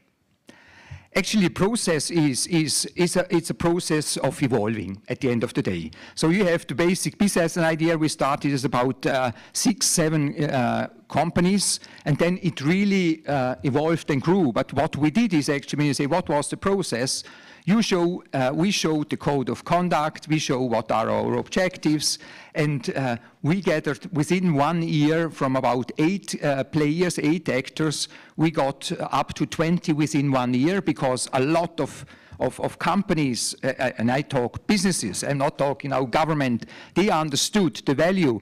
If we conduct a business in the ecosystem, for instance, if an insurance is in, or 2 or 3 or 4, or a financial institution, financial services, they can all profit in these digital commons. So we really proved that the investment for one company and for the time and for the experience, it would be much too high, especially for us as a small country, as an example, but for many other as well. So the point here was, it really, here it's not 1 and 1 makes 2, 1 and 1 makes maybe 10. Right, synergies of that. That's a great argument, and it's something for everybody to consider, both on the public side, in terms of investing their limited resources, as well on the private side. Now, what about the future? What are challenges that you see in the future, or opportunities for the future of reapplying this technology? Could you talk about sustainability or the path towards net zero? And I mean, we know at least in places like Miami-Dade, transportation consists of more than 50% of all the greenhouse gas emissions. Can you touch on this? I think, and this is a slide for that, and you are spot on. One of the biggest challenges for this decade and the decades to come is actually decarbonization, and also, of course, the climate change and what does it bring with it. And to say here a word, of course, we have to move towards e-mobility. Fossil is definitely out to save the climate. We have to move to biofuels and alternative fuels, and of course, especially e-mobility. E-mobility can also be hydrogen and things to come, so which needs to be considered. And for this, I think we need to have an e-mobility concept, and we are running out of time here, but we have some thoughts as well to have an e-mobility concept and a circular mindset and ecosystem where we can bring, let's call it, CO2 and CO2 footprint down to earth and show, you know, what makes sense when you take the distance per mile, when you drive a kilometer or a mile with your car, then it's about really to have what we call a true and fair pricing approach and an integrated approach. But that is a bit where it goes to, and maybe finally, of course, and I know that is one of your favorite, it's the vehicle, the car-to-car was the technology. Go to the last image, the V2G. And we have, of course, one of the great things is what is underway is the V2X. Car stands for, C stands for communication, and V for vehicle, and 2 for 2, and X to everything. So I think this is really about for the future of shared economy, for the future of CO2 footprint, for the future that we are getting to a better planet and more sustainable, for how we utilize mobility. And just to wrap up, so we can get off here and open up the space, what's a call to action? How can people like myself or folks in the audience contribute our part in our community to making this a reality for public-private partnership, for decarbonization, for smart mobility?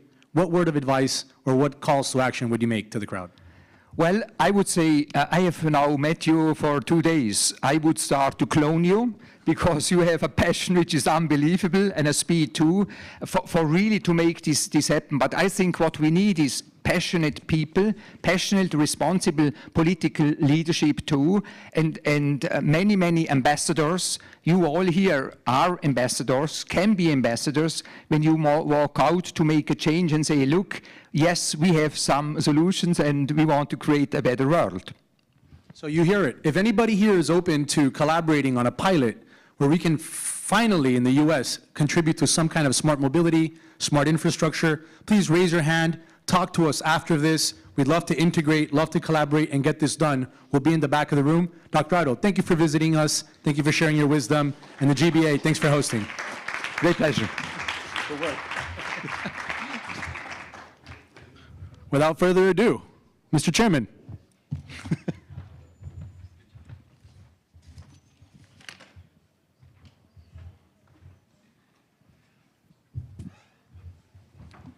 So this brings us to our final panel of the day. And this is going to be a panel on securing IT and supply chain. It's going to be I believe, a conversation between Eugene and his panelists. Immediately after that, though, which should occur in exactly 22 minutes, what we will do is have our final comments. So we're right near the end. Just hold on a little bit longer.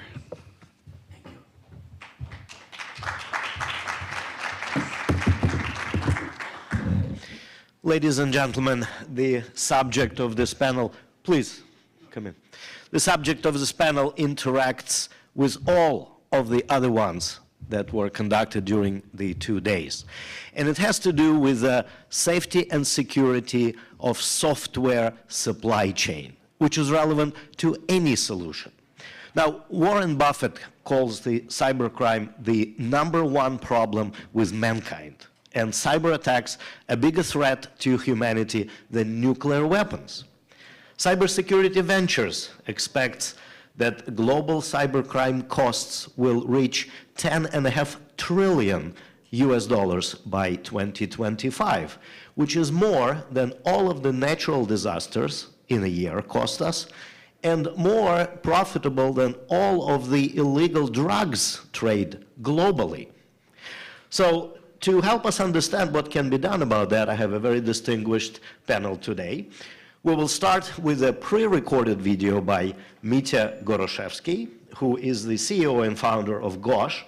By the way, he speaks 5 languages and is a citizen of Israel, and also CTO and founder of EverX and chief architect of Everscale Network. I also have here Kevin McGrail, also known as Cam, who is a cybersecurity expert and a cloud fellow at DITO Web, and is a Google Cloud Security Partner of the Year. We also have Alex Joule, who is the co-founder of Rome Blockchain Labs, originator of Global Research and Development Consortium, building next-generation blockchain technology focusing on DeFi. So if we can please start with Mitya Goroshevsky pre-recorded video, and then we'll talk about it. Hi, my name is Mitya Goroshevsky. I'm CEO of GOSH, and GOSH is a community project that do 2 things: securing software supply chain, helping companies to deliver their software from the start of their development up to the end user. And second is helping open source project to with the tools for decentralization and the management of their open source repositories as a community, and you know, all sorts of tools around this. Today I want to talk about 2 things, actually, about the GOSH itself and about the GBA group that we have created for securing the software supply chain. As you may know, on May 12, 2021, President Joe Biden signed Executive Order 14/028, sorry. And in that executive order, among other things, calling for integrity of the software supply chain, and then the NIST, National Institute of Standards and Technology, issued a set of recommendations around this topic. So in this group, we're actually about to analyze all this and provide the ways to help government organizations securing the software supply chain with the blockchain. And we believe that the blockchain is the best position to do that. So today I'm going to talk about why we think so, what are the particular reasons for this, and what we're doing in GOSH to help you with these things. So GOSH stands for Git Open Source Hodler, and of course it's a Git, it's a full implementation of Git on the blockchain. And obviously open source here is because this is an open source project itself, and open source blockchain, open source Git implementation, but also it helps, empowers open source projects to manage their repositories with these new tools. And hodler, of course, is from hodl, which is an acronym for holding cryptocurrencies, which basically puts it into the blockchain domain. So what is Gosh? Gosh is, apart from being a blockchain and Git implementation on chain, it helps to manage developer credentials, so like developer signatures and everything, and you don't need to have separate tools for all of that, layer of cryptography, because blockchain is a layer of cryptography, which is provable and quite secure, as we see in the last more than 10 years of blockchain existence. Now, and then what we're doing on top of that is we're taking this and bringing that up to the layer of the software delivery. So we're securing the whole supply chain from the place where you store your source code up to the place where you deliver that to the end user. We're doing that with cooperation with Docker, and Docker containers is the most popular way to deliver the software to your either cloud infrastructure or to your end user. And we create that process via creating immutable artifacts, as I will show you today. And these artifacts are also stored on the blockchain. And because they are stored on the blockchain, they are verifiable and they are immutable. So securing the software supply chain requires trusting many components, a lot of basically points of trust. You need to, and you do understand that at every point when you trust something, you need to secure that, because you cannot just trust. You need to verify that it's secure. So everywhere and every point in the process of the software delivery, from the software creation, storing and managing the source code up to the delivering it via whatever your DevOps process is, you have this trust points, and so it is a mess to secure them all, unless you can create a layer which by default securing most of them. And this layer, again, is a trustless layer of truth, which basically does three things. It's a trustless execution environment, so you can execute scripts, you can execute programs in the blockchain in a trustless way, and then provides the immutable execution logs, because it's not only that it executes this, it also writes the execution results and the fact of the execution. It's written in the log. And this log by itself is immutable, and it also has an immutable time, which is very important, because it's the only solution which provides you with a log, with a time log of the events, which is immutable. And then you can, based on these two things, you can enforce rules which will be verifiable, computational rules around the things, objects that you put in this layer. So again, why do we need to secure the software supply chain? I think it's, well, you probably know that every day we have problems like with security, and a lot of these problems relate to how we handle the software itself. So we have like, starting from the development process, which is very hard to track, because we cannot trust the end user computer. We cannot trust the developer computer, because the developer computer can be hacked on a level the developer doesn't even recognize. And when if this computer is hacked, then the whole development environment is leaked. Now, then there is dependencies, and so if it doesn't need to be that your lead developer, for example, has a problem with his computer or her computer. So, because her computer we can kind of, we can manage, but the problem is that we are using many libraries and software, other people wrote, and we cannot go and trust every one of their environments. It's very hard to do. We have malicious scripts. So when we have a software, let's say we secure it somehow, then we want to put it to deliver that. And this is done by scripts, and the scripts usually they leak information, or they just contain bugs. And by having bugs or malicious code in the scripts is as dangerous as the bugs and malicious code in the software itself, right? So the traditional centralized approach is that centralized Git storage is, well, it's not secure by nature of it. It's not censorship resistant. And more code you contribute into this, the less secure it becomes, because you just create more and more entropy. So what Gosh does is trying to help with this process by introducing, first of all, Git implementation on blockchain, where, as I said, all the operations, commits, transactions, trustable, traceable, transparent, and encrypted, and they're also attributed to developers. So we know that by their signatures, they attributed to particular developers. Then, of course, the code is stored in a decentralized blockchain, so we know that nobody can actually, like Pagels, it's called, insert something like that. Because if you store it even on your server, and your server got hacked, there is no problem to just insert anything in your code, and then to recalculate hashes, and then we will work just fine.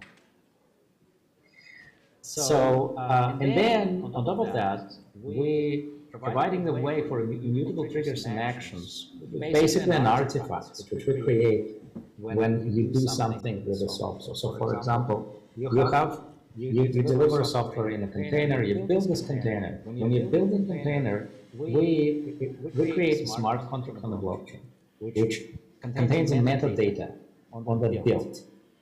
And this metadata then can be verifiable against other builds, it can be verifiable, it can be also, like the action can be created based on this artifact. So when this artifact appears in the metadata, other smart contracts or other scripts can read from that smart contract, and they will know they can trust this because this is immutable, because it's on the blockchain, it's executed on the blockchain.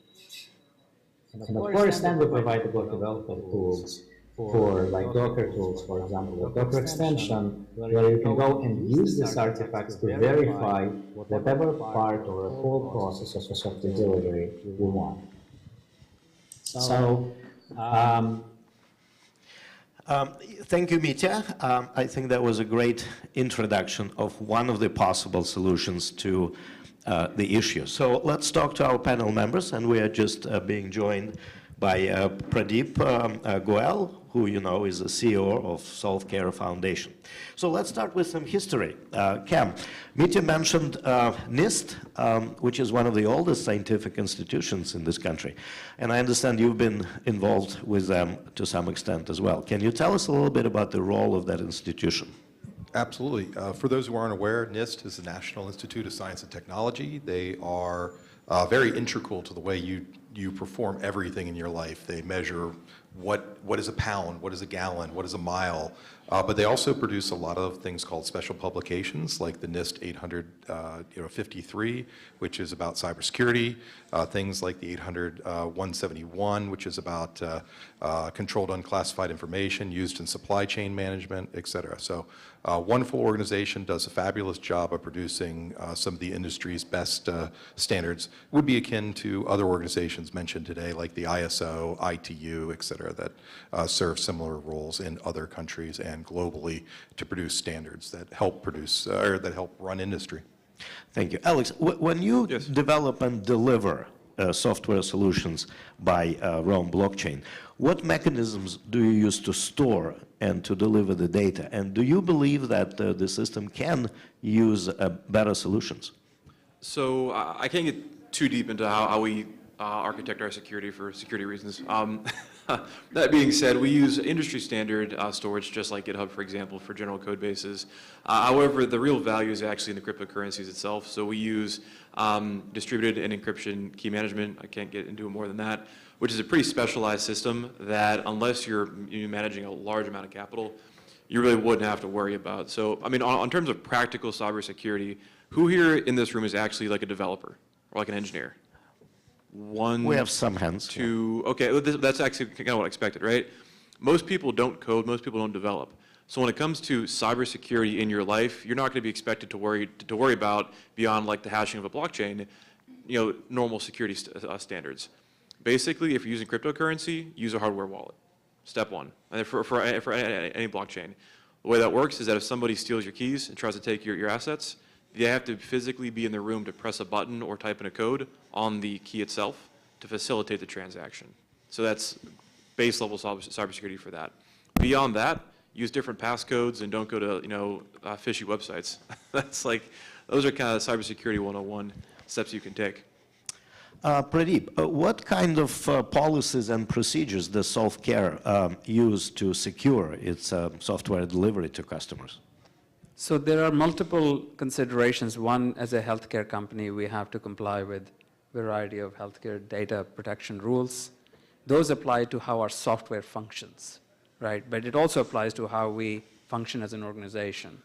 So people talk about HIPAA a lot as if it's it's a consent-driven right to use patient information. It is. But there's also a whole lot of obligations on the company and how you write software and how do you protect even the things like what areas of your building are accessible. So HIPAA is an operational set of rules as well as a IT set of rules. So we have to comply with that. And then because we function in many countries, you have different rules in each country. But really the benchmark here is HIPAA high tech. If you can meet those standards, you tend to comply with every other standard. So internally you have rules like the desks need to be aligned in a way that people cannot glance over your shoulder because that would violate HIPAA. You can't do that. You have to isolate people so they have guarantee that nobody can look at their screen from behind the back. Access to facilities, how you retain the data, how long do you hold it. So those are all standard rules. I think they're similar to most industries, but HIPAA is prescriptive on what you must do. And they're all good common sense things. Thank you. Cam, what's a cybersecurity framework control and how should people use it? Yeah, so cybersecurity frameworks are things like the 853. A control is really just a fancy name for a rule. It just says, for example, in HIPAA that, your desks have to be aligned so people can't shoulder surf. That's a control. And meeting that control, you generally would show three things we call artifacts. You would have a policy would be artifact number one. Policy says, desks shall be protected so you can't look over somebody's shoulder. Procedure would be how that policy is implemented. So you might show, for example, construction drawings that show that barriers are built behind every desk or cubicles are used so people can't shoulder surf. And then you would demonstrate how this is done in a third artifact would be an example. So controls are really how to break down the tasks into small achievable goals to try and to make things more secure or meet a specific goal. Thank you. Now, many people in this room are vendors or suppliers to government, and for many, it's important to understand what a CMMC is and how to apply it, how do people prepare to become suppliers, let's say, of Department of Defense, for example. Can you also share some thoughts on that? Yeah, so, CMMC is actually a really good thing to think about from supply chain. It's a DoD requirement that's coming into force, hopefully fairly soon. But it's about supply chain, and it builds on things like the NIST 800-171 special publication that I mentioned earlier. But it's really about, thinking about your supply chain. And, when you're at something like a blockchain conference, everybody knows that you can use blockchain to do verifiable, irrefutable databases of information. But supply chain comes down to the basics. What is your bill of material? How is your both your assets, both vendor-wise and your products built? What's in them, and how can you verify that information, and how can you verify it correctly so that, if I sell you a laptop, I can tell you every single piece of equipment that's in there, every person who touched it, and perhaps, like for example, verify the country of origin for all of that material to make sure it meets a specific use case. And CMMC basically does that. It's a cybersecurity maturity model certification that will be required by the DoD. Thank you.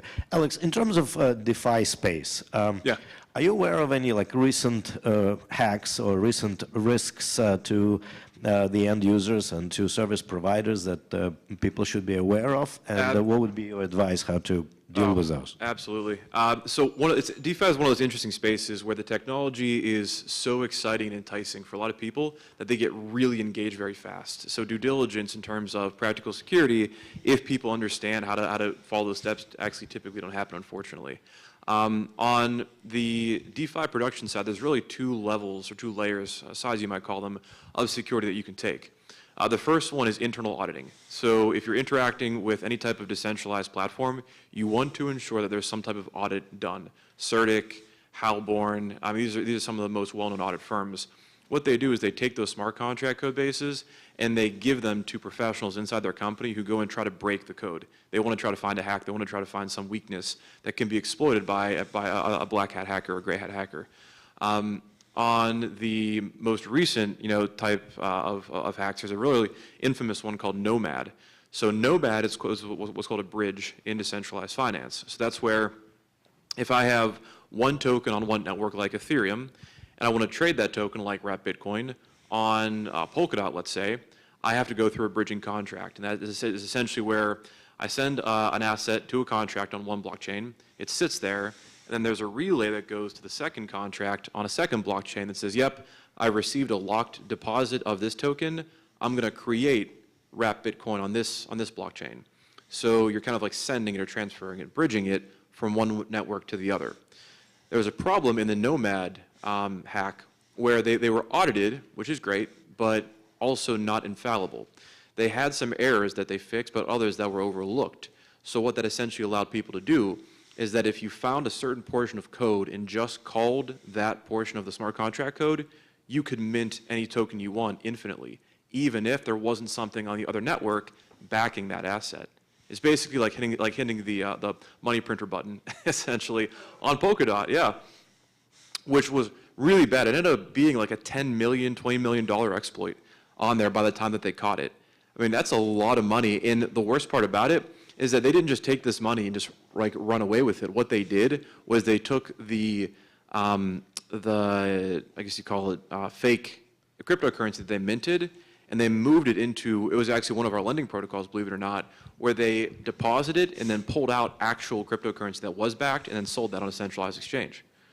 So this is the kind of things that you have to look for when you're using it, because not only did the value of the markets get hit, did that value to the value of that asset drop, all of a sudden now, all of the bridged assets that came across Nomad are in question. So not just the fake tokens, but what about the legitimate tokens? If there's 10 million on this side and 5 million on this side, how do I say that my portion of this 5 million comes out of that legitimate portion over there? So this is just one example, and the hacks have been even greater in scale and even more destructive in terms of market dissemination. But on a practical level, if you're going to, like I said before, if you're going to interact, a first good step is ensure that they have audits. Second good step is actually to check the community, because even if you can't read smart contract code yourself, there's somebody in that community who can. And you'll have people who will point out in the communities, even if they invested in it, hey, there's a problem here that has to be fixed. And when you have that level of engagement, of course it's not perfect, but it's much better than going at it blind. Thank you. In your experience working with things like HIPAA compliance, for example, what kind of additional requirements do, like healthcare specific requirements, mandate that software developers and supply chain adheres to? So particularly HIPAA itself is primarily a data custody, data use consent rule. And you're expected to protect the data as long as you have custody of it in any way, shape, or form during development, during operation, during care delivery. If you have custody of data, you need to have consent to use it, and you need to ensure that it is not leaked, or else you are penalized for every infraction.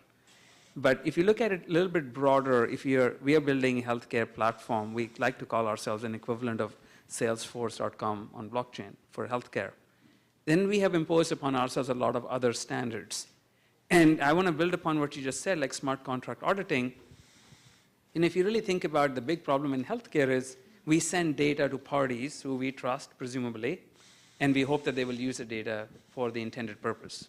And that's where the greatest healthcare risk lies. I send my data to a hospital or to my old company where I was CIO of Blue Cross, and I'm hoping that you will honor your social or legal contract. But if I violate that contract, then enforcement has to come in, and somebody has to prove that I intentionally violated it, and so on. It's a mess. What if we flipped it? So our view is, what if before you send me the data, you do exactly what I heard from my panelists speak about, where if all the logic that will interact with your data was public and your data stayed private, then you would trust it better. And a simple example to illustrate for the audience is, have any of you called an insurance company and asked for authorization to go see a specialist called pre-authorization? Ever had to pre-authorize care? And if you ever get denied, do we ever tell you why?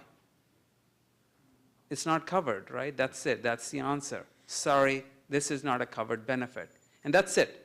Now, that decision isn't made by any formula. It's made by a judgment call by people in the eligibility call center that I would hire, and they make, on average, not a lot more than the McDonald's burger maker does. So there's errors in training and judgment. And when I was at Blue Cross, I did an exercise one time. I sat in the eligibility call center for 3 days, and I was taking calls with my staff to understand why we are rejecting authorization. And I was horrified at the number of mistakes we were making. And we were very proud that we had 93% accuracy rate, but that means 7% of the people were getting denied health care. You don't want to be that 7%. And we were proud that we met the standard. 92% was a standard by the association. We were at 93 plus. So what? 7 out of 100 people still got denied care when they shouldn't have been. Not malicious action, wasn't planned. I wasn't out there writing code to tell people to do this. In fact, we were trying to put all the checks in place. This doesn't happen, but it happens. Now, if you actually could view the logic, if that logic was public, you would not need me with my army of eligibility call center people. You would simply send your member ID to that contract, and the contract would spit out a yes or a no. Because there are times when you have to say, no, you're simply not covered. You didn't pay your premium for 6 months, so you're out of coverage. Okay, but that contract would tell you that. So what we are trying to do is to expose the logic of healthcare and let you keep your data private. Because HIPAA requires us to keep your data private, and we want you to keep your data private. So in many ways, the way we are approaching security is saying, let's invert the model. Let's take this black hole called eligibility system that I paid $100 million for, that frankly, I don't know how it works. You know, Deloitte built it in India 20 years ago. I don't know who built it, what they do with it. I can verify that the eligibility engine is actually built correctly and is current with my latest regulation. I don't know that. No CIO does, okay, no matter we tell you. So in that regard, flipping the model, exposing the logic through smart contracts or other similar technologies, letting you interact with the contract safely will let you protect your identity and your data, and I get out of the middle. And then you don't hate me, because there have been times when I've gone to the local Dave and Buster's and been told, we're not serving you. You're the damn CIO of the Blue Cross that denied my mom care. Not intentional, happens. So this is where healthcare has to rethink, and that's what we are trying to do. Just invert the model. Thank you, Pradeep. Ladies and gentlemen, for any further questions on this critical subject, please reach out to me directly, and I'd like to thank our panel members for contributing today. Thank you. Thank you.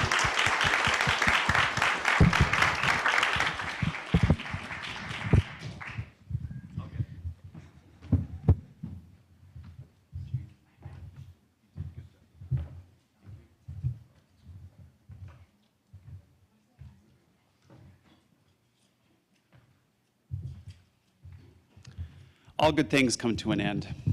And this is the time when this conference ends. But I really wanted to take a few moments to thank all of the efforts that go into this. You would be surprised at the difficulty and the complexity of putting together a conference like this takes. It takes dozens of people.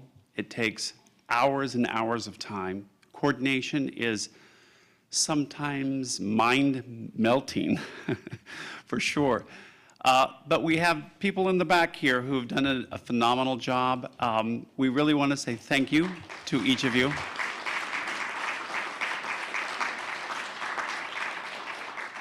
We had the staff that manned the registration desk. They did a phenomenal job. I want to say thank you to them too. But that then brings us to the broad shoulders of our executive director. I want to thank you, Char. You've done an amazing event once again.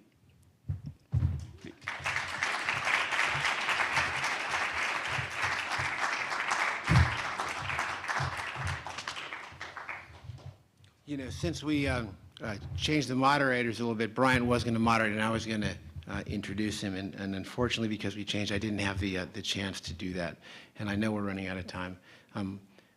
All I can say is that I'm very appreciative of all the people, Brian, the board,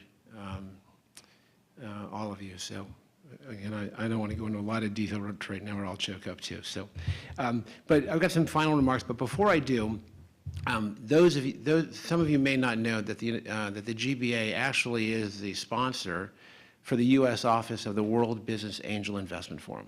And so it's WBAF.org. And if you don't know anything about that organization, this is a G20 affiliated group, and some of the top investors in the world are looking to invest money in startups with a socially responsible mission or cause. We do a lot of events, a lot of funding events, a lot of pitch competitions, innovation showcases, things like that. And so on the 28th, the day before this conference, we hosted one. Actually, Dr. Ingrid Vistula-Feltes ran that. She's the I don't know if it's president. She's in charge of the U.S. office of the World Business Angel Investment Forum. And we had some tremendous startups and companies basically pitch, and so we'd like to show you the results of that. So with that, I'd like to turn it over to Ingrid and let her share the results.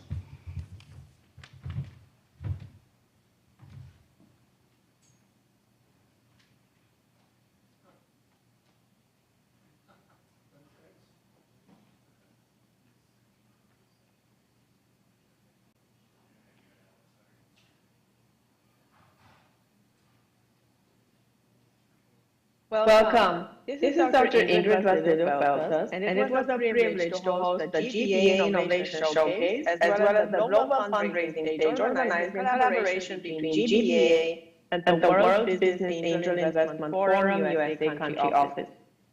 Both events highlighted the important mission we have to support startups, scale-ups, and SMEs, and ease their access to finance.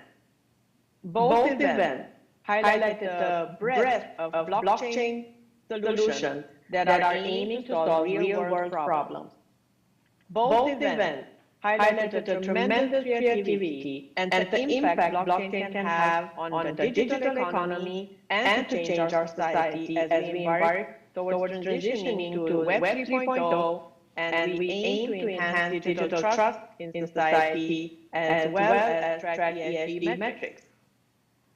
Please allow me to first share the winner and the runner-up of the Innovation Showcase, and then I will announce the winner and the runner-up of the global fundraising stage. For the Innovation Showcase, the winner was the company called Nix Whistle, being represented by its founder, Shanmugam Sankaran, during the event. Nix Whistle is a platform that has been created to encourage employees everywhere to speak up about their opinions and feelings in the workplace and the way they're being treated. Most employees worldwide hesitate to speak up and fight for what they believe is right due to fear of retaliation. This platform is giving them a voice and is placing strong emphasis on privacy and anonymity. Our congratulations to Nix Whistle, and we're looking forward to collaborating with you throughout the year to amplify your important mission. The runner-up of the Innovation Showcase was Global Soko Foundation. Their motto is to empower all through digital transformation. The Soko Chama Network is a blockchain-based peer-to-peer DeFi microfinancing platform providing financial inclusion for the global banks and unbanked. The Foundation's mission is to empower and provide affordable access to digital transformation tools that eliminate barriers to opportunities and transform people's livelihoods in underserved communities. We congratulate Global Soko Foundation for the important work they're doing globally and are also looking forward to collaborating throughout the year to amplify your mission. And now, please allow me to announce the winner of the global fundraising stage and the runner-up as well. The winner was 350, represented during the event by co-founder Gordon Jones. 350 is a decentralized identity wallet system converting our lives, credentials, our assets into verifiable credentials that we can hold in our wallet for controlling and sharing as necessary. 350 leverages cryptography and blockchain and packages the solution in a user-friendly interface that is simple and efficient. 350 is a public benefit corporation and strongly believes that all people should own their own identity. The company's motto states it all. 350 invites you to self-sovereign your identity and drive to privacy. Congratulations to 350, and we're looking forward to seeing you compete at the GFRS in Turkey in October 2022 on the global fundraising stage where you have more than 100 companies compete. And the runner-up of the GFRS, I would like to announce that it is Evenness, represented by its founder Eve Logonova-Parker. Evenness is a global provider of extended reality solutions for your interactive events, remote team collaboration, virtual learning, and upskilling. Evenness is platform agnostic, working with various selected platform providers to create an ideal, inclusive, and accessible environment. Evenness is also currently building its metaverse, and its mission is to enable organizations and people across the planet to establish human connections that work together no matter the distance or time zone. Congratulations as well, and we're looking forward to collaborating with you throughout the year. I would like to conclude, first of all, by thanking the GBA leadership, Gerard Taché, and also, of course, the organizing team, as well as the WVF leadership for making this happen, and most importantly, to all the companies that participated and to our audience. Thank you.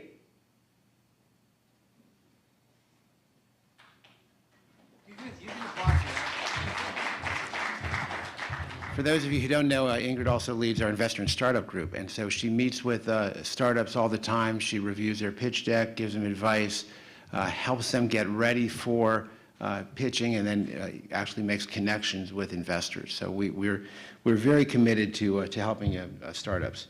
I'd like to first of all thank Brock Pierce and Carla of Ying, Carla Ballard, for essentially the sponsorship. I'd like to actually thank all of our sponsors that made this possible. I'd like to thank our speakers. Were our speakers amazing?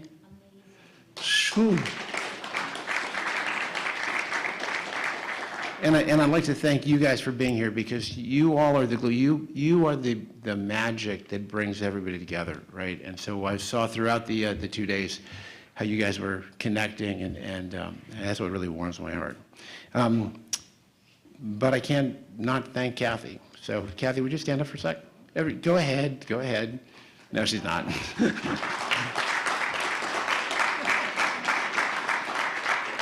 Yeah, this event could not have happened without her hard work. I would like to take a minute and get some takeaways. So if you guys have a takeaway from this conference that you'd like to share, if you don't mind standing up, maybe coming over to Mike, but I'd like to just take a few moments and hear what your takeaways from this conference have been. Nobody's going home until somebody answers. Go ahead. I think the biggest takeaway was trust and trustless systems, where we can all collaborate in a sense where we don't have to worry about that, to make the fluidity of what we're doing much easier. Yeah, so you said the biggest takeaway was trust and trustless systems to really enhance the fluidity. Anybody else? Yeah. The need for partnerships between private and government. The need for partnerships between private and government. Yep. Yep. Yep. Oh, I thought you had your hand up. Anybody else? The lights are a little bright.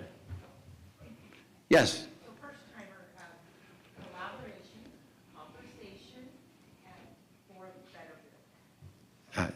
She said, collaborate. What? Say it again. Collaboration, conversation, and as the host said yesterday, for good, for the good. Collaboration, conversation, and partnership. Is that what you said? For the good, yeah. The oath. The oath, that's right, the oath. Anybody else? All right. Well, I'm going to end with my takeaways. So where do we go from here? We learned a lot. We had a lot of great folks together. I would encourage, if you're not a GBA member, please join. We need you in our organization. We need good people that are problem solvers and want to make an impact. And if you are a member, please join the working groups and the chapters. So under association, go to working groups and chapters and join, become part of it. We are going to be launching our foundations course in probably in the next week or so. It'll be coming up whenever our tech guys say it's ready. It's basically ready. They just have to essentially turn it on.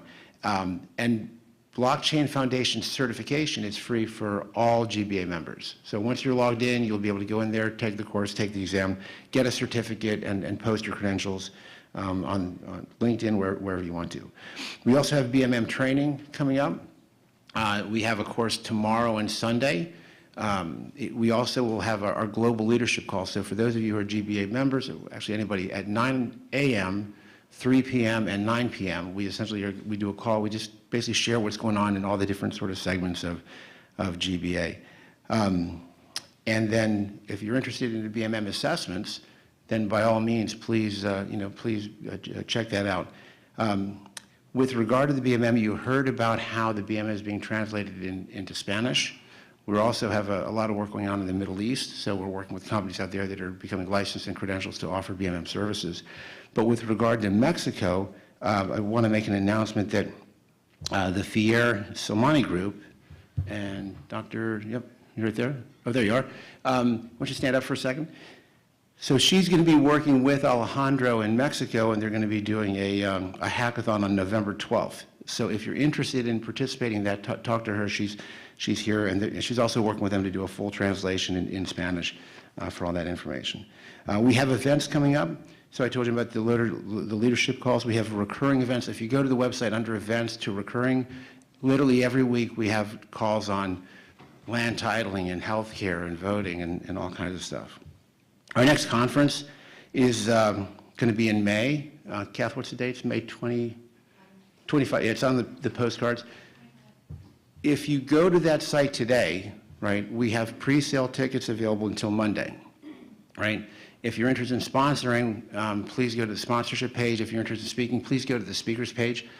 When you go to the speakers page, you can volunteer to speak at an event, like one of the webinars that we do, at a conference, or on our podcast. We have a brand new podcast host. We call her Crypto Mom. She's awesome. But when you go to the volunteer to speak page, you can volunteer to speak. Only GBA members are allowed to speak at GBA events.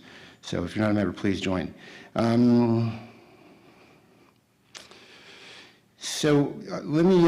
Let me just tell you about just two other administrative things, and I'll take you my final takeaways.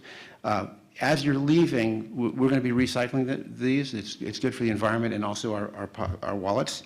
So please put these in the bins on your way out. And again, if you took any photos, please tag those photos at GBA Global and hashtag GBA Events. Right? We're going to put that together in a big montage, and we'd love to see what you captured there. And then so here's my final takeaways, and I really want to echo the words of Scott Sternetto, right? So he had an opportunity to talk to us last night, the co-inventor of the internet, and he really talked about three things. He said, the hard news is this: most people spend 80% of their time doing what they know or what's easy, and they completely avoid the 20% of their time, the 20% of the work that is hard, right, or that they don't know. And so that's the first thing. He said, starting Monday, we should start working on the 20%, right, that we don't know, that is hard. We should break those barriers. And recognize that the rest of the world is spending most of their time on the 80% as well, right? And then he talked about something called a superpower. So he asked about who's familiar with Marvel, the Marvel universe. And all the characters have a superpower. And he said the greatest superpower is empathy. And that when we have empathy for others, when we realize that they have gaps that we can fill, and we work together and collaboratively, there's no stopping what we can achieve. And so I would ask you to meditate on those remarks, right? Do what's hard, right? Realize that other people have those hard gaps too, and figure out how you can bring something to the table. Because if you can bring something to the table to fill those gaps for other people, and we all do that, we're going to blow things away. So those are my final thoughts, and thank you very much. I hope to see you at one of other GBA events and at our conference next year. Thank you.